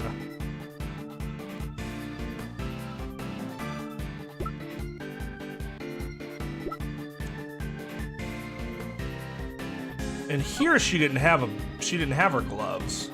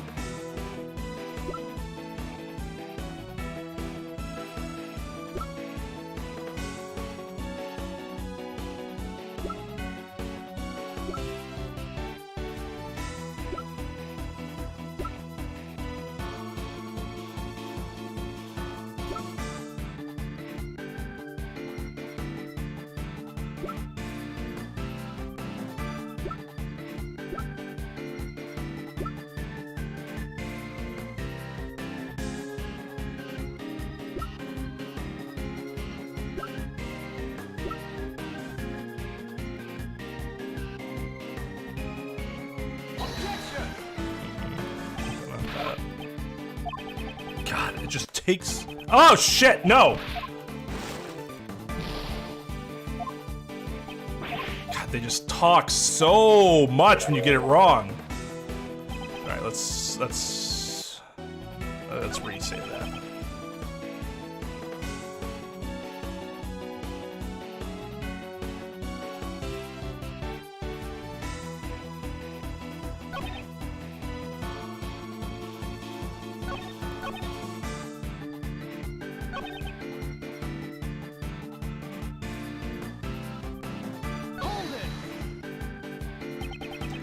Is there ever any trouble between you two over work? Aha! Unlikely, you know. I'm kind of important, you see. I've got reports saying that she was exceedingly capable.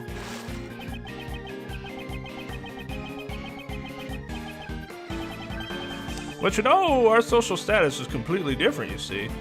So we didn't talk much, you know. That may be true, but it doesn't prove that you didn't kill her.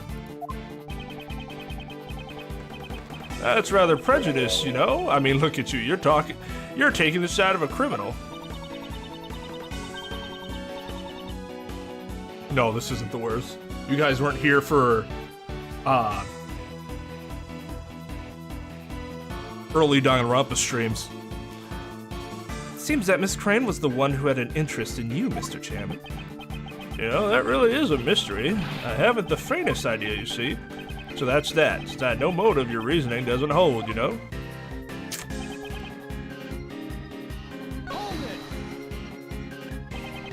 So we have no clue why the victim had been pursuing you? Nope, not in the slightest, you know? It's because Pops is such an important something. It's true, you know. Women appear before me and then disappear and then reappear. Ha! You guys could never reach my Pops level of awesomeness. It would certainly be impossible for a normal person. Having people appear and then physically disappear on a daily basis. Well then, maybe Courtney's going to disappear too. Before that happens, I'll see it to your way of life disappears today. I see. Then I should finish it before the day's over. I'll have to organize my information about the victim.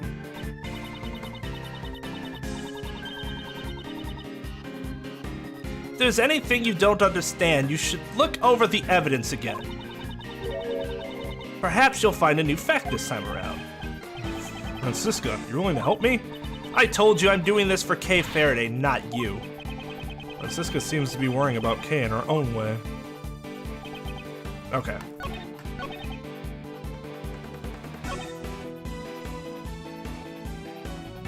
Maybe she was always wearing those gloves in order to hide the burn mark.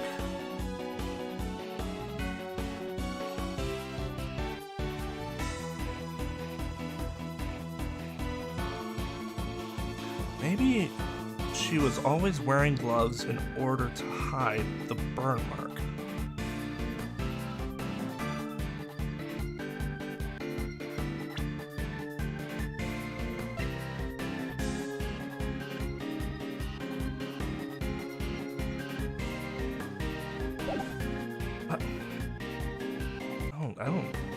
I don't think this is right, but Objection!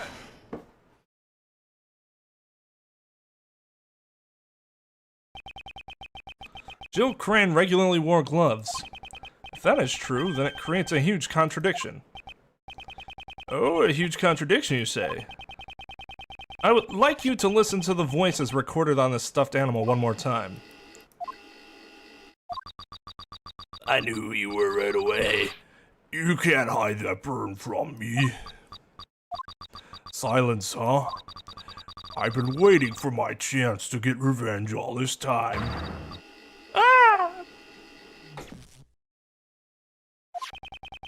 We were under the impression that this was the moment the victim was murdered. I knew who you were right away. You can't hide that burn from me.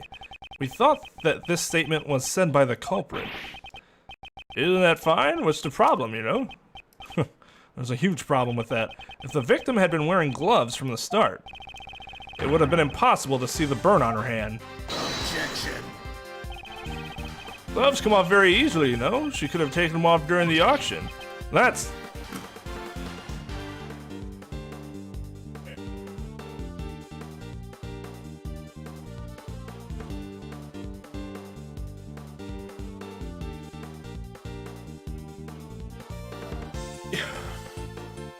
That's why I didn't go down this route, and I thought it wouldn't be it, because it was so... There's so many ways to rebut this.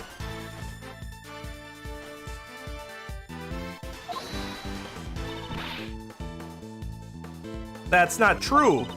Miss Crane had been wearing her gloves when I took her place. Okay. That's information we didn't have.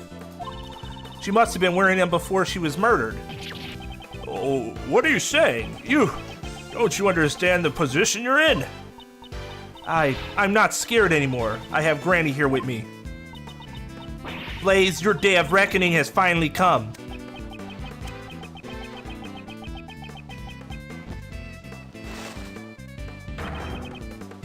Oh, Blaze is way better than Alba. That was a very legitimate point he brought up. I'm pretty sure she never established that she had the gloves on when they switched places, right?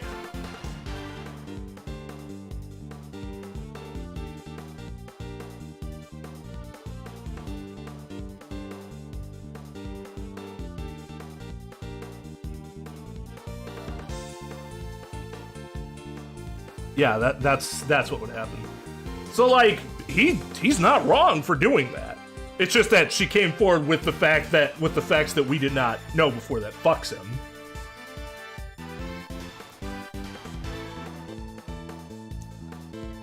Alba's were all just more like, can you prove that I was even here? Can you prove that I'm here right now? It's like, dude, come on. Somehow it seems like you all want to disappear permanently. Hey, he also has some brass balls. Has there ever been another villain who's outright threatened to murder us so blatantly? Did Gant even do that? Von Karma never threatened to murder us, he just tased us.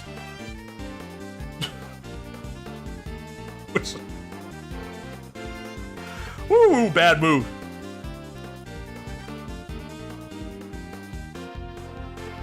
Yeah, well, the killer threatened Maya's life many times. I think, if anything, wasn't the killer like, if you like my services later, Mr. Wright, we can talk about that once your client is found innocent.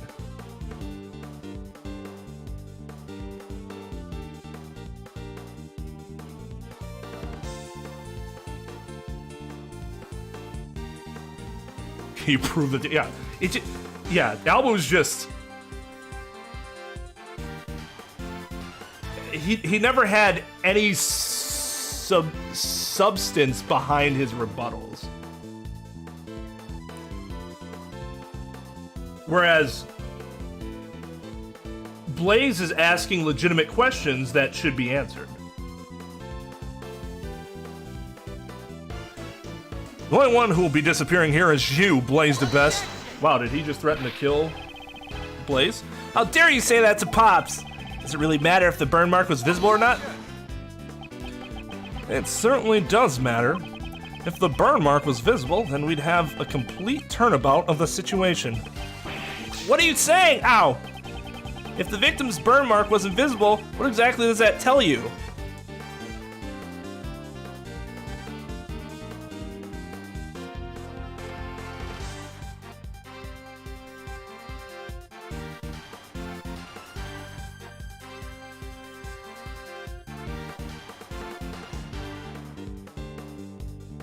What?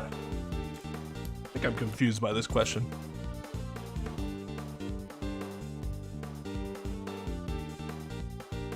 If the victim's burn mark wasn't visible, what exactly does that tell you? The victim didn't have a burn mark.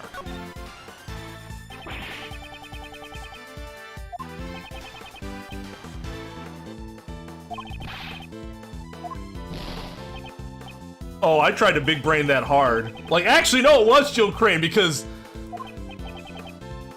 Oh, no. Okay, I'm dumb. That train of thought doesn't work. Nope, fuck.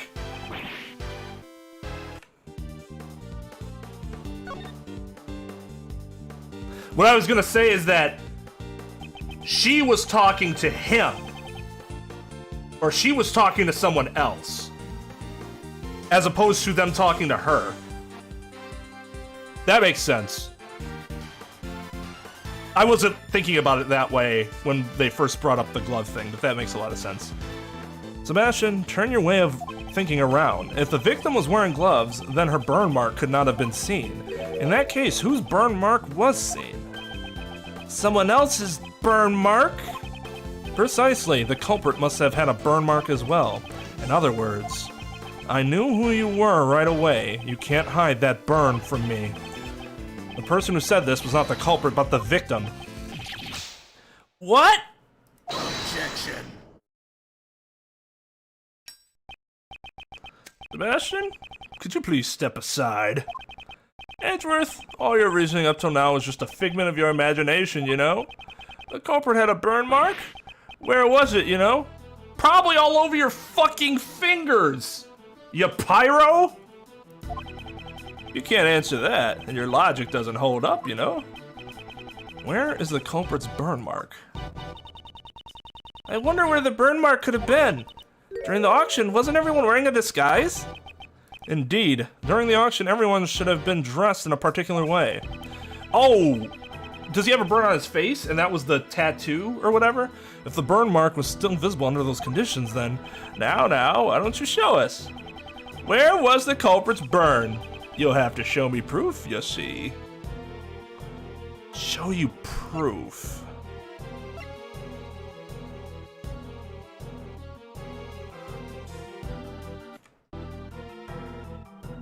Show you proof. Is it in here again?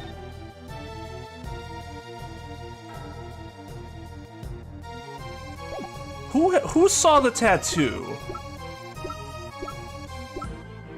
No, it was Karen that saw the tattoo. No. Okay.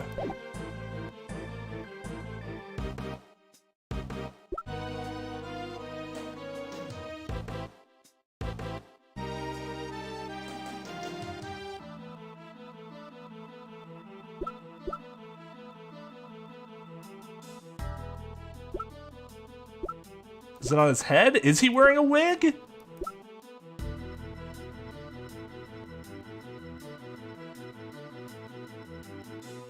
They said they saw a tattoo under the face, but how? We don't have that mask. Oh. Take that! It was what the conductor was wearing during the auction. In other words, the outfit you were wearing at the time. Ha ha! What can you figure out from the clothes alone? The conductor had been wearing a white suit, white gloves, and a mask. His attire had covered up most of his skin. No, I'm on live chat. However, according to Miss Jensen's testimony, why would it censor balls? Hold on. Where was it? On his balls. Have Blaze remove his pants.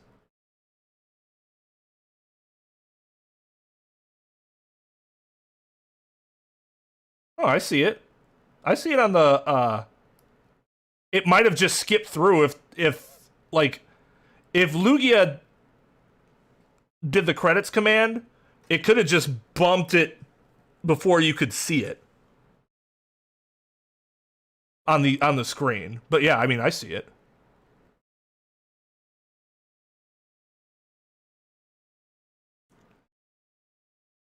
Also, man, anybody that gets a tat on your balls, whew, hats off. Could never be me.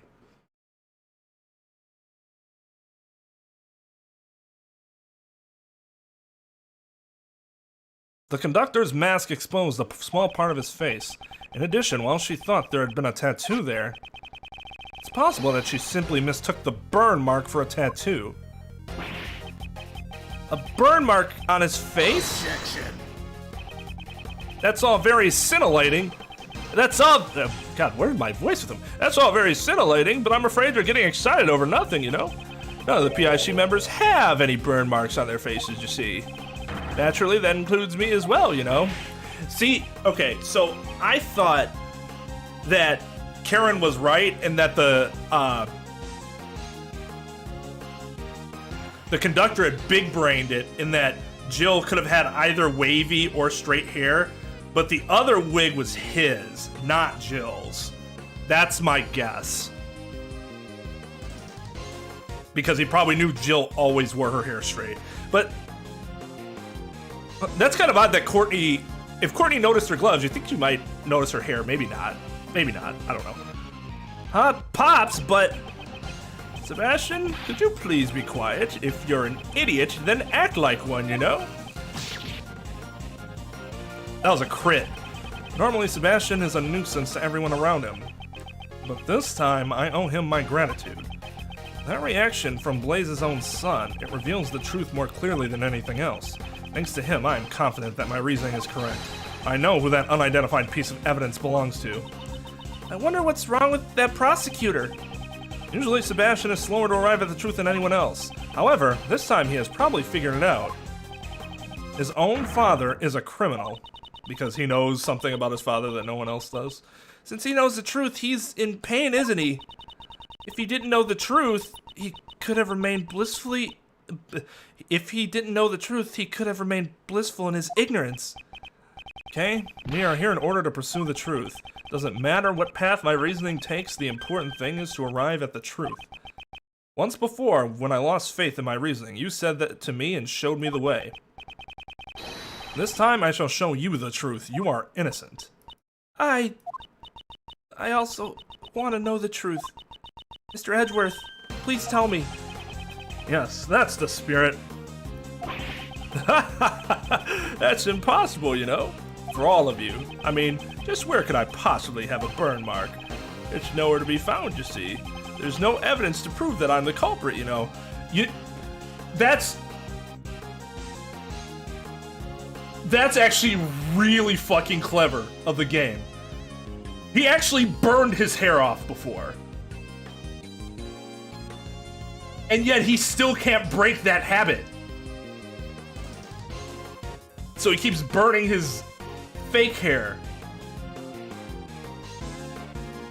Oh, that's nice. That's nice. That's right. There's no contradiction at all. There's no way there can be a contradiction. Not for my pops. Sebastian, I understand why you don't want to admit it. However, If you avert your eyes from the truth, you will regret it forever. Pops, what should I do? I really wonder why you're such an idiot, you know? Sebastian, if you really want to save me, you'll have to try a little bit harder, you see? Gotta use your head, you know? Honestly, you really are a useless idiot. No way! But I tried real hard. I tried my best, Pops. Went to the school you told me to go to, reached the top of my class just like you told me to.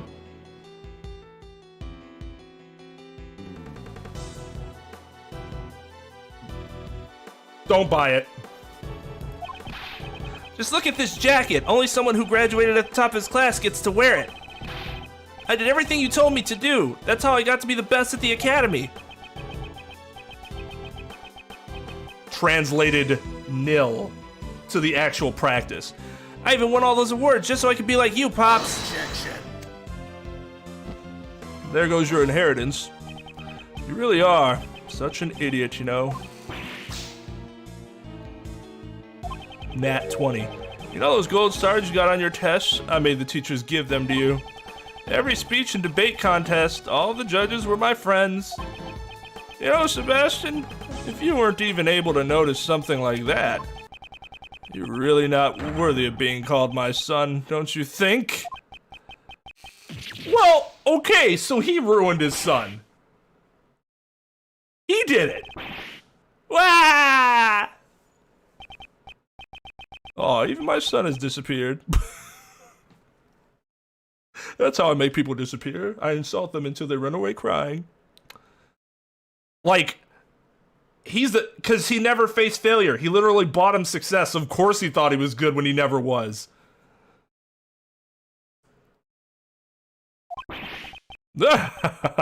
Oh my, it's enough to make me cry, you know? He was trying his best for me, and yet he was totally useless, you know? You are truly a despicable person. As the chairman of the PIC and as a father. Even I feel sorry for that foolish prosecutor. Poor Mr. Prosecutor. Blaze the best, just what do you think of your own son? He's just a useless pawn, you see. Whoa, now maybe you should look in the mirror before you criticize me, you know? I mean, even you also used Sebastian to get close to me, didn't you? I cannot deny that, however. He is not a mere pawn. He always tries to do his very best, even if the results aren't up to par. I've seen just how hard he tries, and yet you refuse to even acknowledge it. You know, that's also really good on the game. You weren't crazy in thinking that Sebastian shouldn't be an attorney yet, a prosecutor. Because he shouldn't be. He absolutely shouldn't be. Excellent. I've seen just how hard he tries, and yet you refuse to even acknowledge it. Haha, that kid is no good, you see. No matter what he does, or is told to do. Prosecutor Edworth, I shall leave it this offering to the goddess of law to you. Deliver her divine judgment against Blaze the Best. Yes, that was my intention, from the beginning. If there was a burn mark on the conductor's face, then Blaze the Best must be hiding it. What was he wearing during the auction? That is the key to revealing the truth. Well then, allow me to hear your answer. Please show me the piece of evidence that proves the culprit had a burn mark on his face.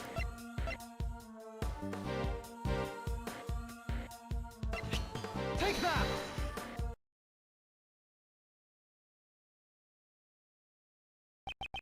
If you would recall Miss Jensen's testimony, there's still one point that remains unexplained. 2 types of wigs had been prepared, one of which was left unused. Do you mean the wavy wig? What are you talking about? It was something Miss Jensen found when she switched places with the victim. What does something like that have to do with the burn? Inside the costume trunk, Miss Jensen witnessed 2 wigs. One of them had been used by Miss Jensen to make her look like the victim. Now then, just what was the other wig used for? Doesn't seem like it was a spare wig. There's no need to overthink it. Just compare the attire of the true culprit, the conductor, with that of Blaise the Best. Don't stare at me like that.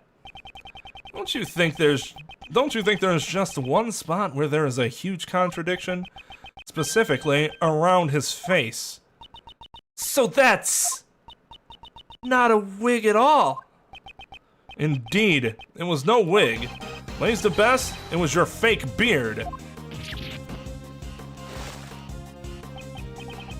Ha! This is a real beard, you know. See how I keep pulling at it to show you that it's weird, it's real, and attached to my face? Like any real beard would be. Don't tease me like that, Edgeworth. Your son must have realized the truth before anyone else. That's why he was trying so desperately to protect you. You were also worried that he would tell the truth. Isn't that why you drove your son away from here? Because he knew that his father was hiding a burn under his fake beard. Grr. Blaise the Best. How about you remove that fake beard of yours?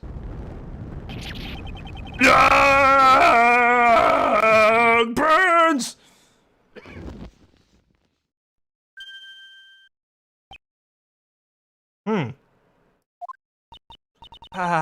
A burn mark.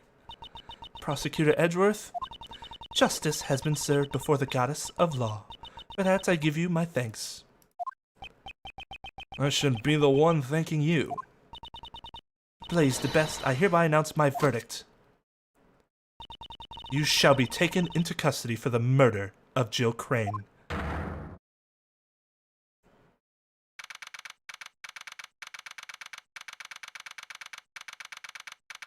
The goggles do nothing!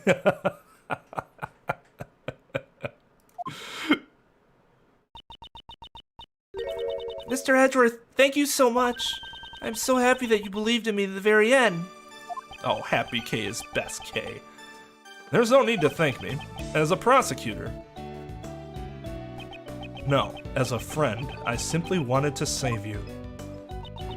Prosecutor Edgeworth, I bring good tidings. It seems that former Chairman DeBest has been safely detained in the detention center.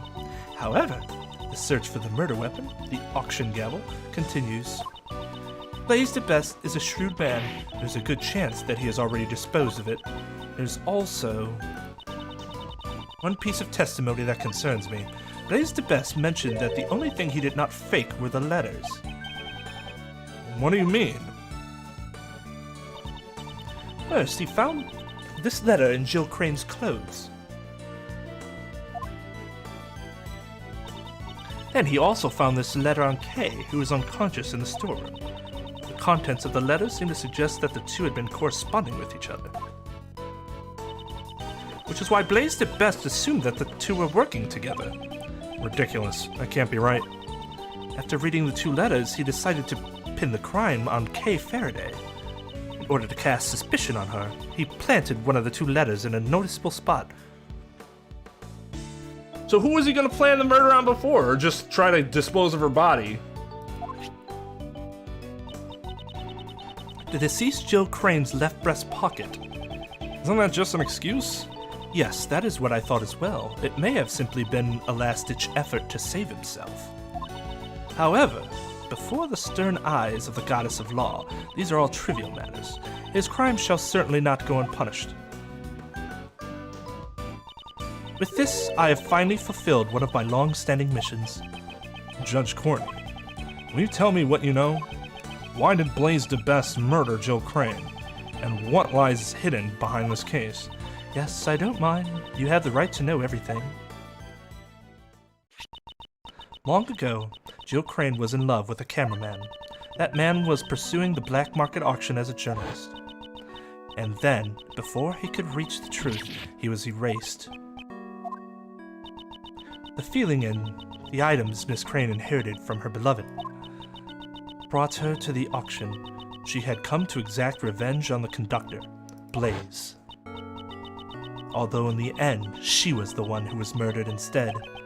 I see. So that's what happened. While the goddess of law cannot condone her actions, we have succeeded in our goal of bringing Blaise DeBest's crimes to light. So Judge Courtney's goal was to expose Blaise DeBest. and reveal the dark secrets of the PIC. By the way, what happened to the young prosecutor? We have been unable to contact him for some time now. Do you have any idea where he might be? I had not been truly working for him, so... I see. I feel very sorry for him. What you should be sorry for is the fact that he was kept in the dark until now. No matter how cruel reality is, he will have to accept it. If he can't, he won't be able to walk his own path in life. Ever. My father's influence is not something that is easily erased. However, I'm sure he will be able to change from here on out.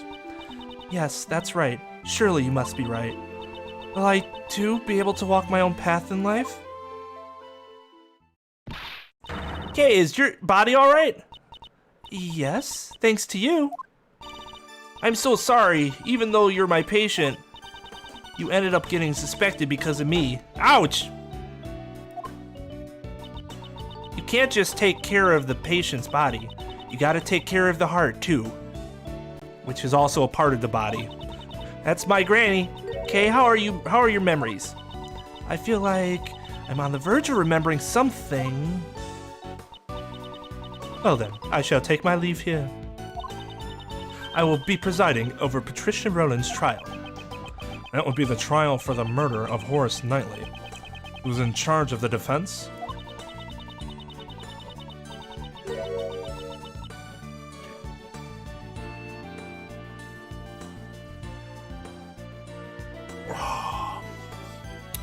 You know, Courtney shows herself to be a good person, probably a good attorney, but she's still a shit judge. Why has she not recused herself from presiding over the case in which she was actually a part of the investigation?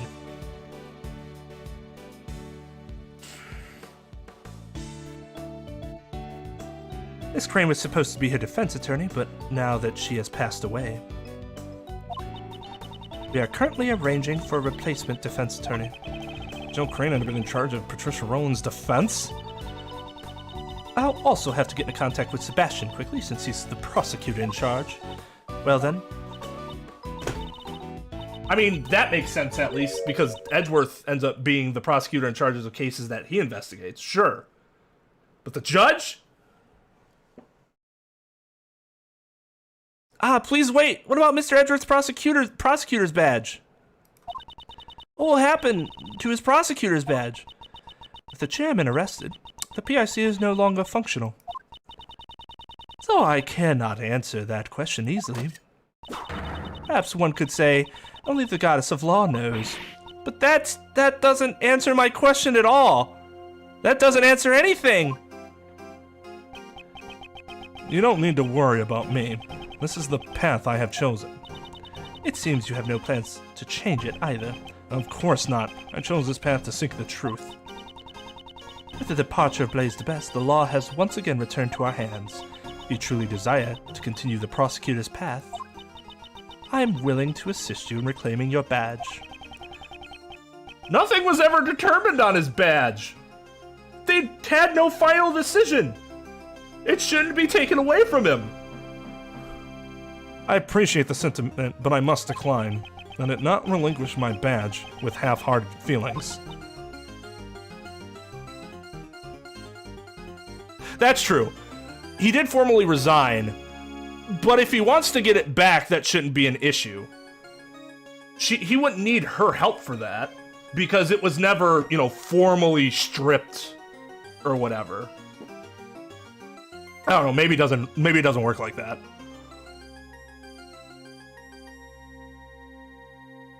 But, I mean, he said fuck it anyway, so. I see. It seems that our paths of law will continue to run counter to each other. Until our paths cross once again, I shall have you hold on to that badge. The point, if you... That was my intention from the start. Get a room! However, on occasion, Goddess of Law is quite generous. Please return this notebook to its proper owner. Kay's promise notebook. It seems this was scheduled to be put up for bidding at the black market auction. The name Kay is written on the notebook. It seems Blaze the Best quickly realized this belonged to the girl, since the letters he found also contain the same name. You speak as if he really did not know about the letters. Are you saying that Blaze really did not prepare the letters himself? Yes, that man said so himself. Kay Faraday's goal was to steal back the notebook. Jill Crane's goal was to get revenge.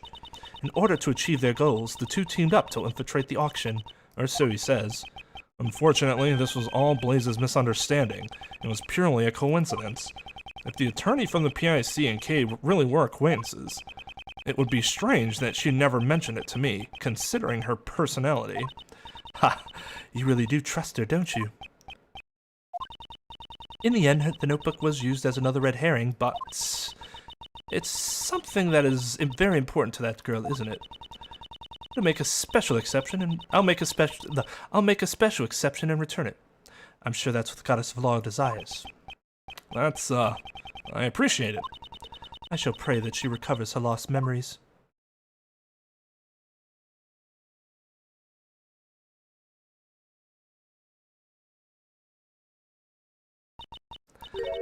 Is something wrong? Kay, I am returning something very important to you. This is... Always greet people with a smile. Even people you don't know. Never cry in front of strangers. Look, Daddy, I wrote them all down! Yep, I'll be sure to follow all of our promises and become a hero just like you, Daddy. That's right. There was one more. I forgot to write down the most important promise. Promise number 5. Always try your hardest to learn about things you don't understand. I'll be sure to remember. I'll never ever forget them.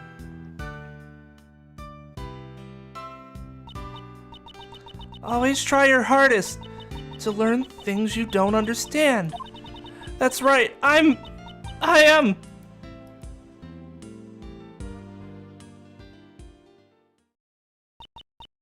am the great thief who steals the truth, Kay Faraday. I'm the second Yatsugarasu and Mr. Edgeworth's assistant. Kay, you remember? It's kind of embarrassing, though. Thank you so much. It's all thanks to you, Mr. Edgeworth. Even when I lost my memories, you were still always trying to save me, right? It seems you're back to normal. Wow, Kay, you've gotten better. Your health comes first. Now you can relax. Just make sure you don't run off and lose all your memories again. Miss Jensen, Dr. Young, thanks for worrying about me. Hey, if you're feeling all better, how about changing back into your own clothes? I washed your clothes for you, Kay, so they're nice and clean. These clothes. Wasn't Detective Gumshoe holding on to them? He said forensics was done with them, so he gave them back to me. Have they revealed the results of the analysis yet? To be honest, I actually didn't think to ask about that. Now, more importantly, let's hurry up and get you changed, Kay. Still, isn't it better if we do not remove her bandages? She should be fine now. Kay just bumped her head. She didn't really have any other major injuries. Yeah, what the fuck? Then why was she so heavily bandaged? Better safe than sorry. A pound of prevention is worth an ounce of cure. That's my motto. What a troublesome motto. Come on, Kay, let's get you dressed up over there. Now, this is definitely what a great thief should look like. A smile certainly suits you best. In the past, and now as well. Miss Von Karma, thank you for coming too. I only came because Scruffy asked me to. That's Scruffy, he always wanted to see your energetic self again. Gummy! What happened to Gummy?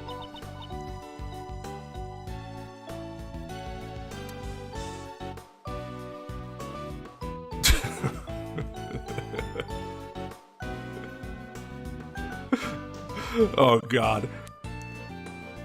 Who knows? Maybe he was disgusted with the man who willingly threw away his prosecutor's badge. Detective Gumshoe. I must be going soon. I'll be taking these ladies in for questioning. What's going to happen to the two of them? One aided in the murder of an attorney, the other forged an autopsy. God. Whoops. One aided in the murder of an attorney, the other forged an autopsy report 18 years ago. Those crimes definitely won't disappear. Of course, I will mention it to the court that they were being blackmailed by Blaze. We'll be just fine. As long as Granny's by my side, we're invincible. She might die tomorrow. Oh yeah, that's right. She's only 60.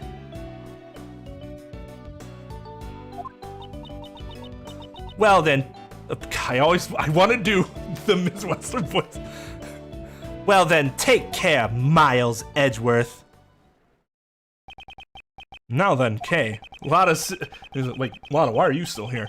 Sorry to ask so soon after you regained your memories, but I have some questions. Sure, ask me anything you want. What were you doing on the day you lost your memories? On that day, I was asked to come to Gourd Lake.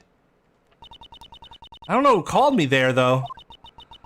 As I was watching the moon at Gourd Lake, a person in a red raincoat approached me. All of a sudden, he used some kind of drug to knock me out. What? What is she saying? The place where Kay saw the moon was at Gourd Lake? When I woke up, it seems I somehow ended up on the roof of the Grand Tower. My mind was still in a daze, so I stumbled around for a bit. That's when I found the person in the red raincoat collapsed.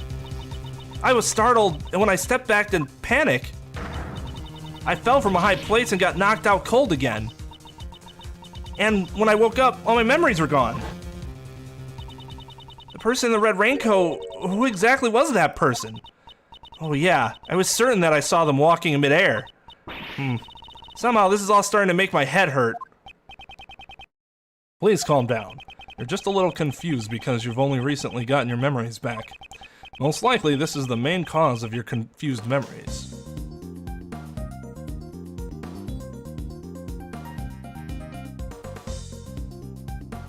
Wait, it's gotta be... I'm gonna save this, because I'm a min-maxer. This is probably the main cause of your confused memories. You saw the moon at both the Gourd Lake Park and the Grand Tower rooftop, which led you to confuse the two places. Huh? But aren't they totally different places? Even if I was in a daze, you really think I'd get them confused? Most likely, there was something at the Grand Tower which most likely there was something at the Grand Tower which led to your confusion. The stand! Take that! The Grand Tower rooftop and Gourd Lake have 2 points in common. They both have a cherry tree and a food stall. Ah, now that you mention it! Your memories were confused because you had been in 2 similar locations. The person that you first saw could not have been walking in midair. They were simply walking on the ground at Gourd Lake Park. You must have gotten that scene confused with the Grand Tower rooftop. So that's what happened! How dare they steal the memories of a great thief? They'll pay for this! Nevertheless, I wonder who the person that assaulted Kay was. The person in the red raincoat who appeared at Gourd Lake. What's that noise? Sounds like it's coming from the storeroom. Mr. Edgeworth, let's go check it out. What's this? My shutterbug sense is tingling. I smell me another scoop. You're still here?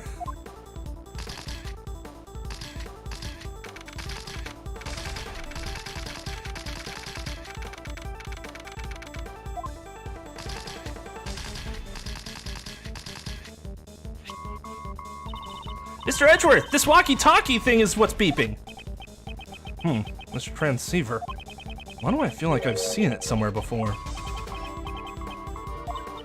It's still beeping, Mr. Edgeworth. I'm not particularly familiar with this sort of device. Come on, we have to answer it. Here goes. Hello, Edgeworth speaking. Kay, please don't just answer it on your own. I am speaking with Mr. Miles Edgeworth, I presume. His voice is Shelley the Killer. I congratulate you on resolving the case. However, Can you truly say in good conscience that it has been solved? Are you aware of the mastermind who was pulling the strings behind this incident? You? Why do you know about the incident? That's not important right now. Wouldn't you agree? Right now we're discussing the mastermind behind this case. I've had an inkling that such a person existed even before you said anything. So Shelly has like a billion red coats, right? Because that was definitely Shelly who knocked Kay out and brought her up top. After all, there was evidence to suggest that someone had used Kay to disrupt the investigation. Huh? There was? So, who's this mastermind? I would like to hear your thoughts on the matter. Would you kindly show me the evidence that indicates the existence of a mastermind?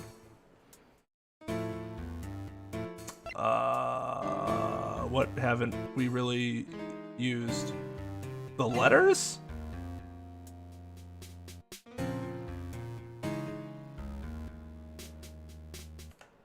The only thing we haven't used is the IS-7 incident documents. Take that!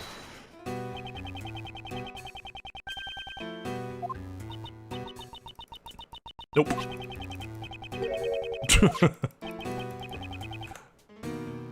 Okay, so not that.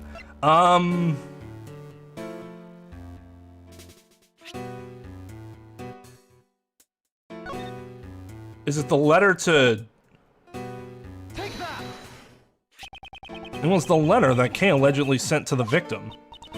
Come to think of it, I don't remember writing that letter at all. Who could have prepared this letter? I too am quite curious to know. So you're not the one who wrote the letter? What can I possibly gain from doing such an act? Is it not necessary for you to stand in court in order to make the truth clear? What can you possibly do now that your badge has been taken from you? I look forward to finding out from the shadows. This man, how does he know that? Do we have an understanding? Please ensure that you do not betray my trust. Now then, if you'll excuse me. He said the case wasn't solved yet. What do you mean by that? And why would Mr. the Killer even bother telling us that? Nothing makes sense anymore. This case has not reached its true conclusion yet. However, although I've lost my prosecutor's badge, who I am still has not changed. While I don't know where this may lead, I shall reveal the truth, I swear it.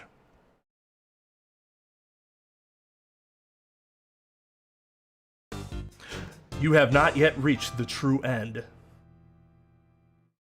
The grand turnabout. Save! Clear! Yes! Alright, that's going to be it for me. Hold on. 1 second. I said we were going to finish this chapter.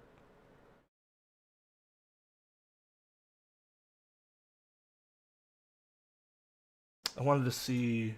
Did Light send me...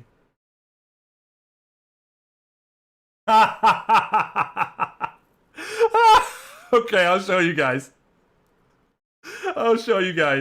That's awesome. Alright, you guys ready? Oh, that's sick.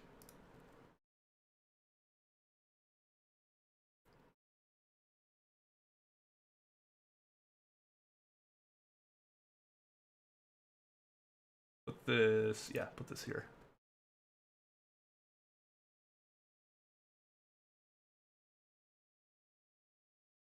Alright, this is what Lightgazer did. If anybody's interested in using it, make sure to ask him.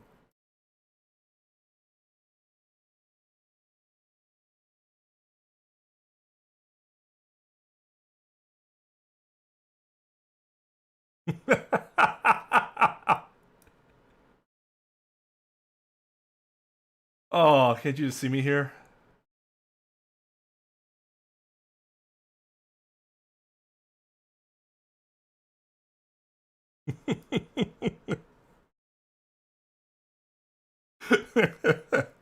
Oh, that's really cool.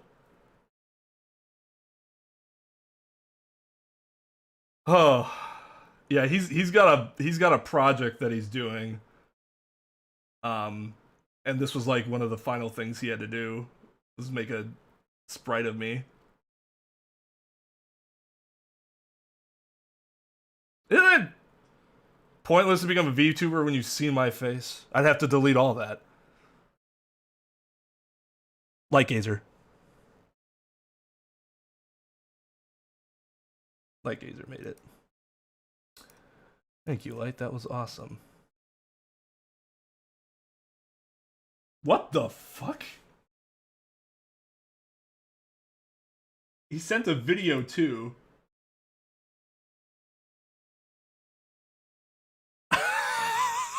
Okay, I didn't get what it was at first, but now I do. I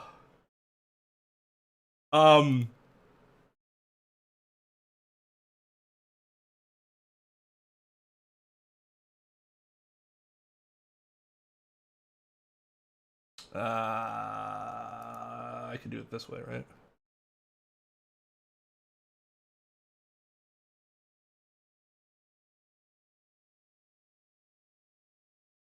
Sneak preview. Little sneak preview.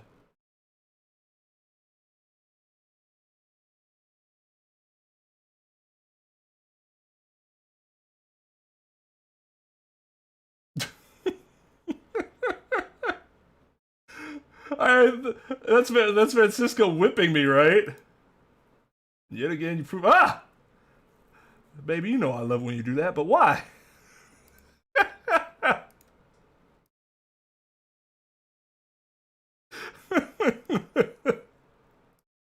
Oh, that was fantastic. What a great end. What a great end to an otherwise shitty day. Yeah, so we'll be back Monday. Remember, next member stream will be next Friday then. For us, it'll be the Friday after Thanksgiving. So we're going to be going crazy because that's always a crazy weekend because nobody works. Well, people do work. Unfortunately, if you're in retail and you have to work Black Friday, it's the absolute worst. So my heart out to those people. But I, fortunately, work in a profession where if there's a holiday, nobody's working. So it's just how it is. I mean, like, if you had a bunch of cases piled up, you probably have to work. But, like, there's no court. You know, no judge is scheduling court on the Friday after Thanksgiving. They're not going to do that.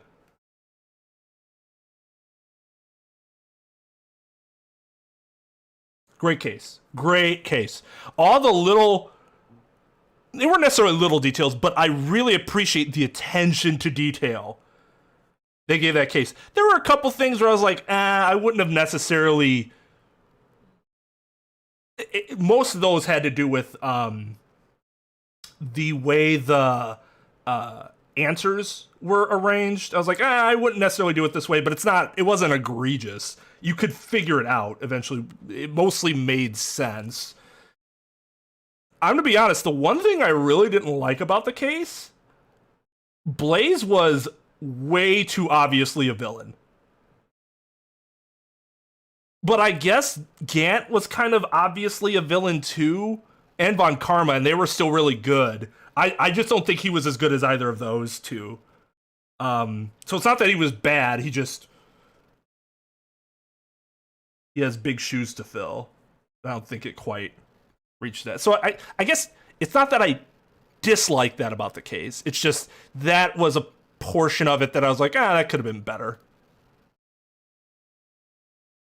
Oh, he's definitely better than Alva. Alva's like the fucking worst. He had more authority than Von Karma, but I didn't really feel it, you know? Like, he'd make threats, and I'm just like, this seems silly. We're all, like, I feel like we could all point and laugh at you right now. Well, that's the thing, though. So making him obvious is fine, because like I said, they did it with Von Karma, they did it with Gant, but those two guys felt really powerful. To me, he never reached that same feeling of power.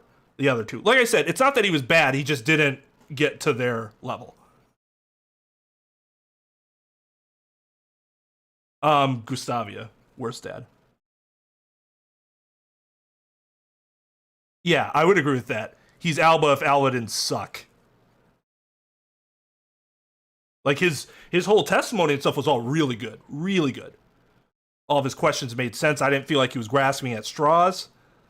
It's just that he would, like, his disappearing threats. I never felt like it could actually make me disappear. When Von Karma had that fucking taser, I'm like, oh my god, he could kill me.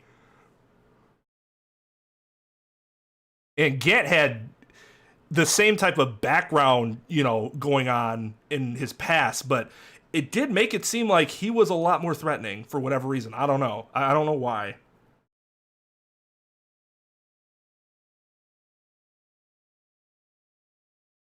Yeah, it could be. He just came off as more of a yipping dog, whereas like Gant, for the most part, didn't do anything in terms of like threaten you or bully you or anything like that towards the end.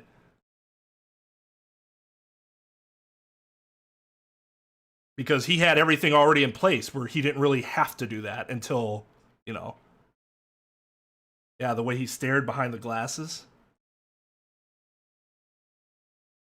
Callisto, you or Blaze?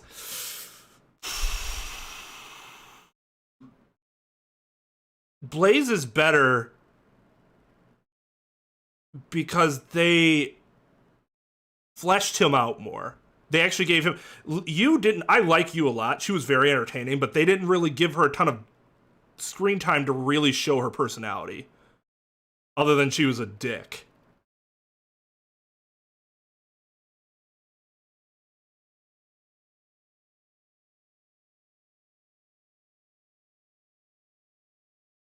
One step further in the alphabet. There you go. From A to B. In this case, B is better than A. I feel like you was... Like, her whole shtick was funny, but I think they relied too much on the shtick for that to be her personality, and that alone was not enough for the personality. Alba, you got to see more range with him. Oh god, no, I don't agree with that. It is the...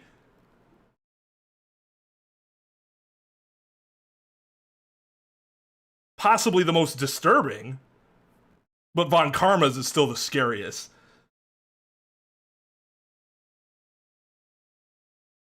Because it's the base in Von Karma's that really makes it like an actual monster. You are actually across from a monster.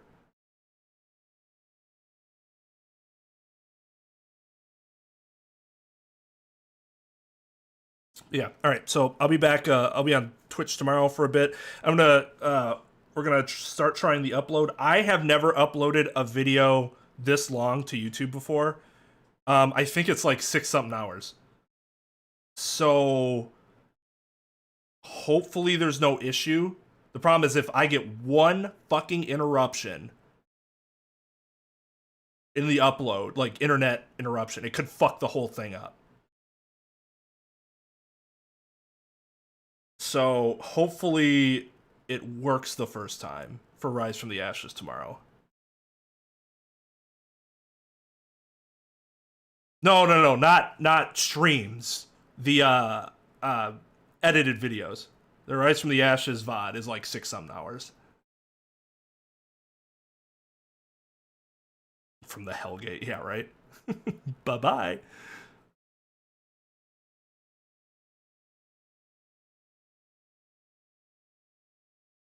But yeah, so hopefully that works tomorrow. Otherwise, we will be uploading it until it works, because it's gonna take a long time to upload. Even with my internet speed, that's gonna take a while.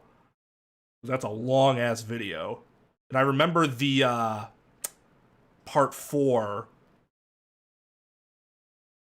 of the first VOD series took a couple times to upload because of similar issues. So hopefully I'll keep you guys updated.